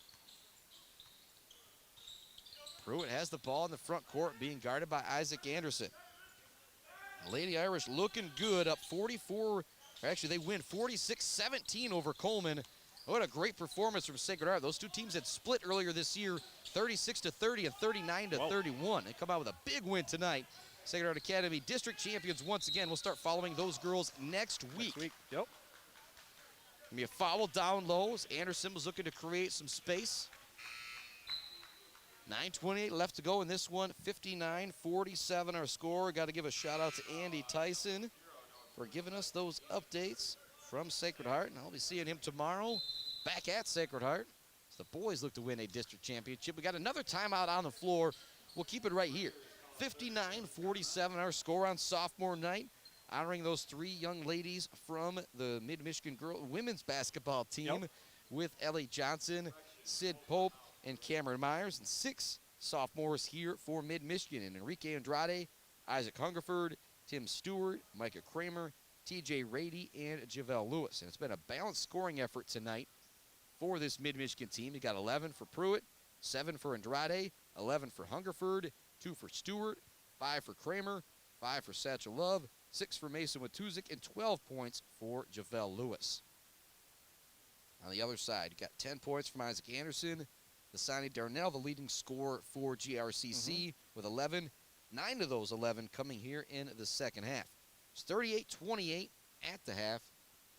Lead's only been built up by 2 for the Lakers of your GRCC. You're playing with Mid-Michigan here in this game. Yep, and this right here, the next 3 to 4 minutes, this is a really big momentum swinging type of 3 to 4 minute section here, because if you're Grand Rapids, you want to get this down into single digits. You mentioned about the 7-8 minute mark, and we're at the 9 minute mark right now. They have the ball, so we'll see where they can go. But if you're mid right now, you can extend this, keep playing tough defense, get on the boards. If you can get this up to 15, 16 points, you're going to look good in the last 5 minutes. Yeah, but it was maybe a 5-minute stretch that could end up winning this game for Mid-Michigan towards the end of that first half. And so if you're, GRCC, you just need to try and have that stretch yourself. Richard Major gets the ball in. He wanted a foul call going against Pruitt as he put up the shot. He won't get it. Micah Kramer gathers the rebound, heads into the front court for the Lakers. Hungerford has it, wants to get it down low to Javel Lewis. It goes off the hands of Javel Lewis, but then it went off of the hands of Richard Major, who was trying to come in to get the steal. Major, that's just one of those, there's nothing Major could do. Nope. The ball gets tipped and it completely changes the trajectory. That's one of those, you can't be mad either way right there. Matuzik looks to get the ball in. It goes right into Lewis. Lewis looks to create in the paint. He loses the ball for a moment. He's double teamed. He gets hacked. No foul call. Goes down to Matuzik up top to Kramer. Kramer with a triple try. No good. Hungerford looks to Sky for the rebound, but it's gathered by DeAvery Moore. Moore gets it off to Justice Clark. Clark over to Anderson. Anderson looks to get into the lane. It's knocked away. Great defense by Micah Kramer. Recovering it near the half-court line is DeAvery Moore. It goes back to Anderson with 15 on the shot clock. Justice Clark has it. Back up to Anderson. 8:45 remaining in the ball game. Still a 12-point lead for the Lakers. Great job fronting the post position by JaVale Lewis. He will not allow the pass from Dasani Darnell. Into the lane. Major somehow gets it up and under the outstretched arm of Mason Watuzik. Gets the lane to go. Richard Major now has 9 points for GRCC, and it's a 10-point ball game. Big possession right here for mid. Pruitt looks to use the screen of Lewis. It's not there. Now he drives in a lane against Anderson. Kind of in no man's land. He's able to pass it down low to Lewis. Lewis is going to draw the foul on Dasani Darnell. Good job right there by Pruitt. He got caught in an odd spot, and the way he bounced past that into Lewis, it looked goofy, but it got it to him, and now he's at the line. It worked, and good job by him for not picking up his pivot foot right there. The way he kind of slid in, that was tough not to pick that one up. Well, actually, they're not going to give Lewis the one-and-one opportunity here. That is just the sixth team foul, pardon me, going against GRCC. Mason Watuzik will inbound the ball for the Lakers. It goes into Hungerford to Kramer, up top to Pruitt. Now look to set something up. Here's a 2-3 zone look from GRCC once again. Goes down low to Lewis. Lewis goes up for the dunk. It's knocked away from him. He's able to recover it. Loose ball diving on the floor for it. It's Hungerford. It's going to go out of bounds. It'll stay here. Last touch by GRCC. Lewis, I think he was going to throw that one down a little too hard, maybe on that one. And again, he kind of lost it on the way up, but yeah, he wanted to go. He wanted to go up and have a senior moment type of play right there. 59-49 our score. 8:03 remaining here in the second half. Ball does go into Lewis. He turns. Hook shot is up. No good. In and out. Grabbing the rebound is Chandler Collins. Collins gets the ball. Over to Major. Now to Anderson. Back to Major. Looking to get them down in the post to Dasani Darnell. But once again, it is the defense of JaVale Lewis fronting the post entry pass and staying physical with Dasani Darnell. Darnell, actually, I like what he did. He said, that one's my bad. I think he's saying, I got to make sure I can get to that basketball. 7:50 remaining. It's a 10-point ball game. Nobody guarding Micah Kramer wide open in the corner. He's going to be able to catch and shoot. This is dangerous. No good. Diving in for the loose ball. Watuzik tries to tip the offensive rebound to a teammate, but it goes to GRCC. Isaac Anderson has it in a lane. He's got a wide open teammate. Here's a triple try. This would be big for GRCC, and it goes down for Darian Banks. His first basket of the second half. He's got 6 points behind 2 3-pointers, and it's now just a 7-point game. Lead was up to 15-16 at points here in the second half. Pruitt looks to answer back with a three. He can't get it to go. Grabbing the rebound down low is Banks. Gets it off to Major. Major into the front court, all the way to the hoop. Right-handed scoop is good. You're going to want a timeout right here. Richard Major now into double figures. He has 11. 7 minutes remaining. It's a 5-point game. See if we do see a timeout from the Lakers here. No, yes, we do have a full timeout. We'll take that timeout. 5:57 or 6:57 left, pardon me. Here come the Raiders. 5-point game. We'll be back with the finish right after this. Mid-Michigan Lakers basketball on the all-new Buck 92 and simulcast on MAC TV.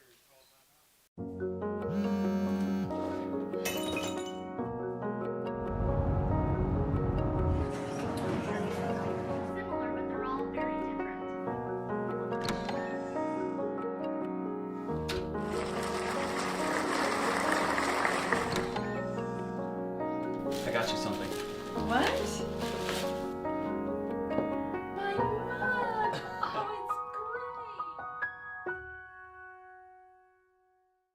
it's great! www.venturefeos.com.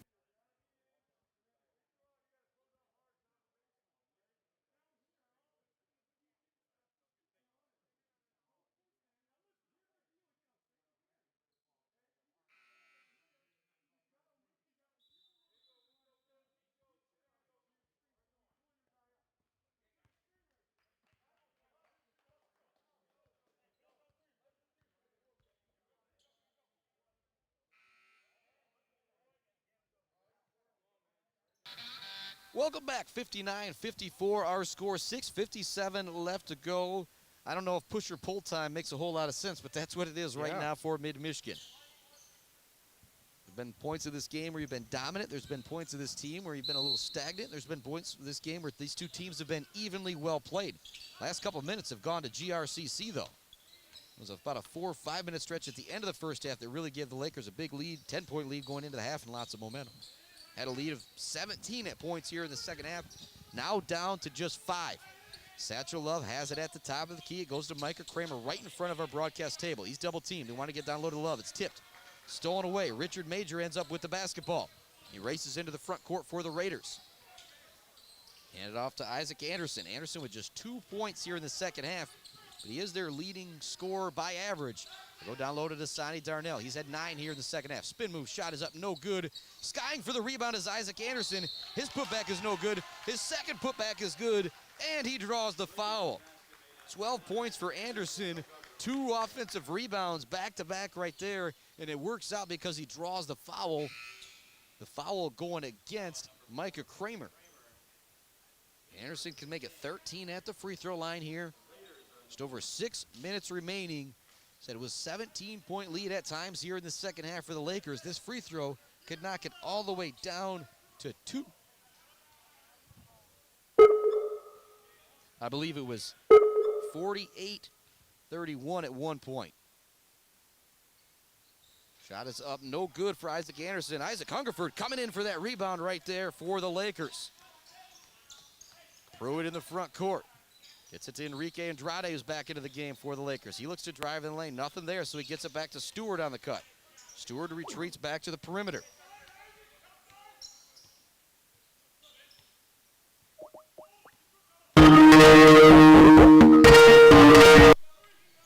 And welcome back to the air. Don't know exactly what happened with our connection there, but there's Noah Pruitt for the three-pointer. It's off the rim, no good. Long rebound goes into the hands of Richard Major. Major looks to drive. There's going to be a foul call. It'll be 1-and-1 situation for GRCC.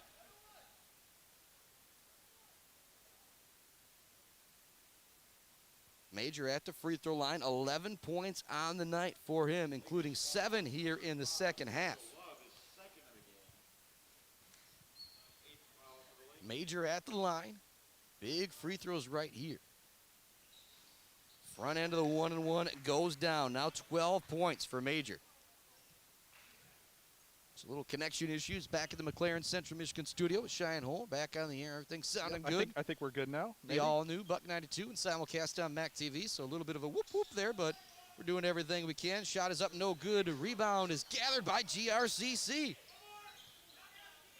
Triple tries up and good, and oh boy, all the way back come the Raiders. 60-59, they take the lead after trailing by 17 here in the second half.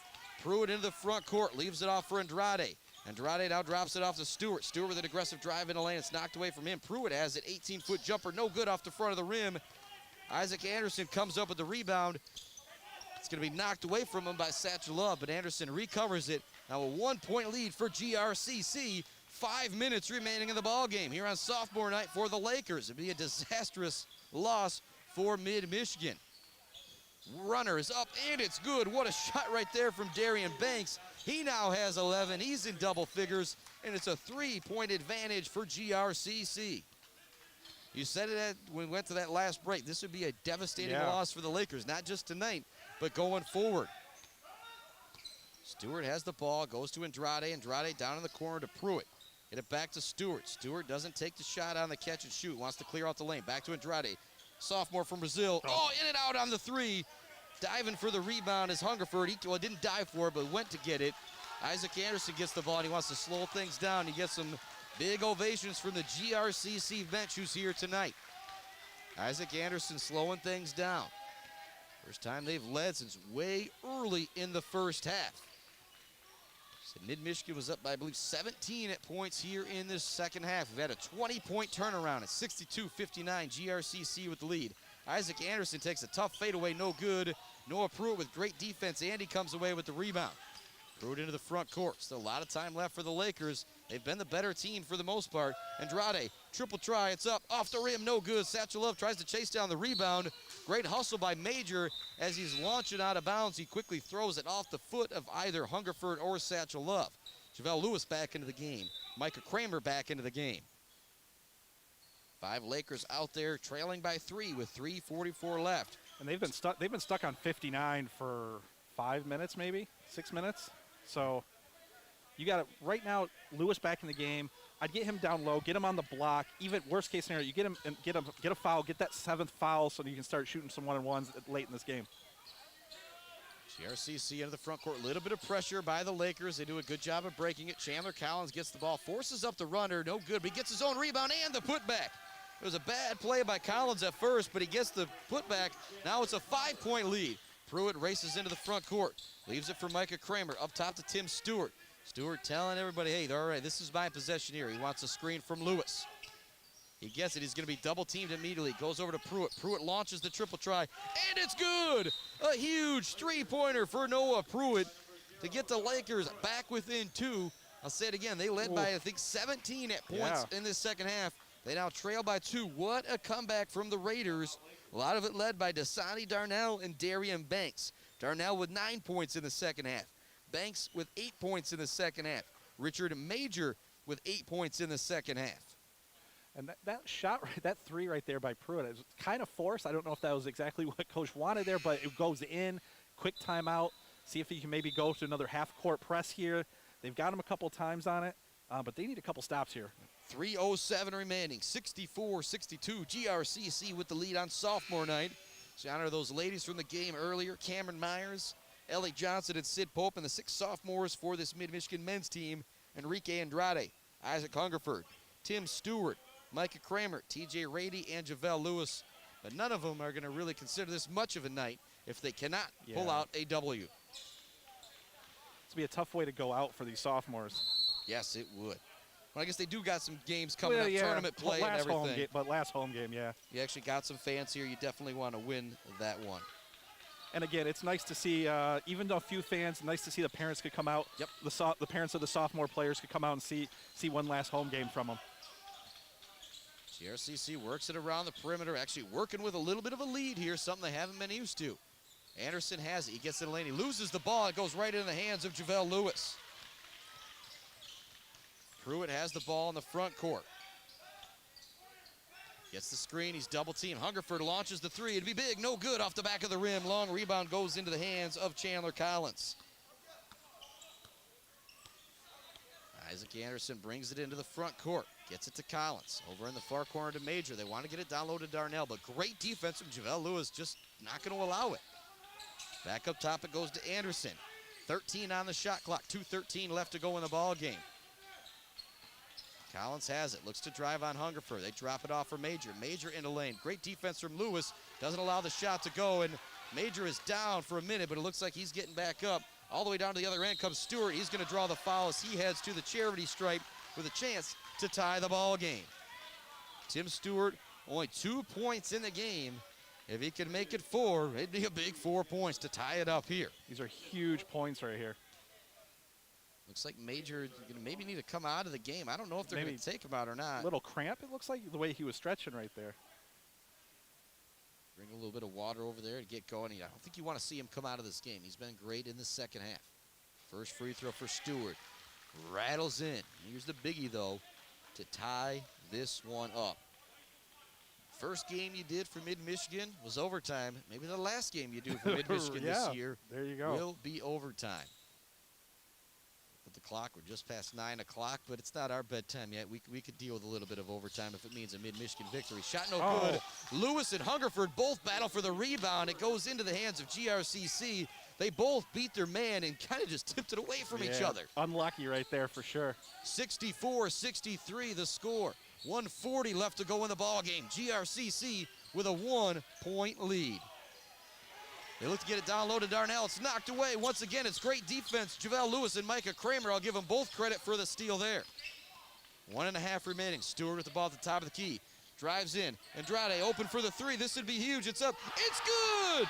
Or pardon me, that was not Andrade. That was Hungerford. That was Hungerford knocking down another three-pointer. He has got 4 in the game. He has 14 total, and the Lakers bench erupts with a 2-point lead. Isaac Hungerford with a huge basket right there for the Lakers. He's got 14. Pruitt's got 14. Lewis has 12 to lead the Lakers. Now back with a 2-point lead. And you talk about if you were to lose this game, oh boy, it's really bad for momentum going forward.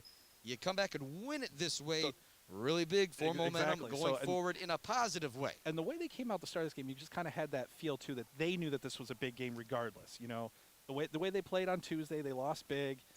Had a big game, big opportunity for them on Tuesday. This is another huge opportunity, revenge a little bit from a loss earlier in the season. But really making that run into the playoffs, you want to be playing at your best ball. Yeah, but next week I believe they've got Glen Oaks and Ancilla, and so that Ancilla game will be another really big test as they head towards tournament play. They said the more wins you get, I think if they win out, they're still going to be going on the road, but we would love to have them have a home game. I don't know if that's going to happen. Reset things here for you. 1:15 left to go in our ball game. The Lakers with a 2-point lead. They led by 17 at points of the second half. GRCC came all the way back. It was a 20-point turnaround at one point when GRCC had a 3-point lead. Now a 2-point lead on a monster triple from Isaac Hungerford on the dish from JaVale Lewis. Yeah. Here we go. 1:15 remaining to go, as my mentor, I'll say, Kurt Wilson would say. Buckle up, the lazy boy, because we are going to have a great finish here. GRCC will inbound the ball. It'll be Richard Major inbounding it for the Raiders. He's got 8 points here in the second half. It goes into Isaac Anderson. He's got 12, but just 4 here in the second half. Most of his points came very early in the game. They double team him. Go to Collins. Now over to Major. 15 seconds on the shot clock. Now back to Anderson, being guarded by Micah Kramer. They go down low to Dasani Darnell. Single coverage between him and Lewis. He doesn't want it. Back up top it goes. Shot is no good. Offensive rebound goes to Darnell. His runner is no good. Great defense from Lewis. Rebound is tipped around. It goes out of bounds. Whose ball will it be? Big call right here by the officials. It's going to go to Grand Rapids. And it's GRCC basketball. Pruitt doesn't like it. We're going to have another timeout. We're going to continue to keep the broadcast right here. Yep. We could have a bunch more timeouts. We want to make sure that we don't miss anything on the all-new Buck 92, buck92.com, and Mac TV, mactvnetwork.org/midbasketball. Check it out. 66-64 our score, 50 seconds remaining. What are you drawing up here if you're GRCC on this one? You know, I think you're going right back to maybe Darian Banks. Maybe get him down low a little bit. He's been Darnell down low has been huge. So I think probably what you want to do is go to Darnell down low. But then Darnell's going to have JaVale on him. You know, so it might be a situation where you can get it down low. Maybe the defense collapse a little bit, and you plan to shoot it. You know, kick it back out, get an open three. You get an open three, you take the lead by 1 with maybe 30 seconds left. That's a huge difference in this game. Yeah, Darian Banks had the hot hand, hit a couple threes as of late, and had the basket. He's got 11 points, 8 of those 11 coming in about the last 4 minutes, I will say. 66-64 our score. Leading scores for Mid-Michigan, 14 for Pruitt, 14 for Hungerford, 12 for JaVale Lewis. And I know you asked me what I would drop, and I said about 3 different things. That's why I'm over here. Not the over coaches there. Are over there with the whiteboard. Yeah, this is one of those where if we're the coach, we look at the guys and say, hey, guys, what do you want to do? What do you want to do? Someone needs to shoot it. Yeah. Time for you to draw up a play, Coach. A little bit easier on this side of the court. 66-64 our score. 50 seconds remaining in the ball game. What a game it's been. Give some credit to GRCC. Trail by 17 at points of the second half, and they have battled their way back. They now trail by 2, but got a chance to win it here versus Mid on Mid's sophomore night. Anderson has it at the top of the key. Tim Stewart guarding him. Tim Stewart has 4 fouls in the game. He's going to get a screen from Dasani Darnell. Stewart gets around it. Stewart staying straight up. Anderson forces up the shot, and he gets the members roll. 35 seconds left to go in the game. 5-second difference between the game clock and the shot clock. Isaac Anderson just kind of willed that one into the basket. Nothing was really there. He was kind of forced to take it on himself there. There was only a few seconds left in the shot clock. The first play, maybe 2 plays they actually drew up there, nothing worked. Good defense from Mid, just better offense from Grand Rapids. And so, really tough decision right here, Jason. The J&R Engraving player of the game. We've got 14 from Pruitt, but he's a freshman, so he's out of the running tonight. It's all about the sophomores here tonight. Yep. Got 14 for Hungerford and 12 from, well, you know what? We're going to give it to both Lewis and Hungerford for the performance they've had. Already decided. You don't got to make the tough decision. So there's our J&R Engraving players of the game for this game. And in our first game, it's a great job from Ellie Johnson.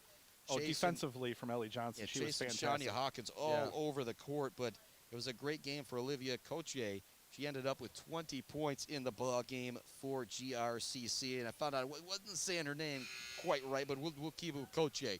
66-66 our score with 35 seconds remaining. You run this one down. You take a shot with. Well, there's only 30 seconds well, on the right, shot but clock. you take a shot. You take a shot with maybe 27-28. You got to figure there's going to be a rebound in there. They still have, they don't have any timeouts left. That's a great point, So Jason. no timeouts left. You got to go the whole court maybe with 6-7 seconds left. You bringing up the no timeouts has me thinking you definitely wait till the shot clock's running out here, unless you have a really good shot. Correct. Yeah. If you hit a wide open shot, you take it. Here we go. Tied up. 30 seconds left to go in the ball game. Stewart across the half-court line, being guarded by Richard Major. Yeah, it looks like they're going to run this down. They sure are. No pressure from Major, so no 5-second call. Stewart clearing out for Stewart. 15 seconds remaining. We're all tied at 66. Tim Stewart with the ball. Looks to get a screen. He does get the screen. There's the switch. Over to Hungerford. Hungerford looks to drive. It's not there. Skip pass. Pruitt open corner three. No Foul. good, but he's going to draw a foul on the three-point play against Darian Banks. Pruitt, second time he's going to go to the free throw line in the second half after a missed three-pointer. Wow. Pruitt at the line. 66 all. 6 seconds remaining. Even if he knocks down all three, GRCC will have an opportunity to tie the game. The freshman from Okemos at the line misses the first one off the side of the rim. If you're mid, you just need one to get the lead, but now a three-pointer can win it for GRCC no matter what. Pruitt does at the line. Second free throw for Pruitt. That one off the back of the rim, no good. Oh boy, here you go. Now you gotta hit this one if you're Pruitt.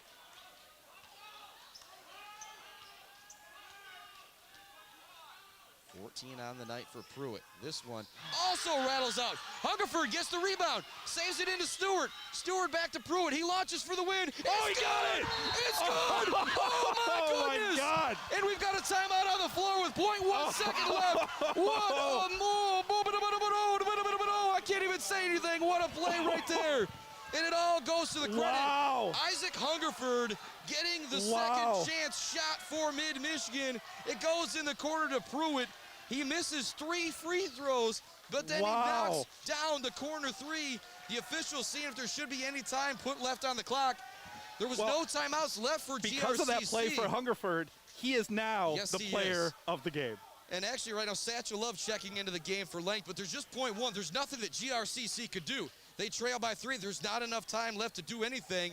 If you're Mid-Michigan, you let him catch it, and he let the game in. Woo! What a finish right there. Sorry if I blew your ears off if you're listening with some headphones. Me as well, but jeez. Noah Pruitt with the corner triple to give the Lakers a 3-point lead, and they put 0.3 back on the clock. So not enough time for a catch and shoot. Not enough time. There's enough time for a catch and a flick if you are GRCC. See, and this is where they don't have any timeouts. If they had a timeout, they could take it up here at the front court. And if Satchel Love even tips the ball, this game is over. But holy in essence, moly. this game is over. Yep, Isaac What Hungerford a shot with the by hustle Pruitt. play of his life, and Pruitt knocks down the corner 3. Here they go, trying to get in. Like I said, Chandler Collins going to have to just try and fire it down full court. It's actually going to hit a banner here at the end.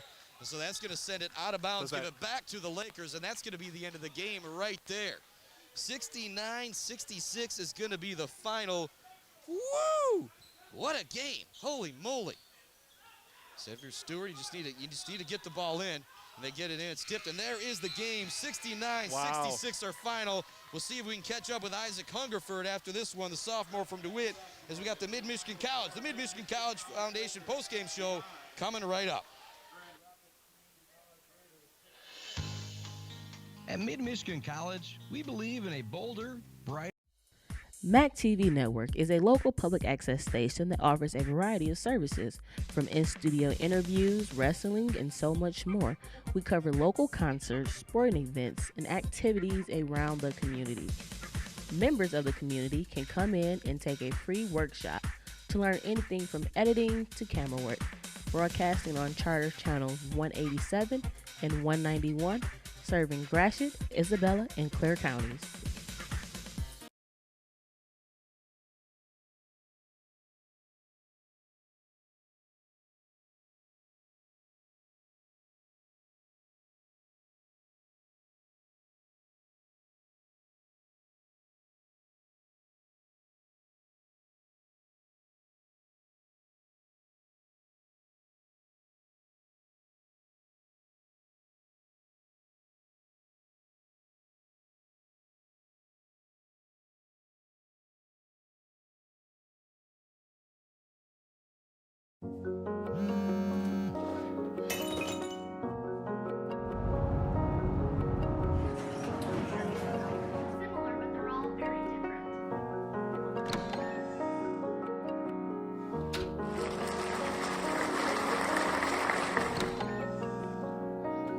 you something. What? My mug! Oh, it's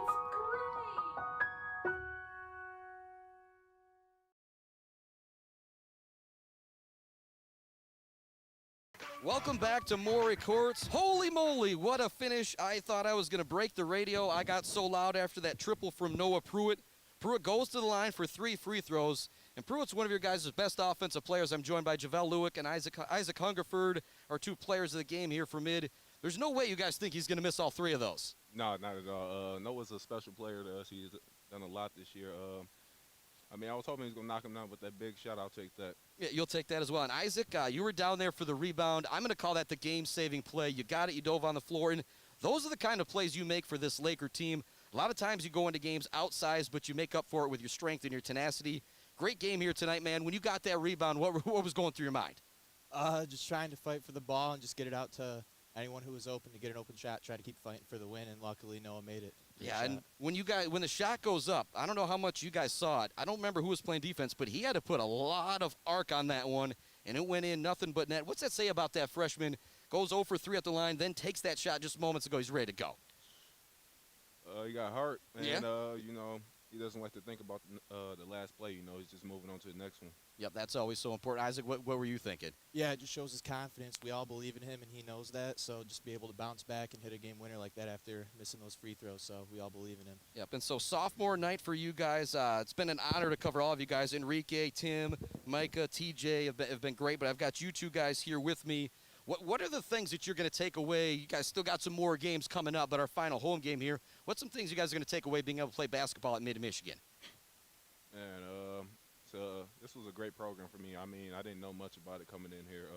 It took me in, you know, helped me build up my confidence in my game since I've been here. I mean, I think I've improved dramatically, not only on the court but off the court too. I think they've helped me out in a great way, and I mean, they'll always be close to me. Isaac, what about you? Yeah, it's special. We got a family atmosphere here, and I've just enjoyed every part of it on and off the floor. So just really glad to be a part of a team like this. Yeah, and Coach House is over here as well. Coach House, come over here. I'm actually going to throw Coach House the headset here for a second. We're going to do something a little bit different here. Coach, I want you to ask these guys a couple questions and tell these guys what they've meant to the team. And I think I'm all right to go off the air for a second here. I'll steal it back as soon as I know you're ready to go. Thanks, Chris. Yeah, no, these guys are special guys. So just real quick, I want to ask them, what do they think we can do over the next 2 weeks with this group before it's all over? Finish. I mean, it's up to us how we're going to finish the season. I mean, we can finish either on a high note or a low note. So I think every day we got to come ready to play, practice hard. I mean, we never know when our last game can be. Yeah, it's a new season next Tuesday, so just got to keep working, and sky's the limit. So I agree. I think this is an awesome win for us, and guys made some big plays. I thought it was an efficient game for us. Like, if you think about it, other than that stretch where we didn't score, I thought it was one of our better games as far as everything we did. So let's get in the locker room and celebrate a little bit, guys. Good work today. Happy for the sophomores. Coach House, thanks so much, man. Javel, Isaac, you guys go celebrate with your teammates. It's been a pleasure. And Isaac, I hope you're continuing to play on somewhere next year. I don't know if you got plans, but wherever you guys are, whatever you're doing, first of all, if you guys ever need a job reference, 779-1043 is the number of the station.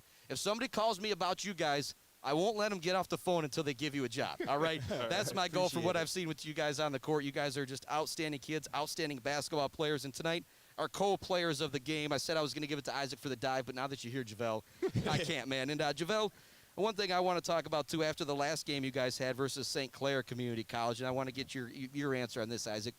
After the game, you come walking up to us. You guys got beat pretty good. There's no doubt about it. You actually said, I almost forgot to come thank you guys for being here. And it was just, how can you remember to come thank us after that game? What's that say about this kid right here, Isaac? Yeah, he's awesome. I love Javel. It's kind of funny. We went up against each other all of high school, so little rivalry. But, yeah, Javel's a great player, great guy, so says a lot about him. Right on. Isaac, Javel, thank you guys so much for joining us here in the Mid-Michigan College Foundation postgame show. Go celebrate with your team, guys. Great job tonight here, and we'll get Jason Osterberg back on the air here for the final couple minutes here and get his thoughts on the season. One of you guys can hand the headset right back off to Jason. Don't worry about anything. Javel, Isaac, don't worry about that. We'll wipe it down, baby. We got it. You guys did enough work tonight. Isaac, Javel, congratulations to you guys. Chris Bachman, Jason Osterberg coming back on the air here for a minute. And I don't know if you want to put those sweaty headphones back on, so maybe you can just hold this up to your mic. Like yeah, just kind of hold that. You're going to have to put it right up there. And I don't know if you can hear me or not, so I'll talk a little bit louder. But final thoughts. Final thoughts on our Mid-Michigan Lakers basketball season. Your first. My first season, you know, you kind of joked about it. First game with the ladies at the start of the year, we went to overtime. So that was awesome, super fun, right? And then how can you not have a better ending than this, you know? Oh, man. I mean, just you had everything that you see in a basketball game pretty much happen tonight. Yep. You know, especially that second half. Great atmosphere. Cool to have fans back in, even though it was only a few. Cool to see the whole place explode when Pruitt hit that shot. Had a blast this season. Yep. So hopefully next week, like they mentioned, you can hear them celebrating right now in the locker room. Next Tuesday's a new season, you know, playoffs start, and once they're in, anything can happen. Yep, and Jason, you said, man, if they would have lost this game, they were up by 17 in the second half. GRCC came roaring back. Yeah. Said if they were going to lose this game, it might be the type of game where maybe you don't win another one. Yeah, now with the way this one ended, maybe it's the type of game you don't lose another one going forward. Fingers crossed. Exactly. And, you know, when you first started talking to those two guys right here, you know, Javel and Isaac, I was talking with Coach House, and I even said, you know, this is the type of game to have what happened to you guys in the second half and then come back and win the way you did. That can really propel you moving forward. And he was just, absolutely, you know, that's what we're going to talk about in the locker room. So, you know, these guys, huge win. Absolutely huge, huge win. 69-66, our final big win for this Mid-Michigan Lakers basketball team. Maybe we'll be back for more coverage if one of these teams makes it far enough in the playoffs. Stay tuned to MAC TV. Stay tuned to Buck 92 and My 104.3, and we'll have all that information for you. For Diamond F on the camera, for Nick Toner running the switcher here, Chris Bachman, Jason Osterberg, Shan Holback of the McLaren Central Michigan studios. Hopefully not our final Mid-Michigan basketball game this year, but if it is, what a pleasure it's been. 69-66, the final here tonight. Be back with you tomorrow on Buck 92 for high school hoops. The Sacred Heart Academy takes on Fulton at 2 o'clock. Chris Bachman signing off. Mid-Michigan Lakers basketball on the all-new Buck 92 and simulcast on MAC TV.